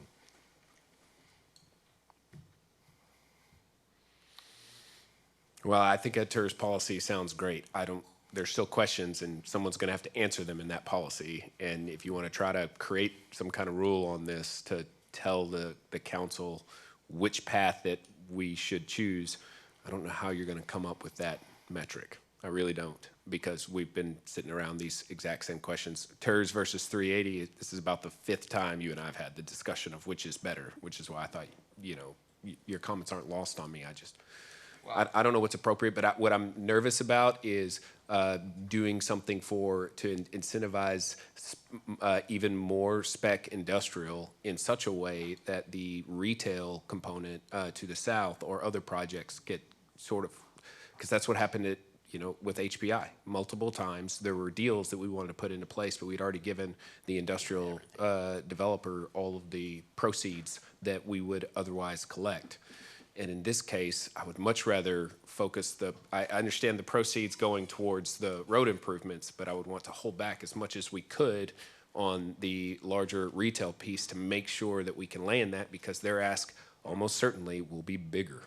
It will be more to incentivize them as a direct user, whereas in the case of spec industrial, that likely is, if the idea is you're not going to be coming for incentives, that means the jobs are going to be sort of, not necessarily the high end. It's industrial. It's big tilt wall, construction, and we already have a lot of it in the area. So I'm just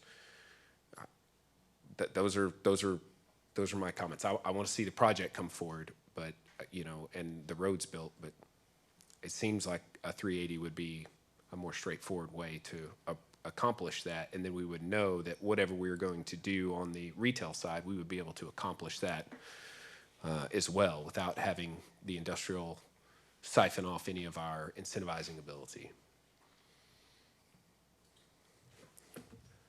There's a motion and a second. Is there any further discussion? No. I didn't get that. Oh my gosh. Would the council feel any way compelled to wait until table this item until April 5th? I think they want to vote. There's a motion on the All right. All those in favor say aye. Aye. All opposed? Nay. Motion carries 5-2. All right, next up, I guess we'll bring up agenda items 36 and 37 together, if there are no objections. 36, consider possible action to approve a resolution for the city of Kyle accepting the, did I say it wrong? No, sorry. It's 36 and 37. Petition for annexation of 176.023 acres of land for property located at 5260 Hillside Terrace, setting the annexation schedule, and then also approving a resolution accepting the petition for annexation of 82.951 acres of land on FM 2001, approximately 500 feet north of Windy Hill Road. These are both related to Hillside Terrace. Mr. Atkinson. Thank you. Will Atkinson for the record, Senior Planner. Both items, that's exactly what they are. They're petitions to be annexed for the project up at Hillside Terrace. A note, if you don't mind, when approving the resolution, if you could specifically say for April 19th for the public hearing. There's a typo on the date on the resolution itself, and it says February 15th. At one point, the developer had backed off the annexation, and they had to reapply, and we failed to account for that. You said April 19th? April 19th is the actual one. So what about the development agreement and zoning and all of that? It'll be coming down the pipeline associated with it. And the development agreement, the zoning, specifically the zoning is going to be in the mid-May timeframe, with the development agreement in between April 19th and the May 17th timeframe as well. So all that stuff is going to be wrapped up before the end vote. For annexation? Correct. Okay. And this is the resolution. This is not actually annexing. This is just starting the process. Correct. This is just petitions to accept it. Does anybody have any questions for Mr. Atkinson? Councilmember Flores-Kale. Yeah. How is it possible that we can zone and not annex? You can't. You can't. So, but you said it's going. The zoning is going to be ready by the time it's annexed. Right, it's all gonna coalesce on the same date at the very end. So there's multiple agenda items in appropriate order on the same date. So when does the zoning go to planning and zoning for a vote? It'll be in the beginning of May to account for that. So we don't know what planning and zoning thinks about this, but we're gonna get started on it? They're requesting a petition to accept the annexation process. And then as it comes forward, there's going to be a development agreement associated with this project to account for subdivision standards related to the Vibe Trail system, a better subdivision generally in design. So in the end, it's going to be a single family subdivision. It's just going to meet our standards and actually exceed them. Does that answer your question? Yeah, no, not really, because do we have to, when do we vote for the single family zoning? Well, what's it currently zoned at? Is it ag? No, it's not inside the city yet. Okay, so how do we automatically know that it's gonna be single family zoning? I mean, we haven't voted on it, hasn't gone to planning and zoning, this hasn't been discussed. The fact that it's gonna be in a DA does not mean it serves the process. I feel like it needs to go to planning and zoning, it needs to come to council, and then we vote on what we want that zoning to be. Annexation should just be one of the process, and I get that it is. But then at the very end, it shouldn't be, oh, and now it's all bundled as one. I would like to see the process go to planning and zoning and then come to us. So I hear you.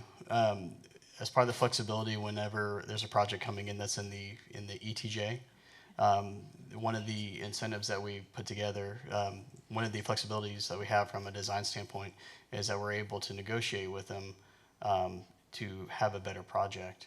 So that development agreement is mostly related to infrastructure and what have you, but it also contemplates talking about the kind of development we want to see as well. And that's something that the city council specifically sees. That's y'all's prerogative from entering into that agreement. Now, and following that,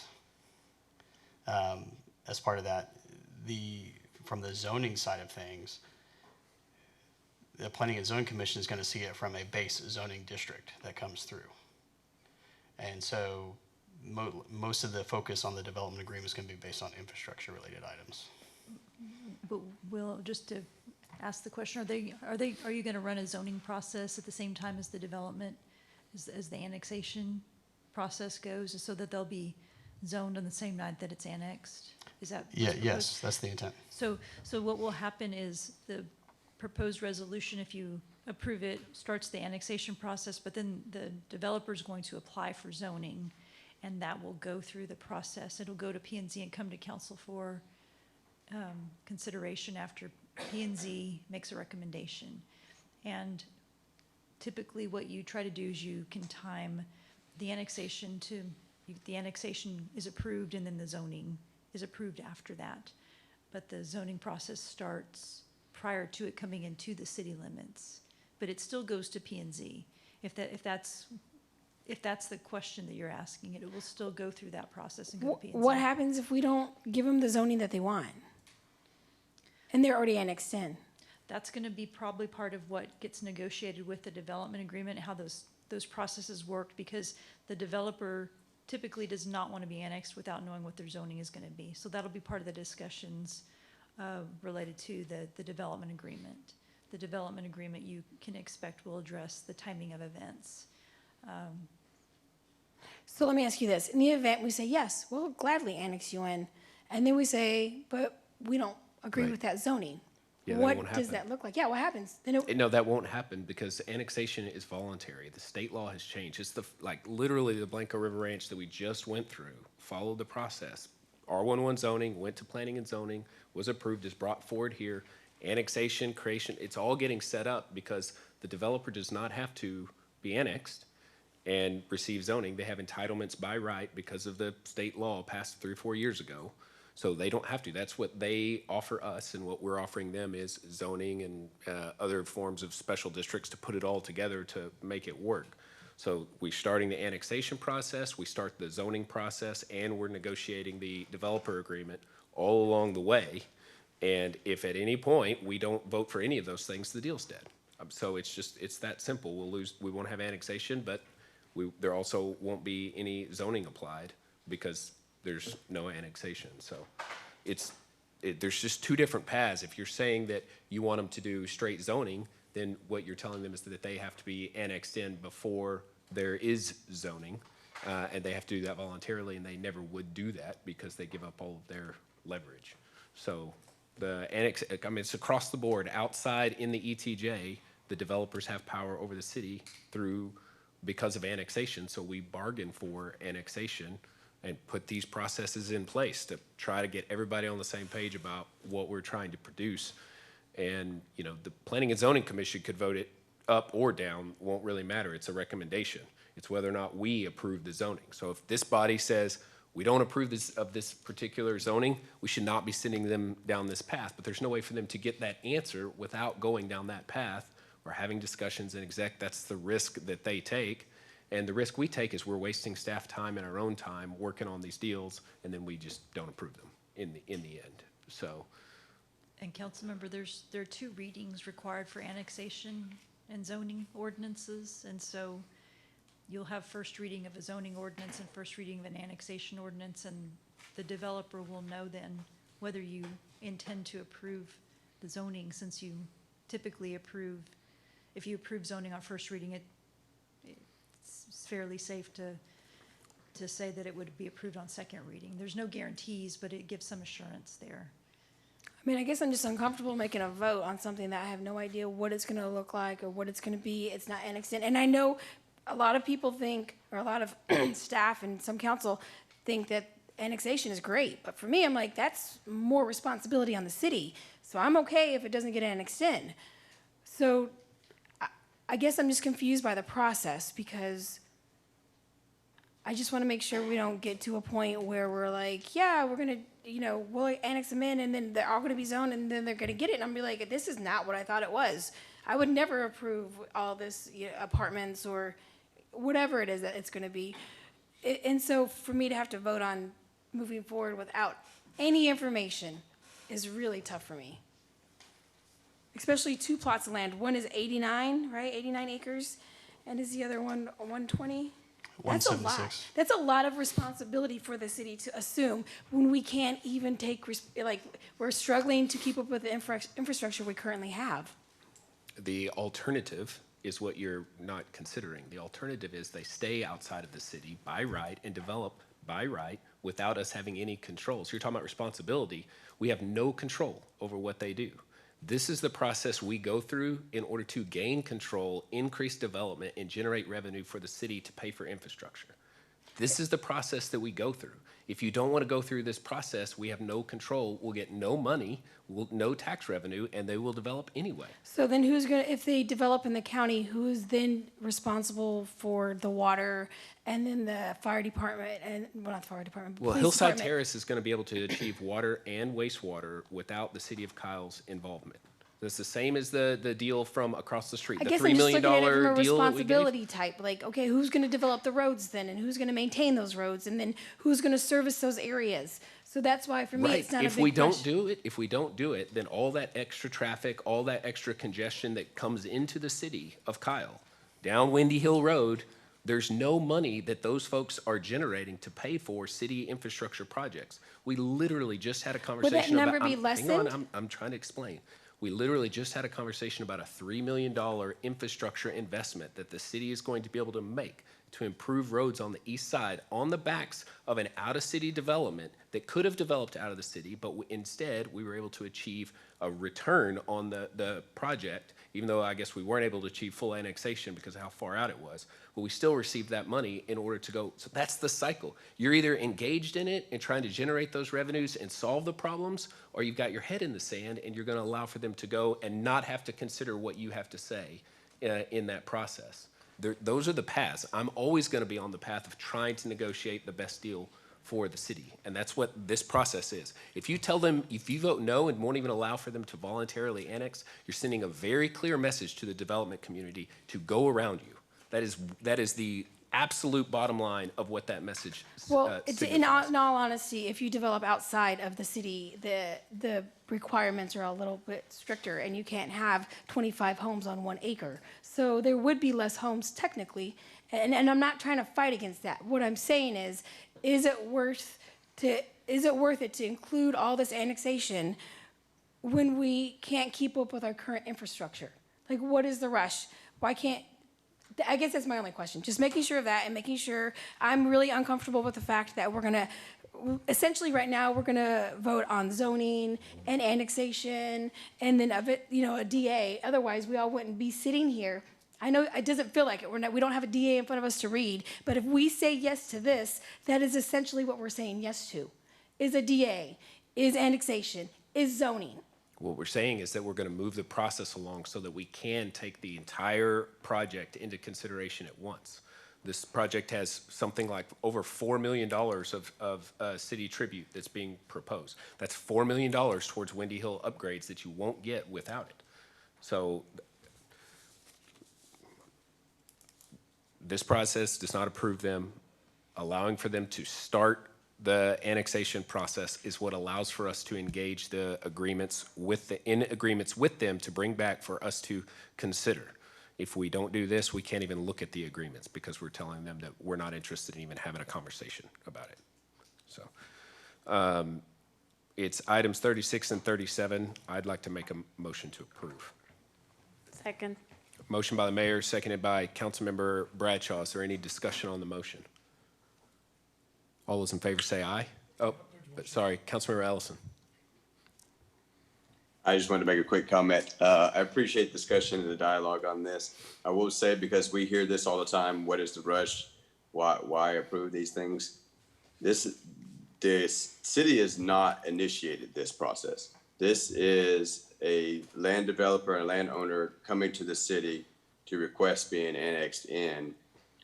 So this has been a process that came to us. This is not the city going out and saying, we want to bring these things in. So I just want to push back a little bit on that rush thing. And I will say, it is difficult because we certainly do have road infrastructure and other issues to address. But I will agree with the mayor, 100% correct. We don't do this. They develop regardless. They develop it whatever their standard is. I will say that I don't think that the county standard is stricter than the city standard, and we'll get whatever they develop. And those people will still use our roads. They'll still stress our networks, and we'll be getting nothing from that. And that all those things that we'll still see from the street level are still going to happen. And the challenges that people are frustrated about are still going to happen. And the houses that are going to be built there and people will gripe about is still going to happen. So it is, I understand it can be a frustrating process. I have looked at these plans. There are no apartments going in on those that I'm aware of, and certainly I can be corrected if I'm wrong, but I just wanted to kind of highlight those points. Thank you, Mayor. Any other discussion? Yeah, just one more question. So when annexed in, what is their zoning gonna be? Is it mixed? Or is it? If it follows the process that we're going for, they're all gonna be on the same agenda, so it's gonna be one item after the other. So it'll temporarily be zoned ag until the next item comes up where the zoning that we're contemplating is a single-family residential zoning district. I don't remember what it is offhand. We're working through it. I do know we have it in the agreement that we're working through a draft on. So only housing? So only R13? I don't remember exactly the zoning district, but it is single-family residential. All right, any other discussion? All those in favor say aye. Aye. Aye. All opposed? Nay. All right, motion carries 6-1. Next up, agenda item number 38, consider possible action to approve a resolution of the City of Kyle, Texas, accepting the petition for annexation of 119.703 acres of land, more or less, located at 1111 and 1113 Roland Lane in Hayes County. Mr. Atkinson. Nope, I need to fix 36 and 37 again. I went too fast. Oh, yes. So if there are no objections, I'd like to reconsider agenda items number 36 and 37. Do I need a vote to reconsider to make sure we get this correct because of the petition? I'd like to make a motion to reconsider agenda items 36 and Second. 37. Motion by the mayor, seconded by Councilmember Flores Kale. So discussion on the vote, or on the motion. All those in favor say aye. Aye. All opposed? Motion carries 7-0. I'd like to make a motion to approve agenda items number 36 and 37 and change the resolution, the date in the resolution to be the 4/19 council meeting. Yes. It's a motion by the mayor, seconded by Councilmember Parsley. Is there discussion on that motion? All those in favor say aye. Aye. All opposed? You want to vote against it? No. All right, motion carries 7-0. The date, that was it, huh? No. All right, next up, agenda item number 38, consider possible action to approve a resolution of the City of Kyle, Texas. I already read it. 1111, 1113 Roland Lane. Mr. Atkinson. All right, this is a separate annexation request by the landowner, the Bullock family. They are going to be pursuing a mix of zoning around the same time frame. And this is going to come forward on the April 19th for the public hearing, and it's going to actually be on the May 3rd meeting for second read for annexation. Same deal. This is not going to be an incentivized project, just as straight zoning. Correct. There's been no conversations related to incentivizations. Right. So, any questions for Mr. Atkinson? Motions? Mayor, I'd like to make a motion to approve agenda item 38. Second. All right, motion by Mayor Pro Tem Rizo, seconded by Councilor Ellison, that we approve agenda item 38. Is there discussion on that motion? All those in favor say aye. Aye. All opposed? Motion carries 7-0. Was the date right on that resolution? Yeah, that one's correct. All right. So, thank you All for right, your now we're getting patience. traction. Here we go. Agenda item 39, considering possible action to develop a professional firm for the purposes of developing the city's comprehensive plan and to authorize the city manager to negotiate and execute the contract for services. Amber Good Lewis. evening, Mayor and Council. Amber Lewis, Assistant City Manager for the record. We received 2 responses for the comprehensive plan. Impressed by both responses we received, but we're really impressed with Verdunity.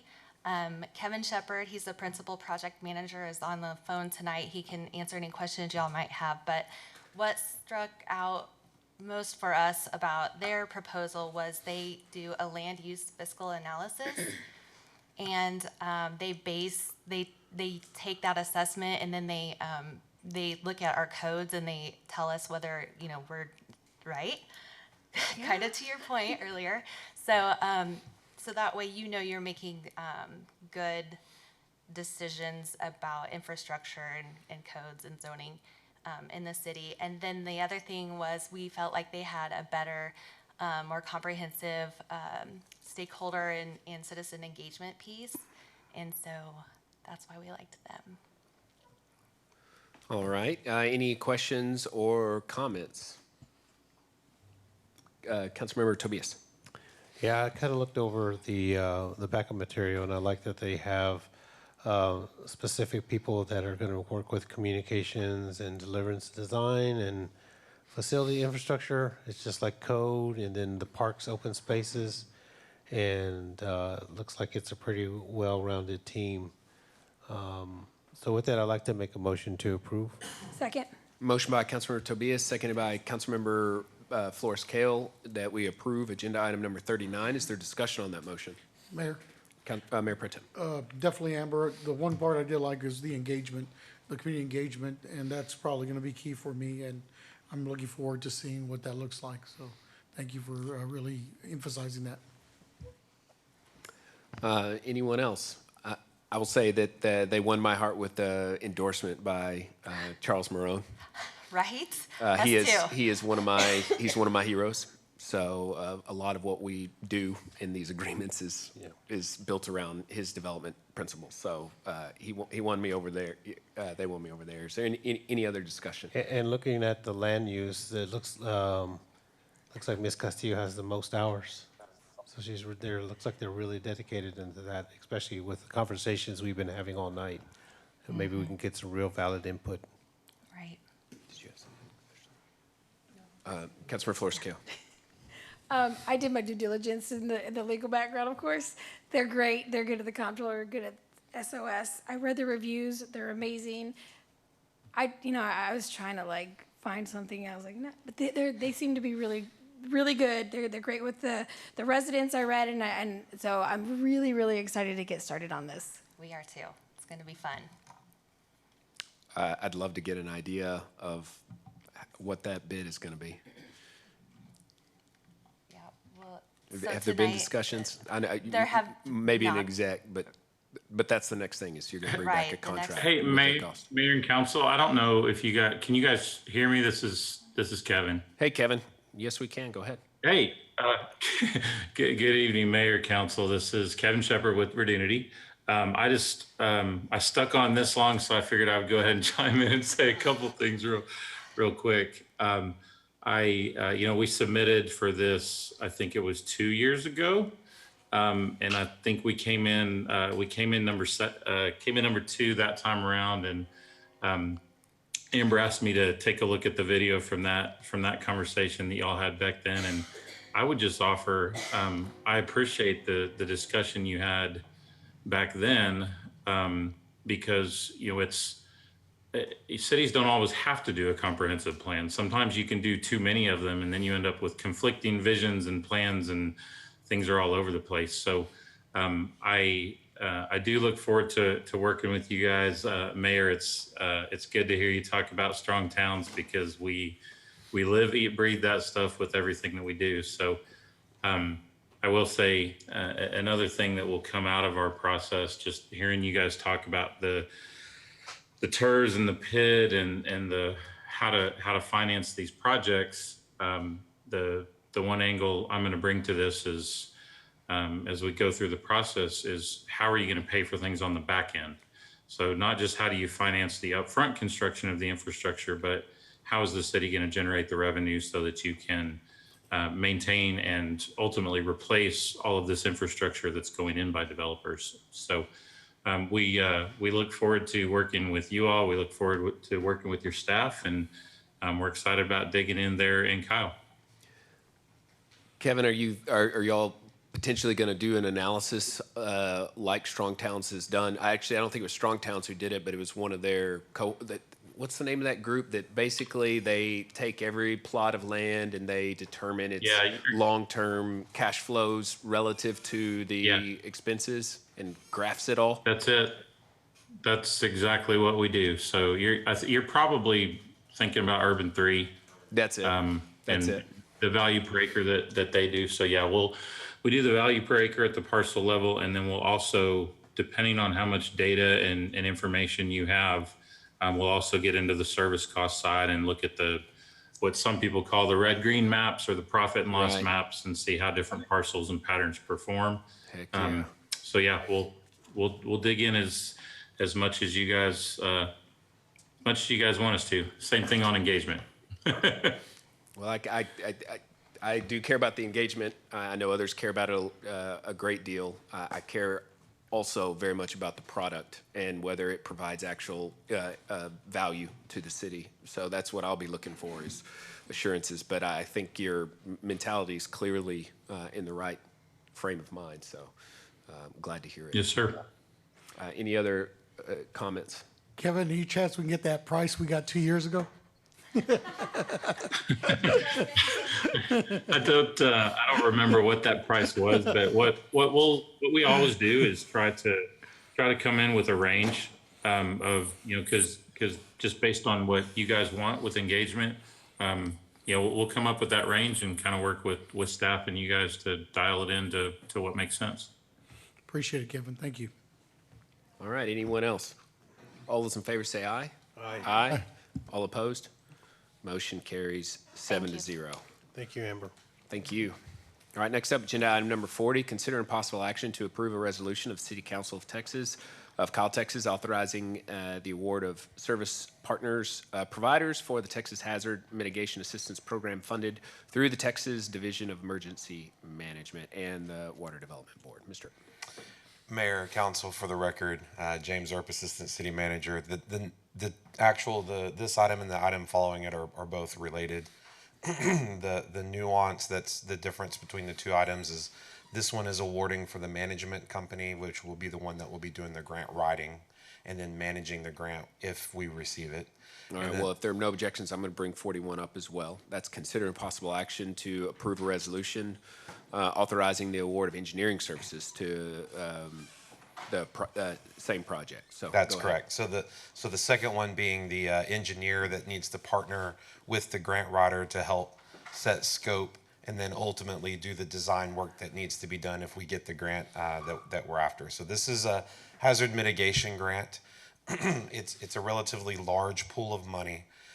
We put in some sample projects that could be included, but generally speaking, the pre-application is due at the end of April. So these folks will do the work to try to get us pre-qualified. And then if we get pre-qualified, then we can come back and say, okay, we want these 15 projects in, we want them all designed, we want to figure out what we'll get funded for, so on and so forth. So I had things in there like the Quail Ridge drainage, because that was one of the projects on the list for making Gump. I also had in there items that would be for like, warning systems and what have you for bad weather. So it's things to do with hazard mitigation that also feeds directly into our emergency management stuff too. So, All right, any questions for James? Comments? Motions? Mayor, I'd like to go ahead and make a motion to approve agenda item number 40 and 41. Second. A motion by Councilmember Tobias, seconded by Mayor Pro Tem Rizzo, that we approve items 40 and 41. Is there discussion on the motion? can I add something to the record? Sure. The management services is Grant Works. The engineering firm is half. Okay. Thank you. All those in favor say aye. Aye. All opposed? Motion carries 7-0. Next up, agenda item 42, first reading, an ordinance of the City of Kyle, Texas, repealing related to boards and commissions. Mr. Earp. This one requires a laptop.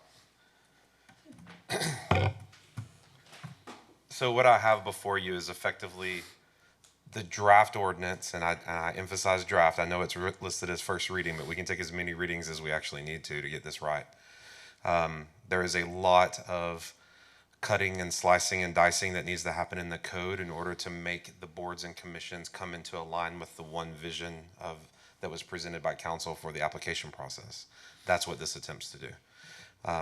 The biggest thing that's probably worth noting is there are 3 boards that would be affected by the change that was discussed by council, which was everybody has effectively the same qualifications to apply. There's a one application, if you will.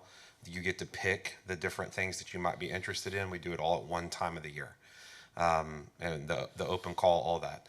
So that's the library board, the parks board, and the P&Z are the main ones that were affected whenever I went through the code. One of the things that we would effectively do, and the way that I've envisioned this, is that we make the change in one place, and then in the other areas we refer back to that place to say that's how we fill this board and commission. There's another commission that would be affected that is not currently in this draft ordinance, and that's the Arts Commission because it hasn't been codified yet. So I would actually need to add in the language that would do the same thing for the Arts Commission. But that said, this attempts to change the language, which is effectively the first thing that you see in section 2.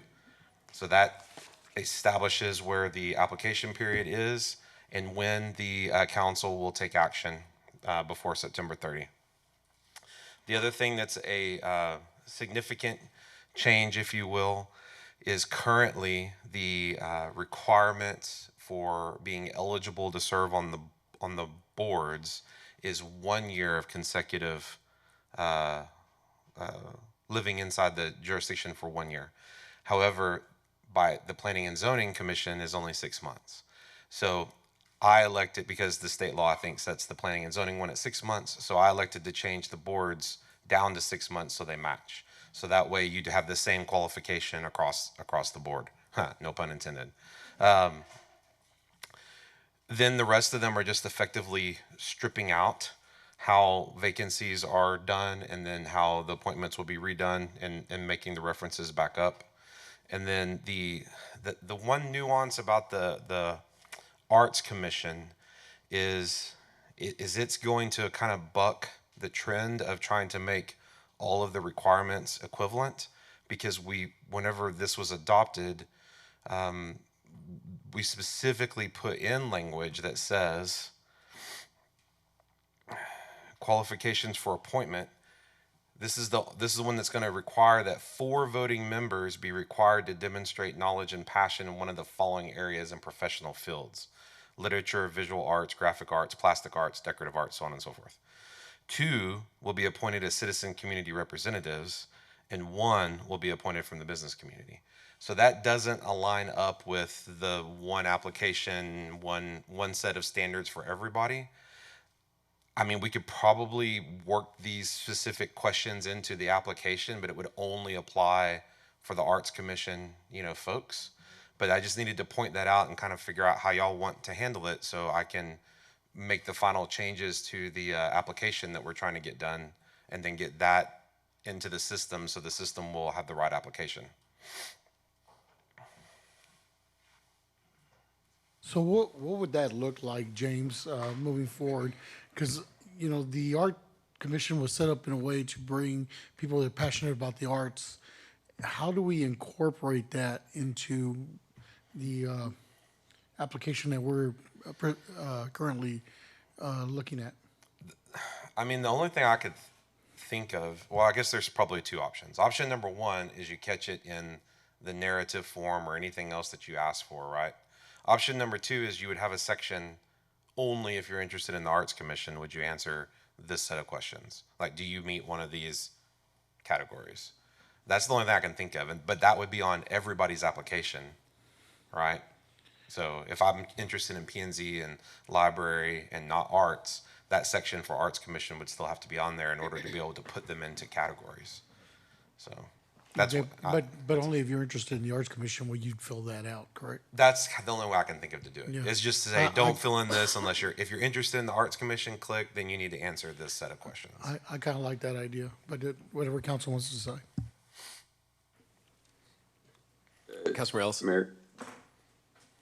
So certainly James, thank you for all your effort on this. I'm sure this was quite a tedious process for you. So I certainly understand the challenge there with the Arts Board. You brought up the other boards. Economic development is similar as well, that they're different than any of the other boards and the requirements that they have as well. I know even the library board, as far as residency requirements, is even different. So did you see any kind of challenges with the Economic Development Board in adding that? What did you do with the library board as far as the residency piece? And could we look to either one of those to kind of solve the Arts Commission challenge? So to answer your question, it's a very good question. I believe what I did is I repealed the language in the library section. I repealed that. So now it's just 7 members and council appoints them, right? Economic development, when I pull up Division 4 of the code, all that does now is talk about renaming the Economic Development and Tourism Committee to the Economic Development and Tourism Board. There's nothing that I see in here currently. The rest of it is reserved. It only talks about the general duties. So I don't see currently in, that's Article 3, Boards and Commissions, and then Division 4, Economic Development and Tourism Board. That's what I was looking at. And let me see if I amended another section that's not that. Let's see, that's... Because Economic Development Board isn't even required to live in the city for that particular board. So it is very different rules. Well, but the point is, I don't see where that lives in the code, is what I'm saying. Well, I don't see in the code where it says you don't have to live in the, Is that just a because policy? it's a board, it would be living in the rest of the board, rules. I don't see, well, I just don't find it, is what I'm saying. It's in the board commission ordinance, I believe. Would it be more time efficient to create bylaws to go with each group? Because I feel like there's a lot of stuff we're missing out and that you're gonna have to include, and it's probably gonna make a 10-page ordinance. So would it be more time efficient to just say, okay, we're gonna create bylaws so we know what those expectations are within that board or commission, and then we just have a very basic ordinance which describes our process? Well, I mean, I guess generally speaking, what I understood the will of council to be was to streamline this, to make it to where the qualifications were effectively the same. Right. And then that gets you the maximum pool of candidates, and then through interview and then combination of interview and my, as an applicant interest, you are able to kind of place people in the correct place. So that's what I'm attempting to do, is to strip out a lot of the things that are like A but not C, D but not F through G. I was trying to strip as much of that out and just drive it all back to y'all can appoint 7 people, because if it's a board, if it's a commission, it can follow the commission rules. And then that's basically the end. And then you live here 6 months and you be 18 years of older, and that's effectively it. Everything else then is up to the discretion of the council. As far as bylaws, and I don't know that I'm prepared to talk about that, but that's what I'm attempting to do. I do know what y'all are talking about with the economic development. I remember that. I just don't see it in the code, is what I'm saying. So, Diana, do you have anything to add on that? Do you know how where the policy for selection of the board members is located? And really the question is, do we want to repeal it and bring economic development into conformity with all boards, or do we want to leave that board separate and give it a separate path? So this is your chance to talk on that. Mayor and Council, Diana Torres, Director of Economic Development, for the record. That's a good question. I don't know where it lives in code, but I do remember at the time that it was, the restructure was to kind of mirror an economic development corporation. And there was very strategic positions to be filled, like one from the school district, right, one from healthcare, one from manufacturing, one from development. But if we repeal and bring that board into this policy, at least a couple of the members will no longer be able to serve, I would imagine. Several. And then, right, Yeah. and then so. And then the business owners had to have, they either had to have a business in the community as far as like them owning it, or they had to be one of the main employees at that business located in Kyle. Councilmember Ellison. So I found it. It's in the, so I looked under the boards and commissions page, clicking on the economic development board. It's in the job description. It looks like a Word document that's on that page. And it goes into the 4 requirements that are required or on any of the others. And it says an appointee may not be of the city. Seats for the Economic Development Board will include representation from key local stakeholders, including a local major employer, locally serving utility, local healthcare, ACISD, higher education, and hotelier. So that's where that language is. I guess I looked real quick too, and I'm sure James looked thoroughly through the code, but I guess that's where it is. It's in the job description for that particular board. And that can be found on the boards and commissions page where it lists all the boards and commissions. You click on economic development, scroll down to the bottom, there's attachments, and one of them is a Word document with that in it. It's in section 2111 in the code. Okay. Well, there's going to be conflict. We just need to make a decision and give James direction. If you look at 2111, all it says is the Economic Development Tourism Board is hereby created. That's all it says. Yeah. It does not say this is the membership and this is how it's done. None of that is I'm looking right at it right here. 211 through 214. We need to go back. It was approved by council in 2015. Well, it's probably just approved as well, either way, like a policy as opposed to an ordinance. Policy versus probably, ordinance. That's what I would guess. So, but either way, the question remains: do you want to have the ability to have specific requirements? And if you do, because every time we do that, then that makes the application grow bigger and only be applicable to that one section. Right? I don't have a problem with it. I'm just trying to determine what it is that y'all want to be able to the application to do. So I direct staff to create it correctly. I personally think that the Economic Development Board should kind of stay more or less the way it is. I think it's a slightly different. Is there any opposition to putting that description that you read into the code while we're doing this amendment, since we're already cutting and pasting all into the boards and commissions anyway, to where ED would have its own specific requirements for filling those seats that do not abide by the boards, because it is a board, so it's supposed to abide by the parent, category above it, which is 7 members, 6 months, live in the city limits, over 18. So I would think, insert language into the code that says, unless it's the Economic Development Board. Correct. In which case it's this. Right. Yeah. And then we can adopt that by ordinance with all of this as well. I would just add it into this ordinance and make it super confusing for everybody. That's fine. Thank you, James. All right. Well, I think that's the heading. Okay, thank you. All right. This is first reading, so this is a change you bring back for second reading, is what you're saying? However many readings we need, yes, I would make the change before second reading. All right, I'd like to make a motion to approve agenda item 42. Second. Motion by the mayor, seconded by Mayor Pro Tem Rizo. Is there discussion on the motion? All those in favor say aye. Aye. All opposed?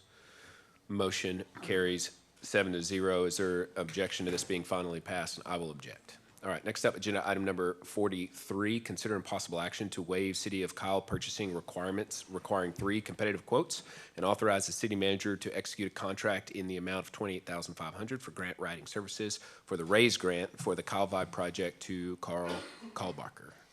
And Council, the RAISE grant is what was used to be the build grant, and then before that it was the Tiger grant. It's an extremely competitive federal grant. There's more money to put in it this year, but it's still very, very competitive. The deadline is coming up very quickly, and if we were to follow our procurement policy with notifying, in the newspaper, selecting, competitive quotes, and then bringing it back to the council, we would effectively miss the deadline for the grant writer. Now, we reached out to our federal lobbyist. They found this firm that's on the agenda who has had a lot of success with this grant, the Tiger Build Raise grant, and we met with this individual. He was the one who instructed us to do we'll call it the trail survey that we put out, that is still out, and is ready to move forward very quickly on the application. But this is the only way to get that application done by the deadline.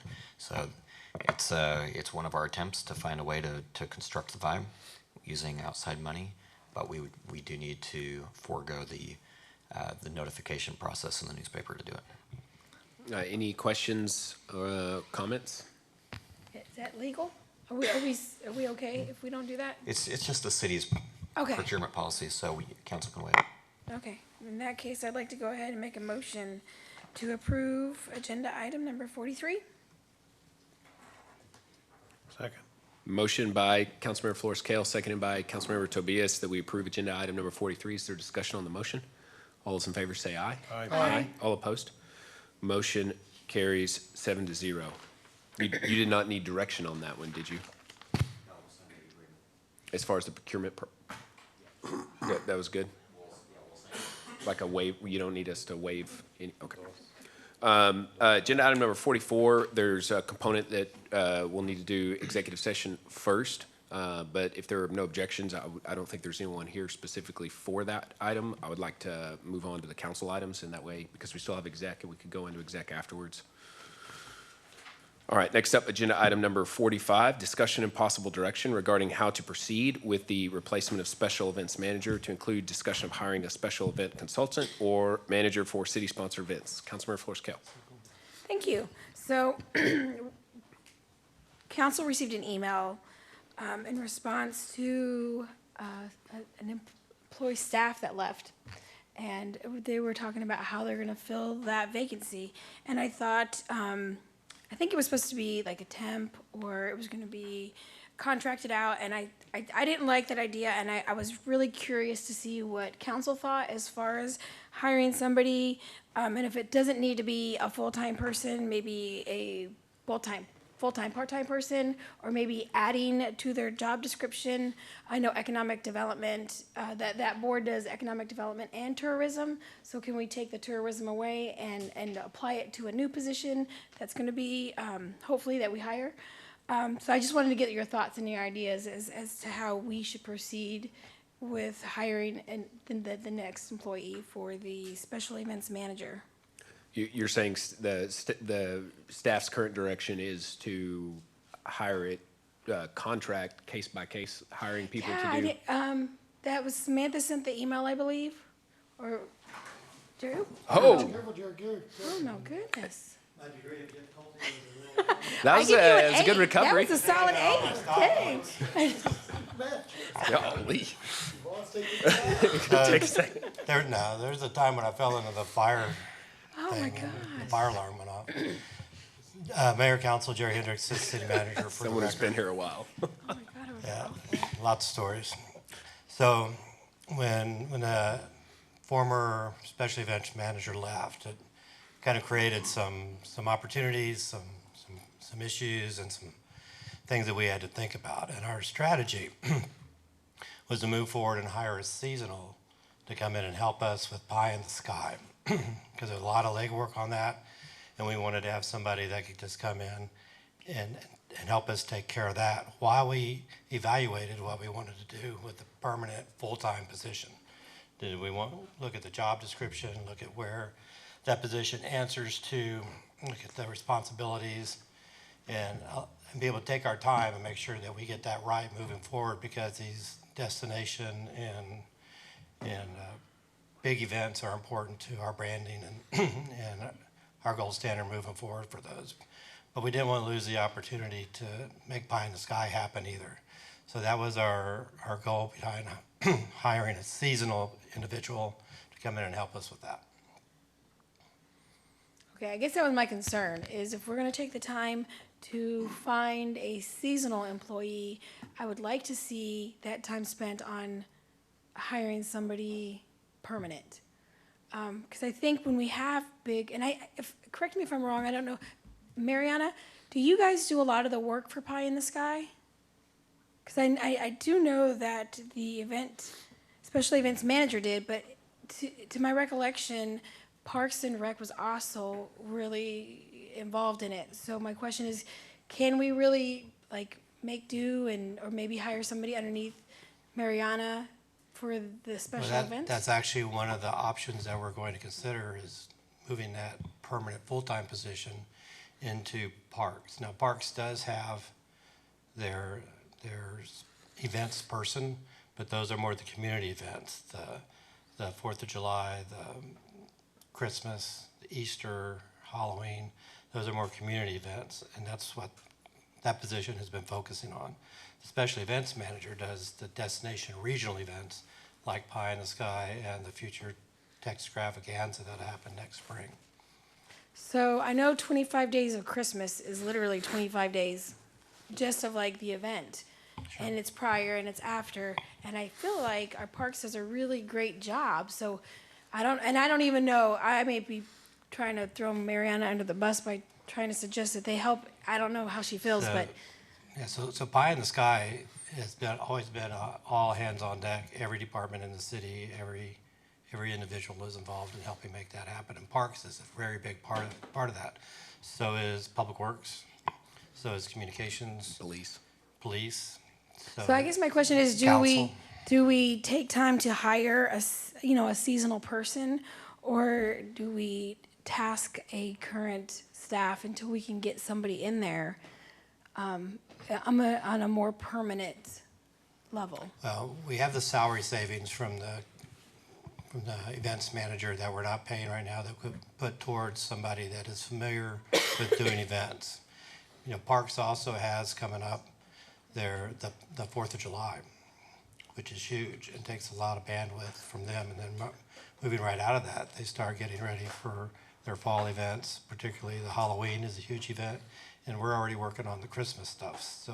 So her team is already, tasked about as much as they can, and we want to make sure we get all of those right. So that's why we'd like to bring in the extra person to fill in the gap while we really look at the special events position and how we want to frame that, realign the duties, realign the responsibilities, maybe the pay scale, the reporting responsibilities, and find out how we can make the best use of that permanent full-time position moving forward and take some time to really frame that and bring it back to you as part of the budget process. No, you go ahead. I'm not a fan of seasonal at all. So just a quick question, Jerry. So really the special events coordinator just takes care of Pie in the Sky and the new spring extravaganza we're doing. That's it. Nothing else, correct? That event in the past has been part of the Pie Capital Texas branding as well. But I think economic development's pretty much taken that over this year. But that's pretty much their sole job is those two events. Right. Nothing else. Everything else falls to the Parks Department and the team that Mariana has in place. Correct. Her special events coordinator, correct? Correct. Yeah, the other approach we could take is to do an RFP for the position to do Pie in the Sky this year. It takes a little bit longer, gives us a little bit more flexibility maybe, but we wanted to go the seasonal employee route because it was quicker. I'm just trying to grasp if it's more economical for us to hire someone full-time for two events that happen, one happens in spring, the other one happens early fall.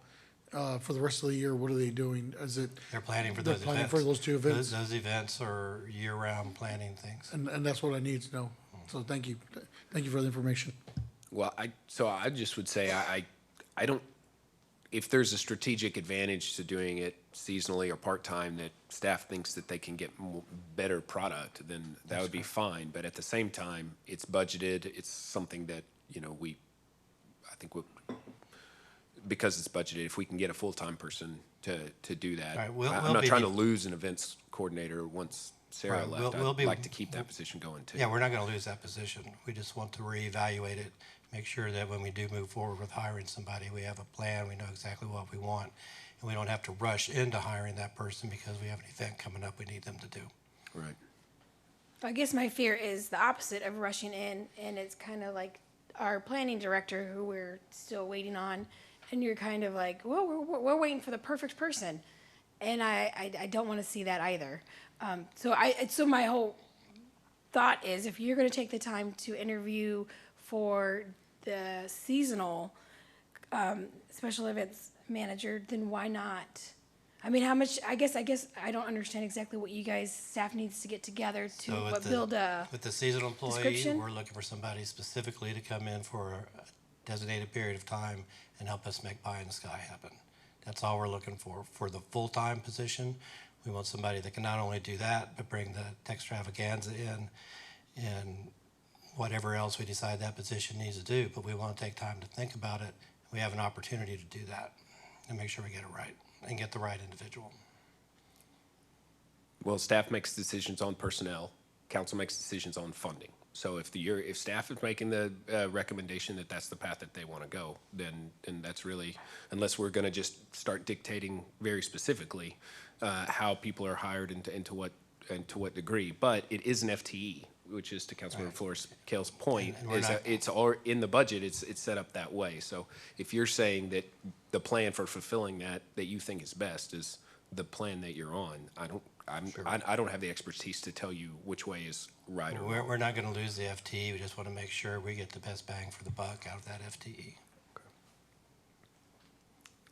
Okay, again, I don't want it to seem like another planning director where it's been several months and almost a year and we don't have a replacement. And I don't know what it is that you guys need to draft as far as figuring out what it is you want that position to look like or how long that will take.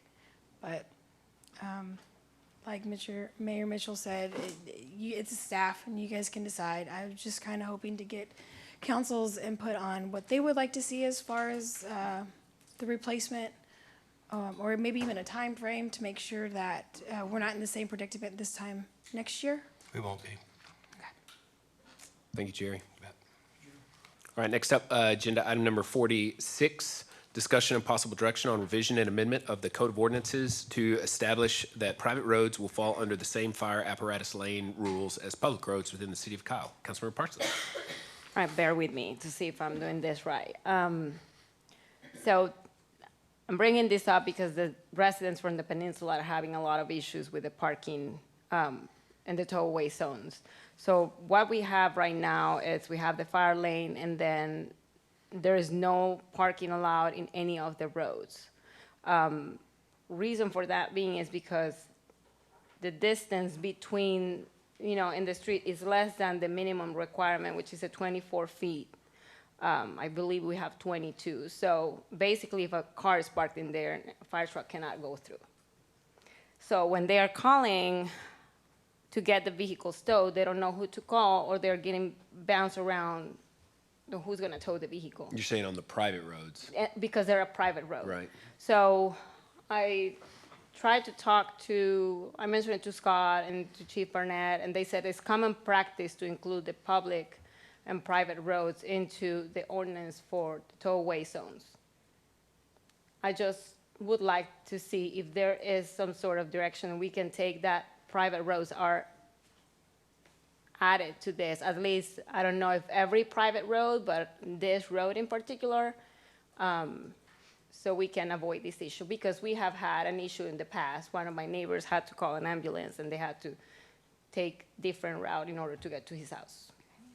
That I remember. Yeah, and we had a house burning a year ago. I remember when the plat for the peninsula was brought forward.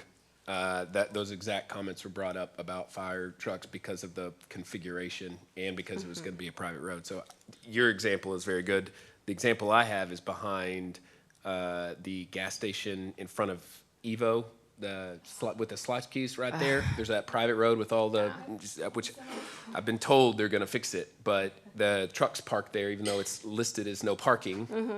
And we've been told there's nothing we can do because it's a private road, and so we don't have enforcement. So if I may, that's my piggyback question is what you're proposing, would that also give us the ability to go in to a place like that and say you can't park there? So I think it's a good proposal. Yeah, so what we'll have to, that section that the council member is looking at has a lot of parking provisions in it, and there's a general provision about enforcing no parking zones where they're posted on public roads, but then there's specific sections that deal with the fire code and fire lanes. So those can be enforced on private property if properly drafted. So if we're looking at having a provision for designating a fire lane and a tow-away zone on private property, there's a way to achieve that through the international building codes. So if we wanted to take the road behind the Schlotzky's and designate that a no parking fire lane on one strip where it's currently posted for no parking but not adhered to, is what Councilmember Parsley is proposing, those revisions, would that allow for us to make that move? Yes, yeah, if we can achieve what she's trying to achieve with using the International Fire Code and designating fire lanes. Does anybody have comments? I think it's a great proposal, frankly. I think that'd be great. Yeah. Especially in that area. I've seen a lot of cars parked there and 18-wheelers. Know exactly what y'all talk about. So yeah, just make it across the board, public and private, and just follow that international plan. And I guess I like it too, but I've got a question as well. With other entities, other property owners, when they've got private roads, say they're the only one on that street, and the city decides they want to mess with his property owner, they're going to go put something on the side of his, what protections does he have? Well, the fire code, well, I guess it depends on, if there's a no the fire parking code zone. official has to make a designation that it's a fire lane. It can be enforced through the International Fire Code, and so there should be some parameters for what makes sense for that to be established. So you should have staff that can assist with determining when that's appropriate. Okay, my only concern is, I'm not saying we are as a city, but if we implement this and all of a sudden, there's somebody some city official targets this person on his private road and because of something they don't like about him or something, the way he exits out or something, complaints, making sure we're not using this as a tool to target somebody. That's the only thing I'm worried about. But this is, if I may interrupt. Yeah, go ahead. It is just for fire lane and no parking zones. Yeah. So if the road is, 36 inches, and a vehicle can park in there, Yeah. and there's enough room for a fire truck to go, So there shouldn't be any And tow. I'm good with that in Plum Creek because I've always been really against the narrow roads in Plum Creek, something that I've always been against, and I've made it vocal, but I'm talking about I somebody. hate those big wide freeways and all the other subdivisions that are out there with their If somebody else speeders has a and private stop road, signs and and maybe it's two ridiculousness. houses there, and all of a sudden we're putting, a fire lane on them, and it's not warranted there, I'm making sure that that's what we're not doing. It's only where it's warranted, like what's going on with your neighborhood where first responders can't, get to a home. I'm good with that. I'm thinking about the other individuals that have private roads as well, that the city's not implementing something on them. Would that, Well- I'm sorry. Well, the International Fire Code, we adopted it, I think, back 2016, it was early on, and there was tons of conversations about lane width. So there is a standard for public streets for the International Fire Code.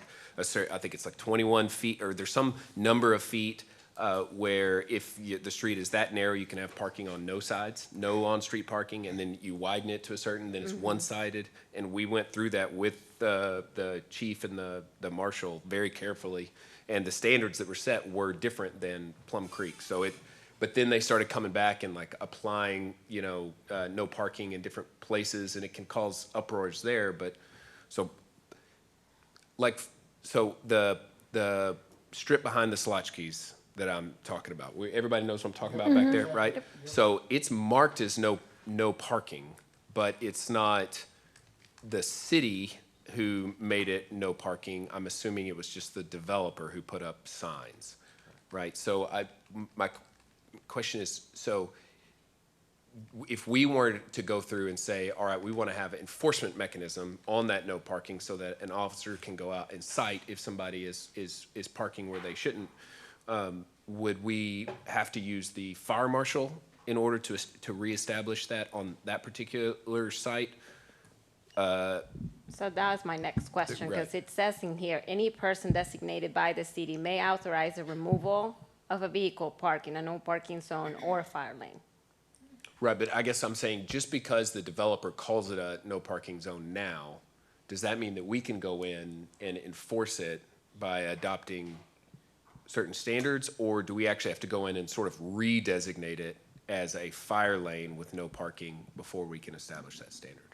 So what we've done is, I believe in this scenario, there might be a fire hydrant, so there are certain areas where it just has to be striped per the fire code. But every city street that fits those widths, 24, I think it's 24, 28, 32 feet, we have worked with the fire district to sign each of those roads where parking is prohibited.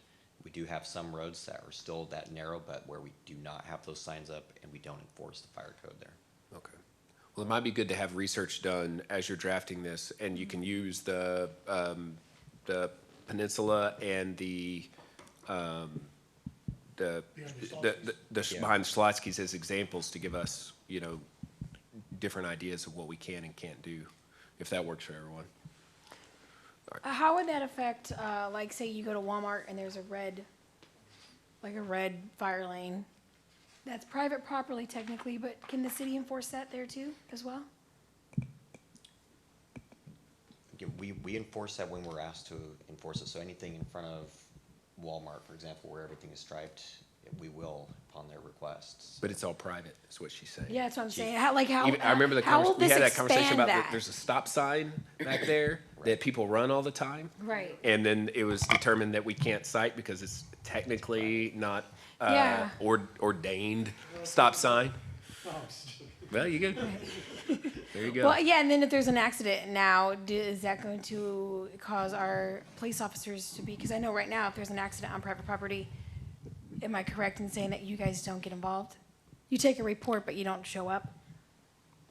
Correct. If it's a private property accident and there's no fatality related to that accident, we're not going to be doing a report because So will this affect that?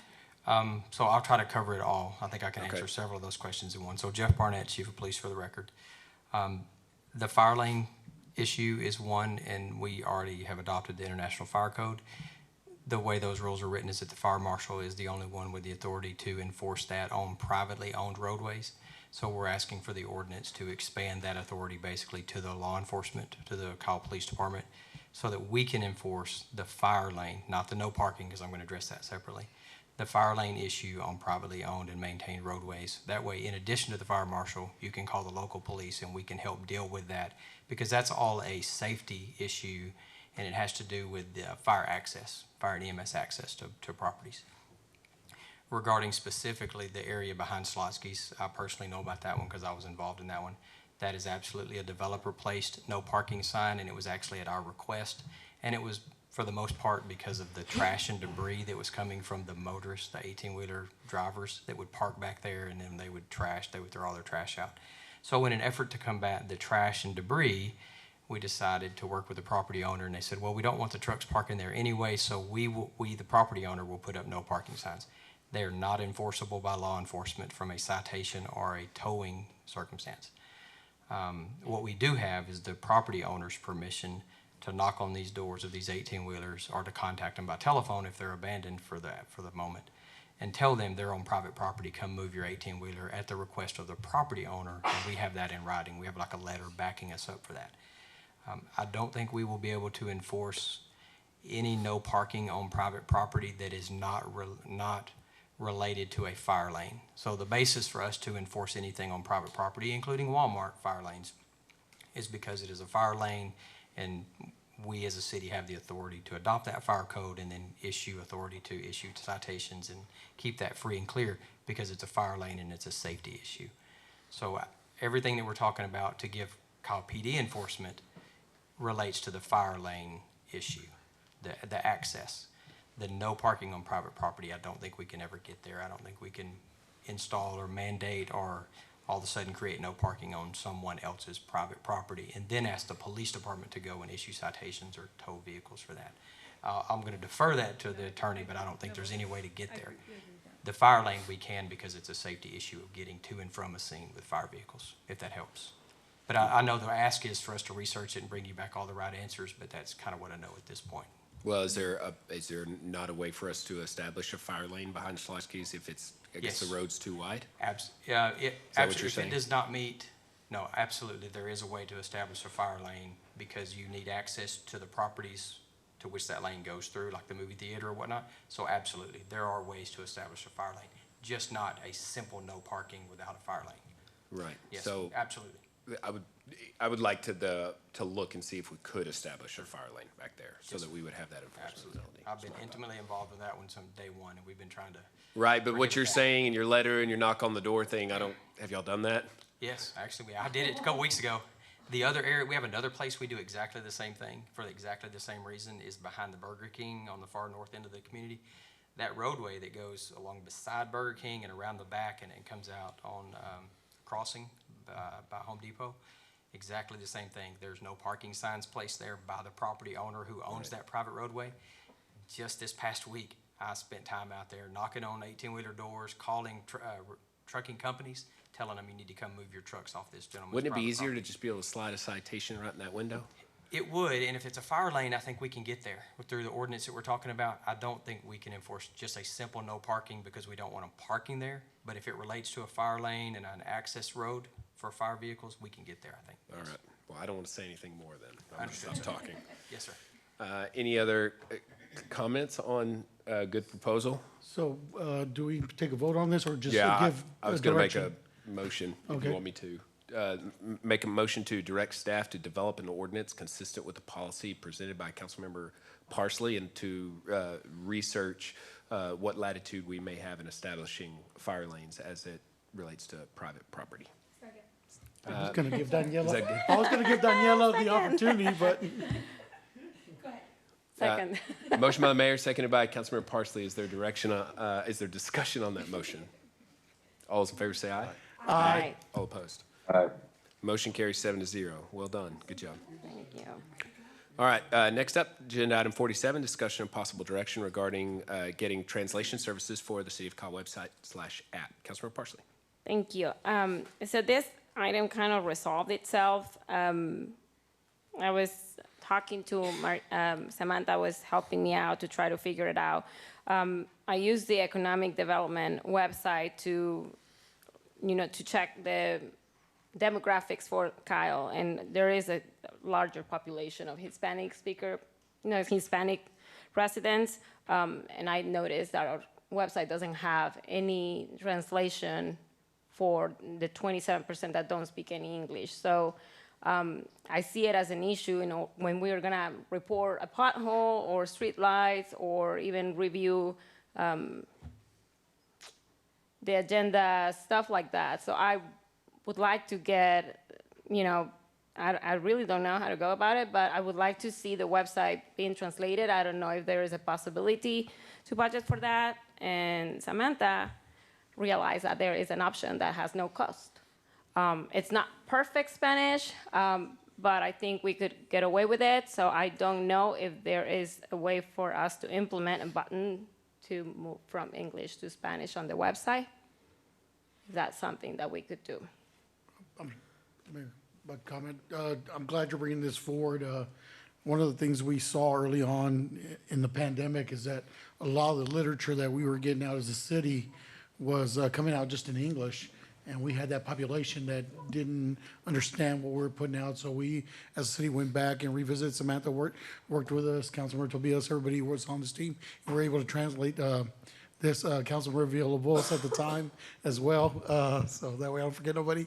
But anyway, we all worked on bringing out a lot of literature in Spanish as well, because we do have that population here that's underserved. So I'm glad you brought this forward, and I look forward to options that we could actually use to rectify this, please. So did you say there's a free option? Yes. Samantha? I know. I was thinking this is gonna be so much. gratis? I know. Amendment of the budget, so. Samantha, I'm Rooster, Director of Communications. So yes, I get to deliver the good news. When you brought this forward, we looked into it, and I don't want to take full credit. Matt Dawson, IT Director, was very much involved in looking into a solution. And what we found is that our website provider does have a widget that would allow us the user to come to the site, click a button, and it translates the page. Not only does it translate the page, it actually follows that user throughout the page. So if they go to the meetings page, they click on the agenda. When the agenda opens, it's also in Spanish. So it's a really great user interface. I think it isn't perfect like you mentioned, but it is available. It can be deployed within one business day. Really, with your direction, we can make this happen, and it could be live by the end of the week. We looked into other cities, and it's actually very surprising. Even big cities in Texas don't have this, and the ones that do utilize the same technology that we would be utilizing. So leading edge, quick, and also free. Yeah, I thought we sort of led the way in the pandemic once we sort of realized what we needed to focus on, because we did a pretty good job with our translation services during that once we got going. So that was, like you said, a lot of council input as well, but communications department taking that direction. So, Councilor Ellison.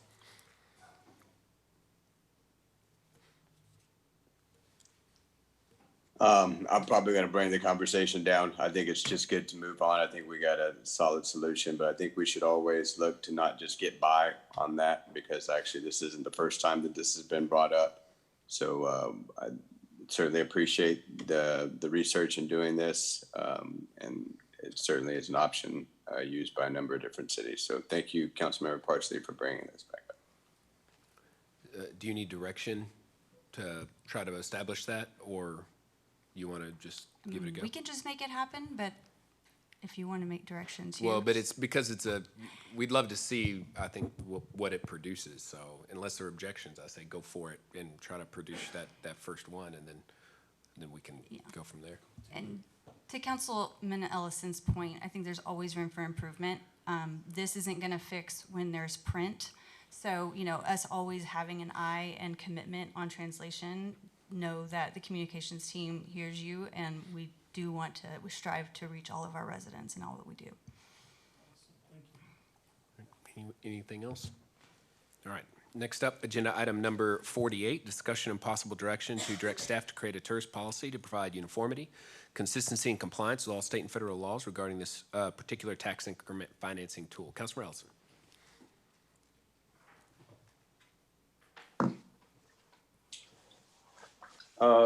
Would there be any objection to bringing it forward agenda items 48 and 49?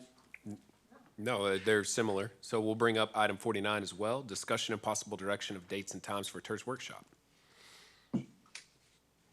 All right. Now, I hope you don't mind, Councilmember Flores-Kell, but just for the sake of kind of getting these discussions going, they are both related. So I think we've talked about TERS before, maybe a few times at length. So this is my attempt to try to bring forward essentially to the points that our finance director was making earlier. How accurate was that at the time? So as you mentioned, we do have a PID policy. We have all kinds of, we have 380 policies. I think we should look at creating a policy for our city to, in order to implement terms. Certainly hear the mayor's points and comments earlier, and I think they're well-founded and very legitimate points, is where do you find what that that comfort level is, or what the determination is for something that is, to the city attorney's point earlier, something that the council has to decide on. But I think if we implement Chapter 311 that references the TERS code for the state of Texas, I'm not aware of any federal codes that would implement on TERS, because talking to elected officials across the country this past week at the conference I went to, not everybody has TERS in their states. So and the states that have the TERS are different, you know, like Carmel, for example, their policy, they have different tools that they can use. So I'd like to direct staff, or, you know, certainly I see Councilmember Flores-Kell's item here, so I want to bring her in as well. But I'd like to make the necessary steps for us to start to create a TERS policy. I'd also, not just referencing Chapter 311, but there is a specific opinion. It is GA-0514 by the Attorney General's office that references TERS as well. I'd like us to definitely take that opinion in consideration, as well as we create this TERS policy. That's more or less, not to continue to ram on that, my objective, and I'd like to pass the floor to Councilmember Flores-Kell. Thank you. So in trying to figure out the situation with the TERS, I just realized there's a lot that I didn't know. I think there's a lot that people who have been on here for a long time still may not completely understand. Not that they don't know, but we just don't understand. And that's okay. It's not about, it's not a comparison, and it's all about what can we learn moving forward. And so my hope was to maybe have somebody from the comptroller or somebody come in and give us a good third-party neutral idea of what this TERS is, what it should be used for, and any kind of legal background that we need to know. Because I've heard on several occasions, well, we've always done this, and I've heard, oh, the county is in on this, but that doesn't mean it was done right. I think people oftentimes lean on other people that they trust, and they just assume that it's being done right. And so in reading all this, I realized that council is fiscally responsible for the finances. Like, it is our job, as all 7 of us sitting up here, to make sure we are spending our money wisely. Finances, TERS is a finance, to make sure we're doing that correct. So moving forward, I just wanted to make sure that we were all on the same page, at least even if we disagree on what really qualifies, but we all have a solid understanding of what a TERS is and when it, you know, when we should use it, ultimately. And so I thought a workshop would be a good time. And look, I'm not excited about a workshop. I'm not excited about coming in on a Saturday. But what I am excited about is making better decisions and unanimously and seeing eye to eye and not being like, feeling like it's us against them, or just being on the same page. And so if anybody else would like to join on a TERS workshop, I would be more than glad to show up. Thoughts on that? I would love that.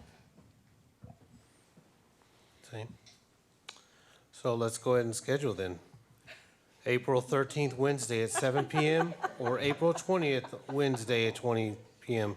Because obviously, I know, again, weekends do not work for a lot of people. So the 13th would be open because we don't have council that week.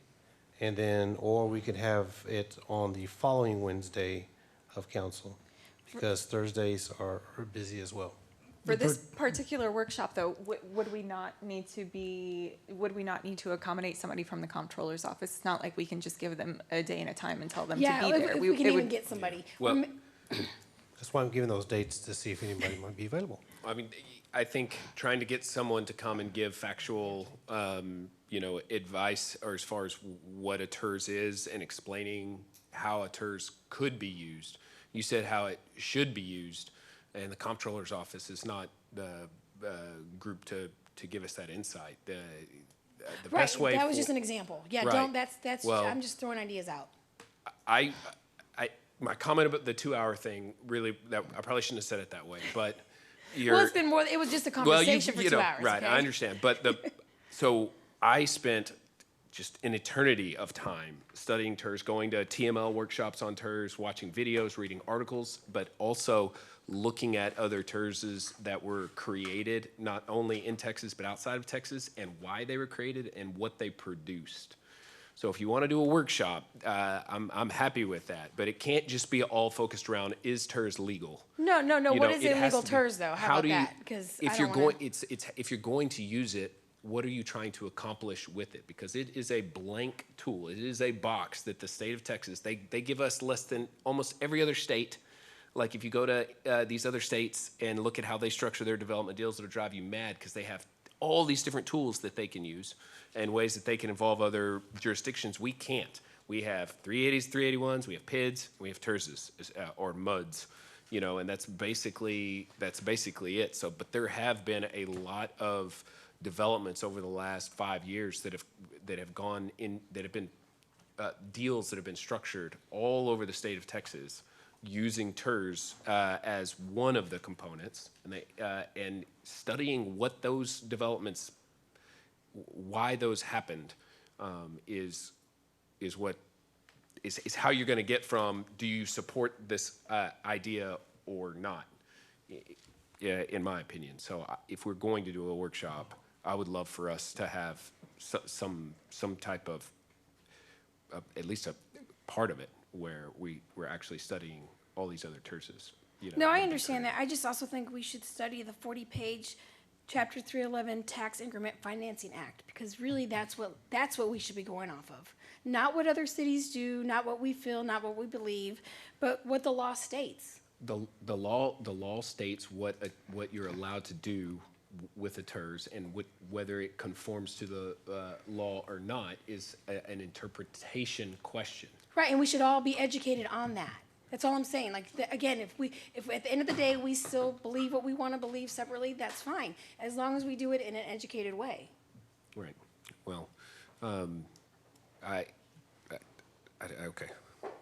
I agree with that. We definitely should be educated. And if you want to make the argument that the area needs to be blighted in order to establish a TERS, there's no argument to establish any TERSs in the city of Kyle or anywhere in Hays County. You can say the area behind Coleman's is somehow less desirable from a development standard, but that's just not accurate at all. I mean, and those aren't my words. These are like words in the statute. So I don't make things up. I just take the information and then I try to throw it out there. And so when I use those kind of words, it's not me making stuff up. It's me trying to follow the law.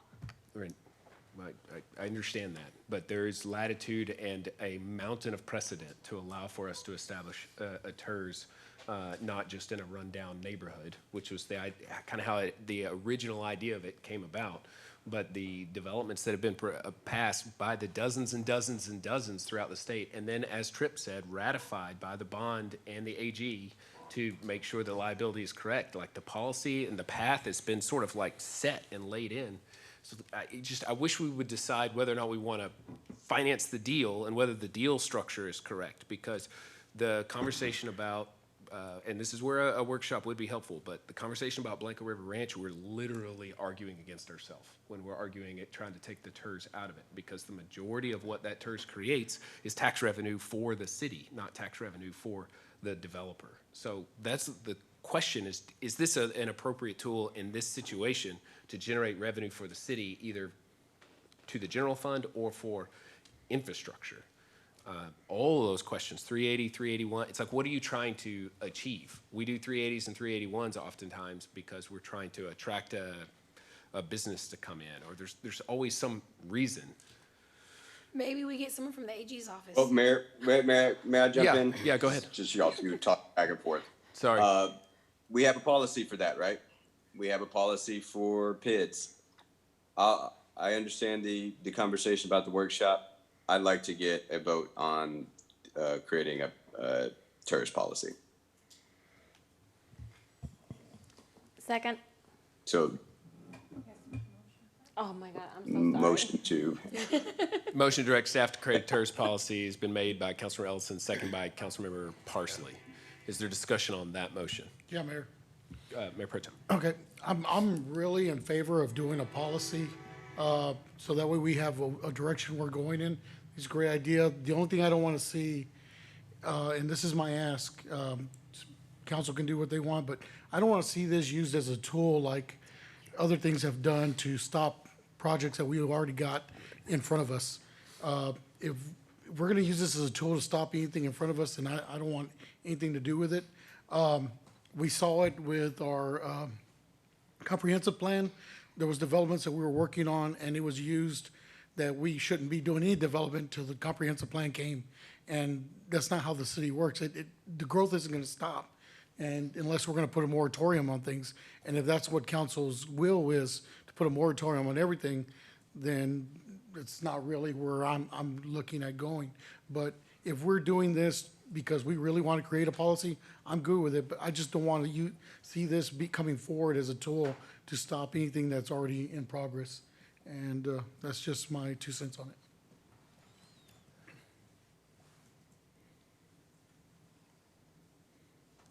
You have thoughts on that, Councilor Ellison? Is that what in your mind, you want to not approve any of the proposed TERSs until we've had a time to do the workshop and create the policy?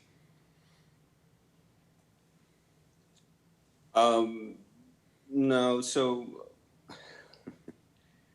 should have known this was coming. So we don't use the policy for 380s to stop projects. We don't use the policy for PIDs to stop projects. I'm trying to come up with, we've kind of willy-nilly just brought in TERS and have a different discussion. Clearly not everybody is completely comfortable with understanding that financing mechanism and things like that. So a policy gives staff, council, developers coming to our city a starting block to understand where the parameters are for these things. That's what I'm trying to set up. I propose policy and ordinances to carry out on longevity.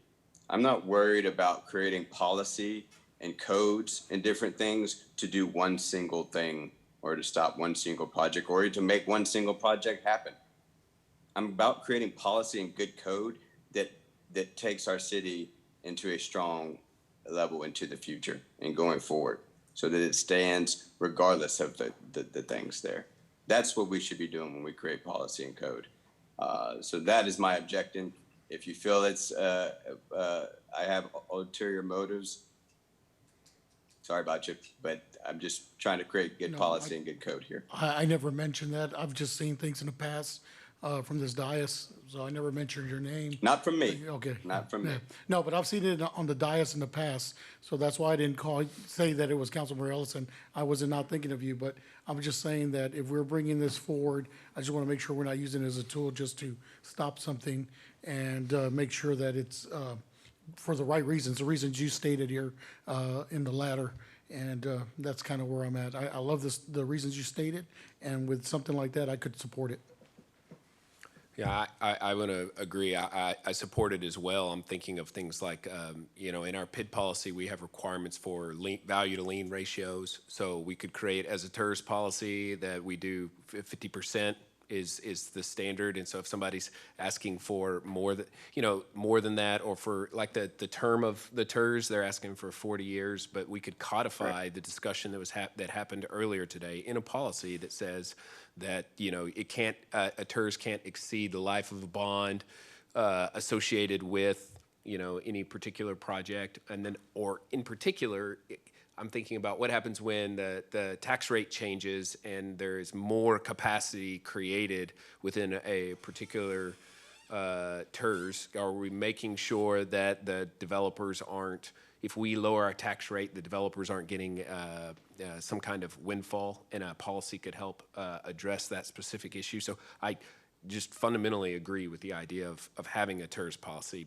but it's not going to answer the question of whether we want to use a TERS as a financial tool to incentivize development. But what we will find out is when the Alliance project comes back and a TERS vote comes forward, whether or not that vote happens. And unfortunately, staff cannot tell right now really where we're going to land on TERSs, even though that's a big part of what staff is trying to bring forward with, based on conversations and direction that we've had over the course of the years. So at the end of the day, Blanco River Ranch is as a deal is going to move forward on its own proposals, irrespective of a policy or not. I do sense that question being asked, but if someone wants to use not having a policy as a reason to vote against something, they'll have another reason to. If not the policy, it would be something else. But I don't think that, to Councilmember Ellison's point, that we should not have good policy just because we're afraid of a policy being used. Because the truth is, good policy is leveraged to the city. We're not binding our own hands. We're creating a standard that hopefully would be fairly conservative, so that when developers come and say, oh, they want to stretch it out this way, that way, or the other, it's in the form of an ask, and if the city wants to oblige, it can have its own ask in return, which is what we do with our PID policy when they ask if they want to increase the amortization or the value to lien or any of the other different elements of our policy that they want to change. That puts favor and leverage on our side. So any discussion on that motion? Is there Scott, do you have any? We should get staff back. We can't just say make a TERS policy. I mean, would it be, how would we accomplish that, do you think? Well, I have several thoughts. When we did the PID policy, we did bring in an outside PID administrator, which at the time was DPFG, right, to help us. So I think we've got TERS consultants that we have already retained. Obviously, we have Bickerstaff, who's, I would consider one of the experts in TERSs who can help us with the policy, and they're already, the city's bond underwriter. So we have resources at our disposal that can help us, but I'll be relying heavily on Pervez. And do we know if there are other cities around that have TERS policies that could help give us some sort of direction as to what kind of format it might take? Many of the larger cities, Dallas, Fort Worth, Austin, San Antonio, they all have TERS policies. We could look at their policies. We don't have to reinvent the wheel. We can take the good pieces and parts from those policies and come up with our own, working with council. The workshop really would help in developing the policy, in my opinion, because then we take your feedback and make it into the policy or include those comments in the policy. So the thought then would be you would work on a draft prior to the workshop so that we could have it to sort of read and give you that feedback? Or are you trying to say the workshop would be where we start from scratch and have those conversations? My recommendation would be we start from scratch so we have our own City of Kyle vision for this policy. Right, but we're going to need help. And we can have outside independent consultants, attorneys come in and do that for us. It doesn't have to be Pervez, it doesn't have to be John Snyder. It's really council's desire to what extreme you want us to take it to. I just don't want the time to be wasted. So if there was a way for us to work through at least some amount of that on the front end to put some kind of framework for us to discuss so that the decisions we make are a little bit more limited and impactful as opposed to larger things. That's what I would think would be better. We can do that. Staff can work on a draft and bring it back to council. Right. And we can go from there. Council recently approved outside TERS consultant, Tim Austin with ABHR. So we could bring him in as one of the experts. So what are council's thoughts about having a draft of a policy ready for us to discuss at the workshop?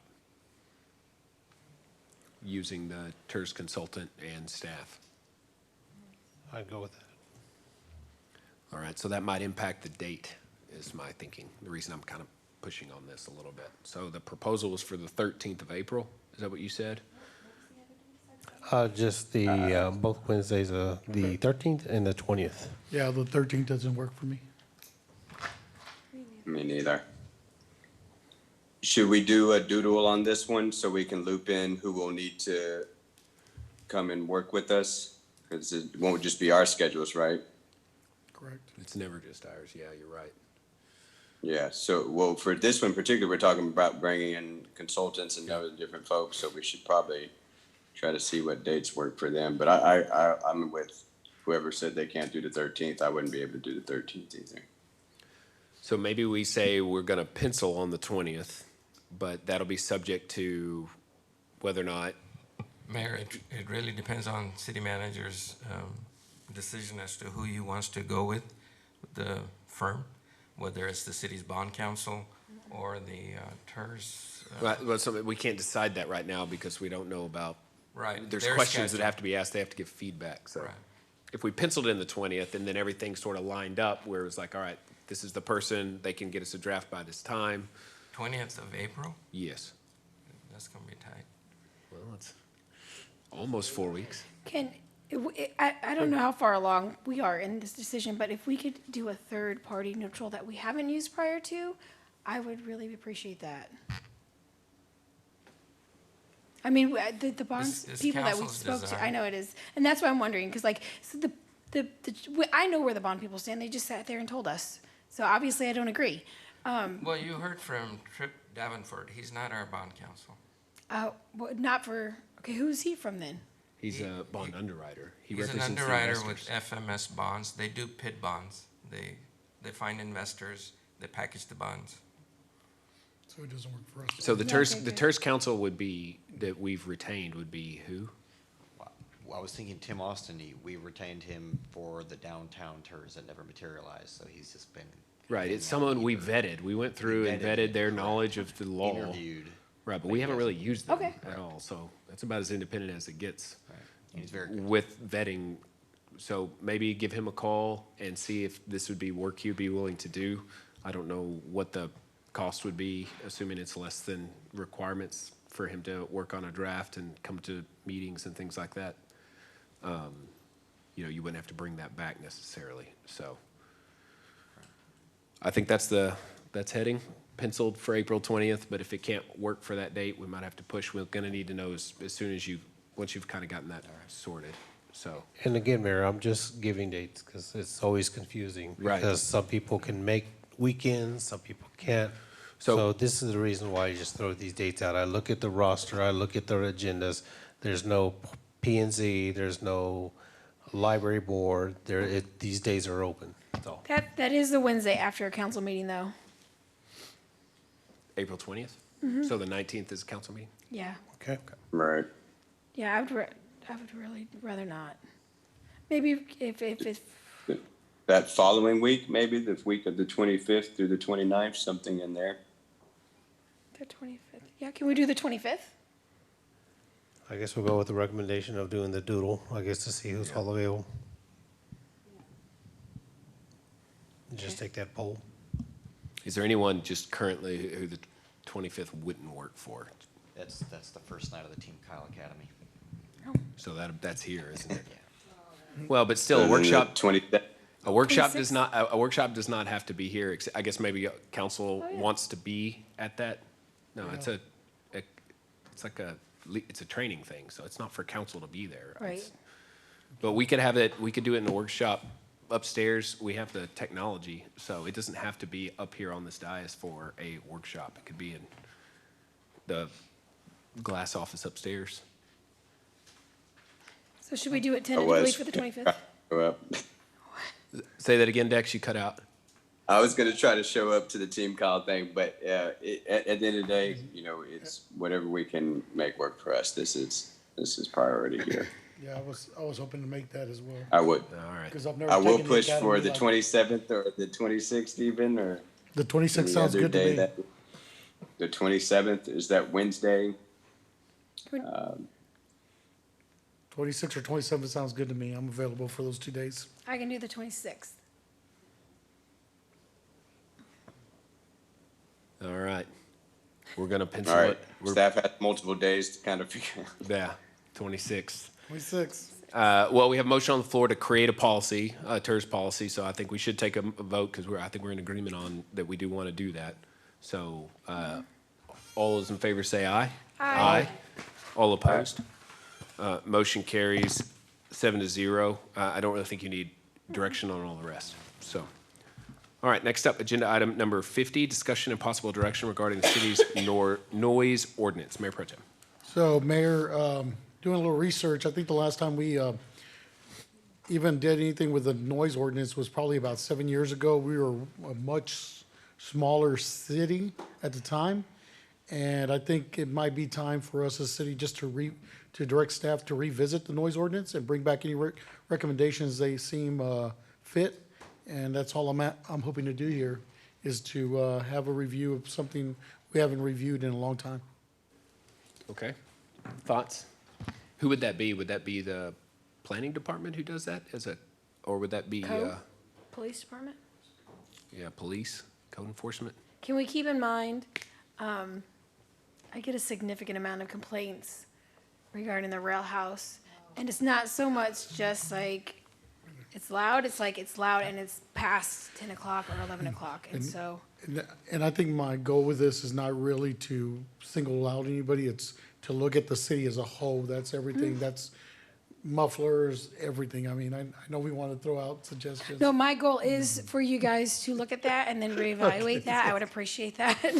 And it would make a lot of people in the downtown happy. And so I'm not saying let that be your only focus. I'm just saying if you could just keep Yeah, that in mind, I'd appreciate it. And I understand, we've got a lot that I want the city to look at as a whole and make sure that we look at every type of noise that's in our city or how we've grown. And it's really just to revisit this because we haven't done it. It's been 7 years since council has worked on this, and back then we were a small city. We're a town, actually, small town. Now we're a small city. So if we could just revisit this, I would really appreciate it.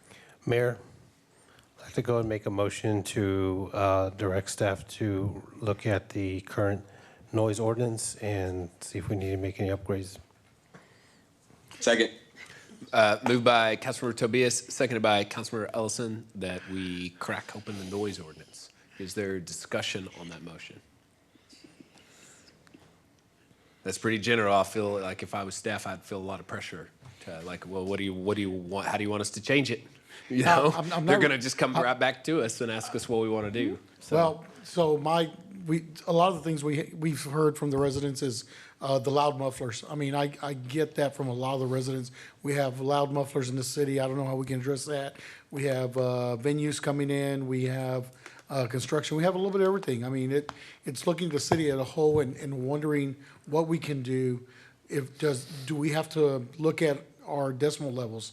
Anything that has to do with noise in our city, it's been a long time since we've revisited that. I'd love to see staff come back with a report and any suggestions that they feel that we should revisit as a council. Yes, to also look at construction time zones, how early and how late in the noise level. Correct. Thank you. Thank you, Councilmember Tobias. So I've heard mufflers, decibels at property line, and construction time frames as at least some kind of guiding to start. So, and that'll be code enforcement that will do that? Okay. Do you want the recommendation to come straight to this body? The planning and zoning it'd be a sort of a, it's within our ability per the charter to allow for them to take first crack at this and get that feedback so that we don't have to do it.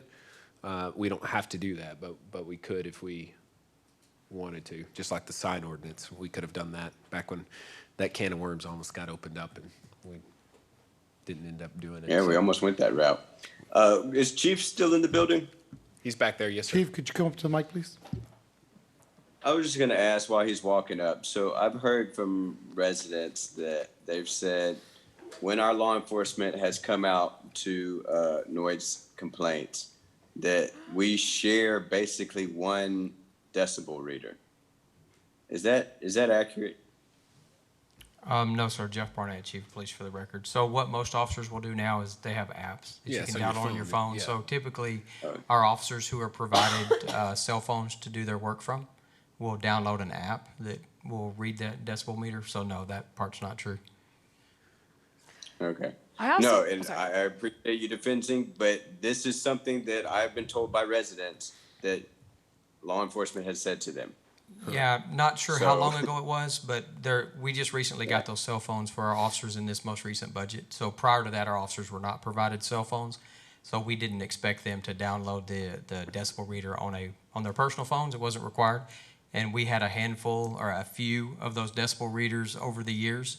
I don't want to say if we didn't work our way down to 1, 2, or 3 years ago, but now that we issue department-issued cell phones, that's part of the apps they can download.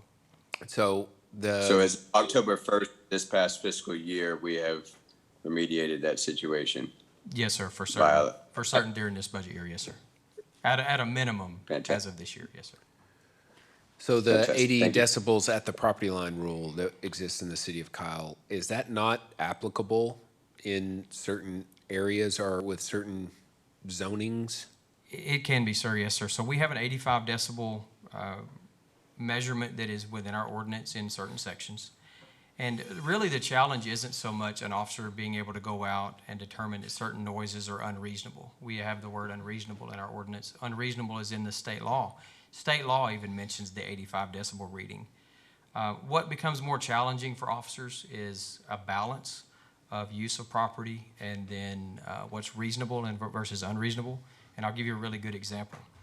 A residential community that is under development, that is certainly going to have some excavation and dirt work at 10 a.m. on a bright and sunny day, it becomes an issue of one property owner who lives nearby who says that noise from that bulldozer doing the dirt work on the other side of the fence, is that unreasonable or is it not? This homeowner says it's interrupting my daily habit in my house. It's too loud. And we have in our ordinance the ability to make that determination without the 85 decibels. The 85 decibels really is a prima facie evidence that we can use after hours and just say that if noise after certain hours is above 85, given everything else, that's illegal. We can just say it's illegal, we can write you a ticket for it. Throughout the rest of the ordinance, we're kind of put in this interpretation period as an officer. Is that bulldozer at 10 a.m. too loud for the homeowner who lives nearby for the housing addition that the city obviously approved at some point to be built in the city? And do we want to say you can't build the addition, you got to shut all the bulldozers off, or do we want to say, homeowner, can you put up with this for a day or 2 or 3 while they build the neighborhood? It happened just recently on the south side of town on a city project where a crew that is doing city business was out boring underground, and they were having to continue their project through the night.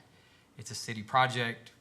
There's a caveat that says if it's a city-approved project, you can work through the night. But to those homeowners who called the police department during the middle of the night, it was unreasonable.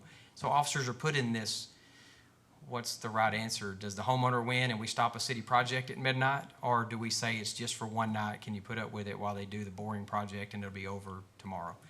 Officers get put in that situation regularly, and it's an interpretation and a balance.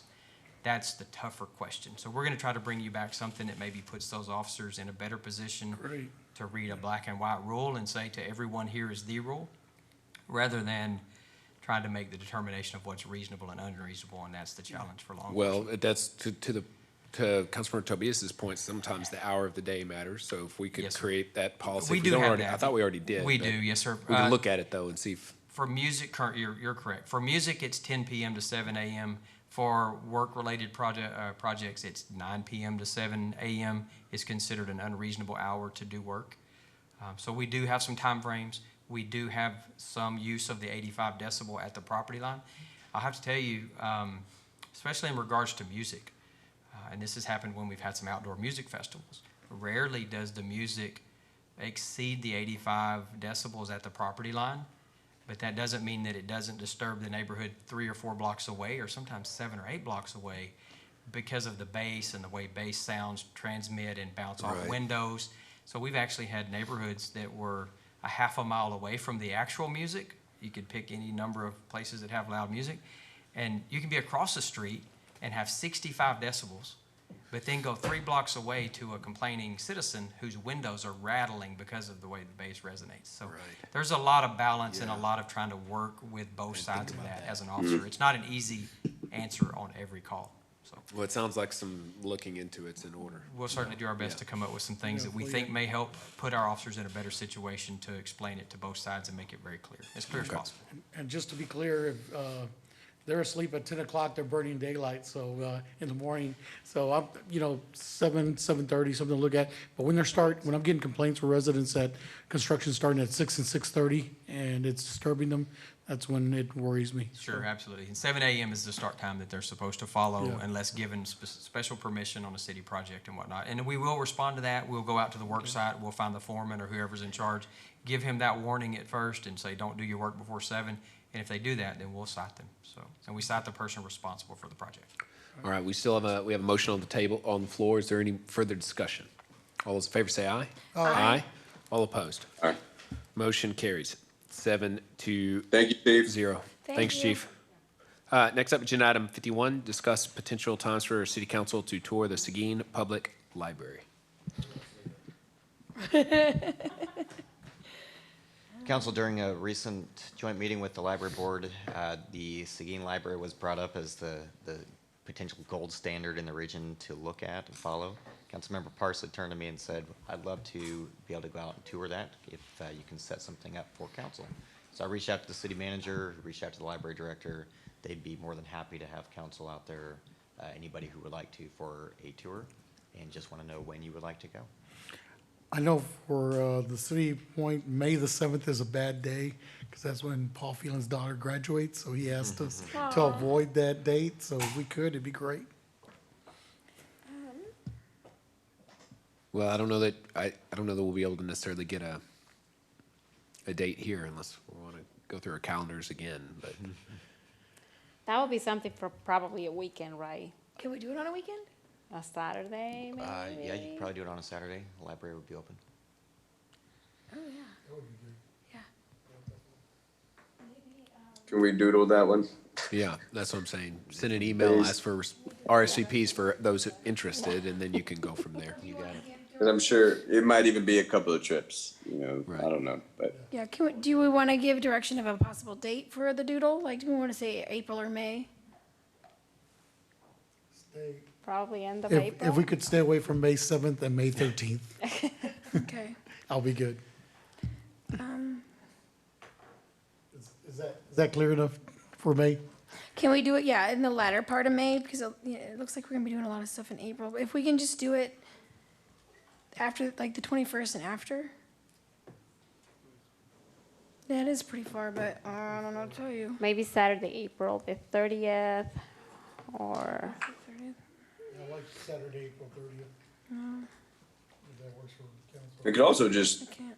take a trip down to Seguin on your own, and I'm sure they would that's be true. happy I to don't know if that's, I just accommodate you. thought if anybody else wanted to go. But No, I think it's great to do it as groups, but I'm just saying too, if We'll have to go individually. I'm sure they'd be happy to have any of us at any point. Well, maybe, is there any way that maybe a doodle can be sent, and whoever wants to go to the day, then they will go, and whoever doesn't want to go, they just don't go? You bet. We'll do a Okay, doodle. thank you. All right. So now we need to do executive session. We still have, I think, 2 items.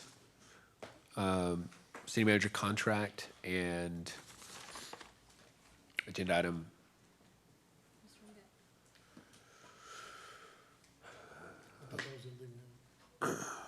No, I'm sorry, I'm trying to find it. Okay, agenda item number 44. So pursuant to Chapter 551, Texas Government Code, City Council reserves the right to convene into executive sessions from time to time as deemed necessary. During this meeting, City Council may convene into executive session pursuant to any lawful exception contained in Chapter 551 of Texas Government Code, including any or all of the following topics. Personnel matters pursuant to Section 551.074, City Manager Contract, and agenda item 44.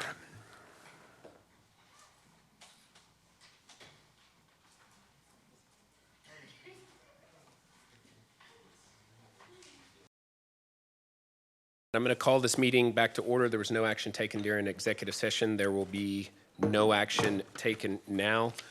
Regarding agenda item number 44, I'd like to make a motion to postpone this item and direct staff to bring it back at the next regularly scheduled meeting. Moved by the mayor, seconded by Councilmember Flores Kells. Or discussion on the vote. All in favor say aye. Aye. All opposed? Motion carries 5-0. Sorry, Dex, I missed you on that one. Motion to adjourn. All right, we are adjourned.